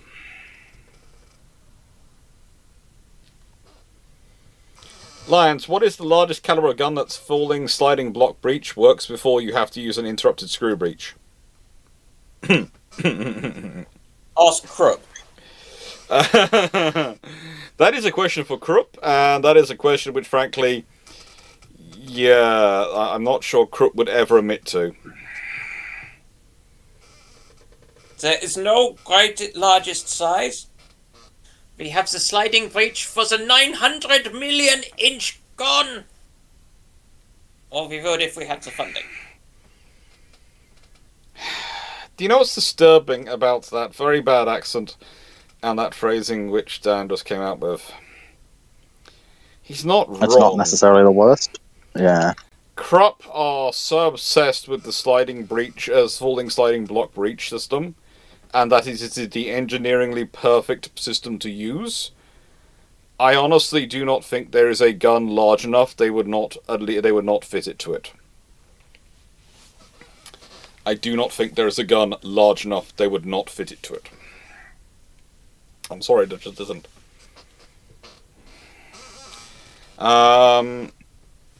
Jonathan Moon. Battlecruiser, but age of sail with two-decker, but instead of normal heavy guns for its size, it's a whole lot of frigate guns. They tried that with a few 74s. They did try and stick more with universal 18-pounders and things like that. It was a good way of getting a cheap third rater, but it wasn't really that helpful. It didn't. Let's put it this way. Believe it or not, weight of guns in terms of having 18-pounders and lower deck instead of 24-pounders or 32-pounders does not meaningfully affect the performance of the 74 in terms of its speed. It's still wind-powered. It still has the same sails.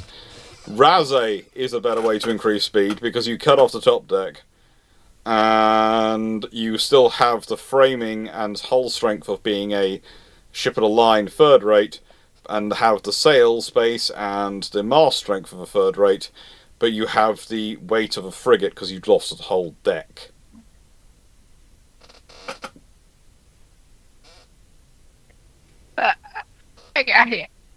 One question from that quickly. Yes.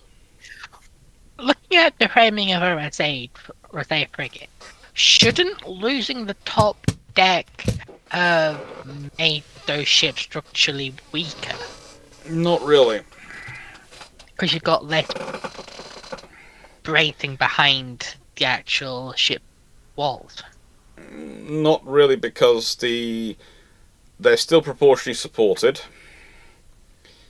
and because it's going to sound strange, but what's the strength deck for a third rater is the gun deck.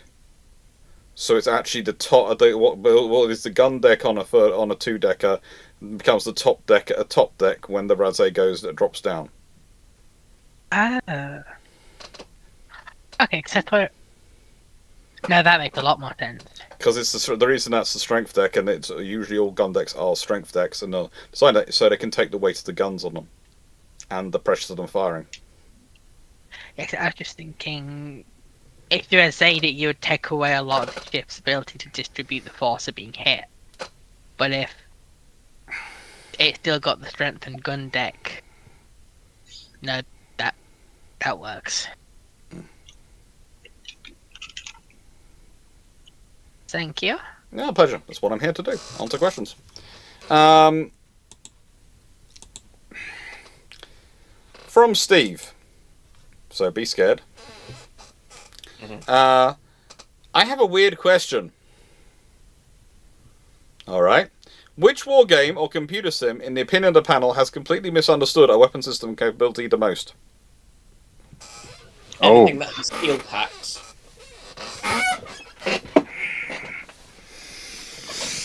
This is the sort of question I need something stronger than Iron Brew for, but I cannot see my supply of this thing stronger than Iron Brew. I mean, so long as you don't fall to the level of our colleague and start necking neat maple syrup. I was looking for coffee. I was looking for coffee milkshake, but okay. Look. The trouble is, you saying that doesn't really narrow it down. We've got two colleagues who neck neat maple syrup. It was Drac when we were in Canada. Oh, yeah. There was also Glyn when we were in Canada at one point. We'll leave that to one side. This does not seem like a bad idea, to be fair. Diabetes. What was it that Drac... Maple syrup is What good. was it that Drac stood in front of us and drank down in the middle of Japan? And we were going, oh God, why are you doing this to yourself, my friend? I don't remember. It was something we were not quite sure about. It was some form of... Oh, it was the really weird juice. It was the... Wasn't it? It was the weird tomato stuff that I thought was terrible. You wouldn't touch. I found a vegetable stuff which Dan wouldn't touch, because Dan looked at my face when I was drinking and just went, I'm never putting that anywhere near my body. Yeah. Ugh, that stuff was... That was trying to be too healthy. But yeah, war game or computer sim that has completely misunderstood a weapon system. What in a the- napalm? In the nicest way, for reasons of gameplay, World of Warships completely misunderstands the entirety of firing guns at each other in the age they've dealing with. I love them dearly. The gameplay is brilliant because of it, but in terms of historical accuracy, no. Agreed. Let's put it this way. The gun ranges we are talking about, there wouldn't be so much as damage to a cruiser if a battleship shell hit. It would just be the destroyer would cease to exist due to sheer kinetic energy.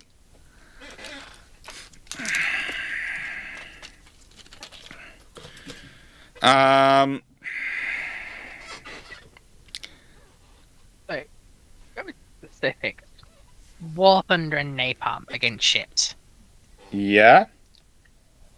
Because Gaiden seems to assume that if a ship's deck's covered in napalm and it kills all the anti-aircraft gunners, crew are just going to keep feeding themselves to the napalm in the cause of manning the anti-aircraft guns rather in a surface action.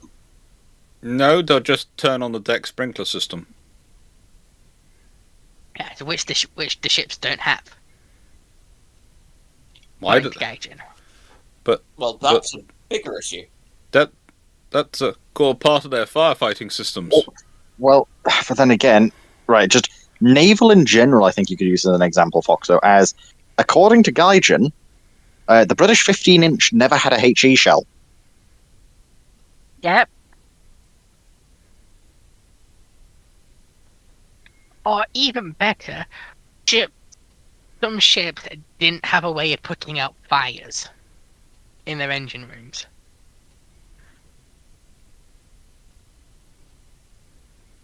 No, 'Cause they there wa- there was There there was a time when Clemson tribals and anything below a daring couldn't put out an engine fire unless you had a premium upgrade. The one about the HE annoys me more because that's not even just an upgrade thing. That's just they've said outright British 15-inch guns didn't get HE shells.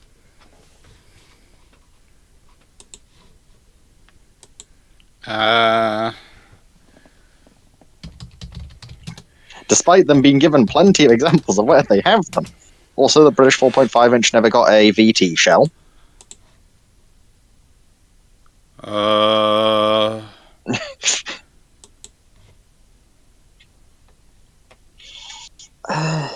As for other systems, They both had a Russian 6-inch of, the Russian 7.5-inch of Krasny Kraft campaign apparently get the VT shell. The Royal Navy have in World War One APC shells, CPC shells, HE shells, and shrapnel shells for 15-inch guns. They literally have a shrapnel shell. Yes. Yeah. The Royal Navy literally have a 15-inch shrapnel shell for the Queen Elizabeth. What would that do to a destroyer? Hmm? What would a Bad 15-inch thing. shrapnel shell do to a destroyer? Basically, that was the idea, but it was also found to be rather useful for support of land operations. Queen Elizabeth used a few of them in Gallipoli campaign, as I understand it. I assume the Ottomans objected. The Ottomans sort of went, how the frigate have we just lost an entire battalion? I've just got a message from the side, and also they haven't even got the right explosive masses for British HE shells that they actually have them, or even just explosive mass for any shell for Britain. In the nicest yeah, way, there are very Gaijin easy and online guns. sources they could have gone to.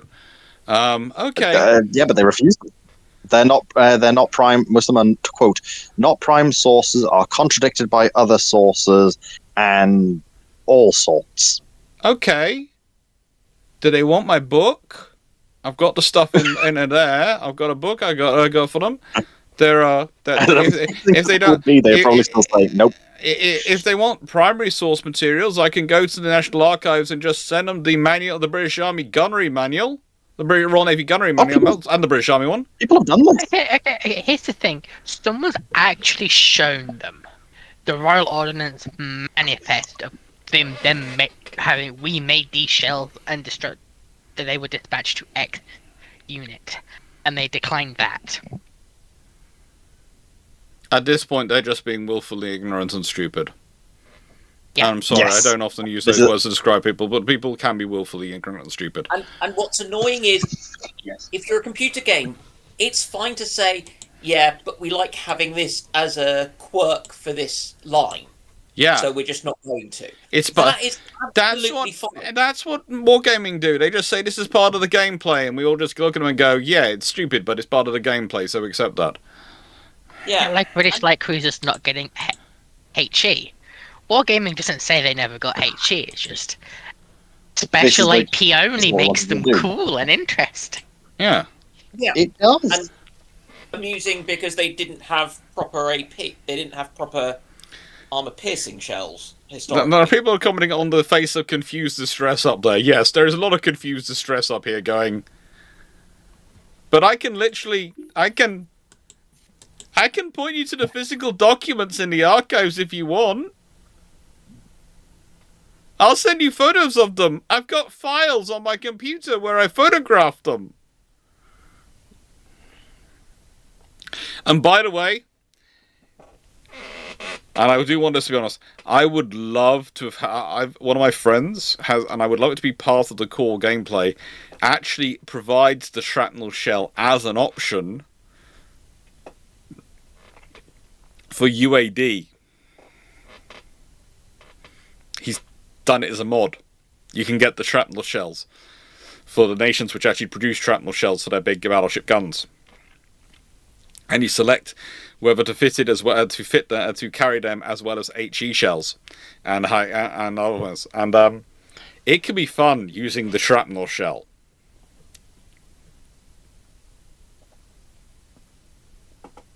Do we want to know what effect it has on small vessels? Torpedo boats go boats go annihilated in one salvo.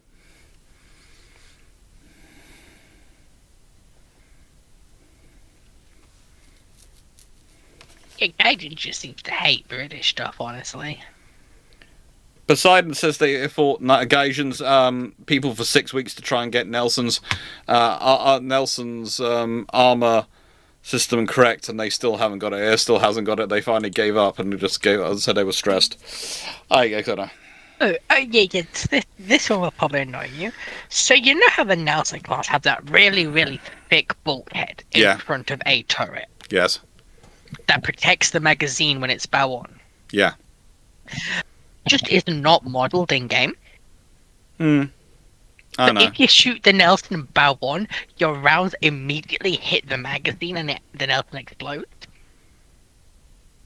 That wouldn't happen. Look, all I'll say about UAD at the moment is because now the company behind it aren't doing any support for it, aren't doing really anything more on it, the modding community is going nuts, and there's all sorts of people doing mod stuff there. And I have to say, I love, because I'm known for being a historian who actually plays UAD and uses it, and I am known a little bit about this in terms of, as this, the amount of people who send me links to the mods and go, do you want to try this? And I go, first of all, I'm going to verify this with a friend of mine who's going to check the link first. So just expect that to be downloaded first. Then if they say it's okay, I will be playing it. Yeah, the Dreadnought Improvement Project is doing quite well. They are. I'm hoping that eventually that it's a semi-official game version of with all the upgrades is put together is produced, that you can download as sort of massive upgrade as one go for you for it. So I could basically use it as something to play on the UAD, or for online when I'm streaming it. Next question. Do you think by 2027, this is from Ramol, do you think by 2027 the Arleigh Burke is going to be outdated? Even the Flight 3 ones, since Hull cannot get more upgrades and more advanced destroyers like Type 45 planned in G6 future-proofed. No, it's not so much they're not future-proofed. The technology going on is the latest, and some of the latest and greatest into the Arleigh Burke. It's just that at a certain point, you keep redesigning and retrofitting something into... How do I put this politely about the Arleigh Burkes? How do I put this politely? Okay. So, the original Arleigh Burke designs and structures are built from 1988. Okay? Arleigh Burke herself is, well, I think she's retired from service now, isn't she? No, she's still active. But she was laid down in December 1988. The design was finalized and put through in 1985. A lot of it is the fruit of the late 1970s, early 1980s thinking.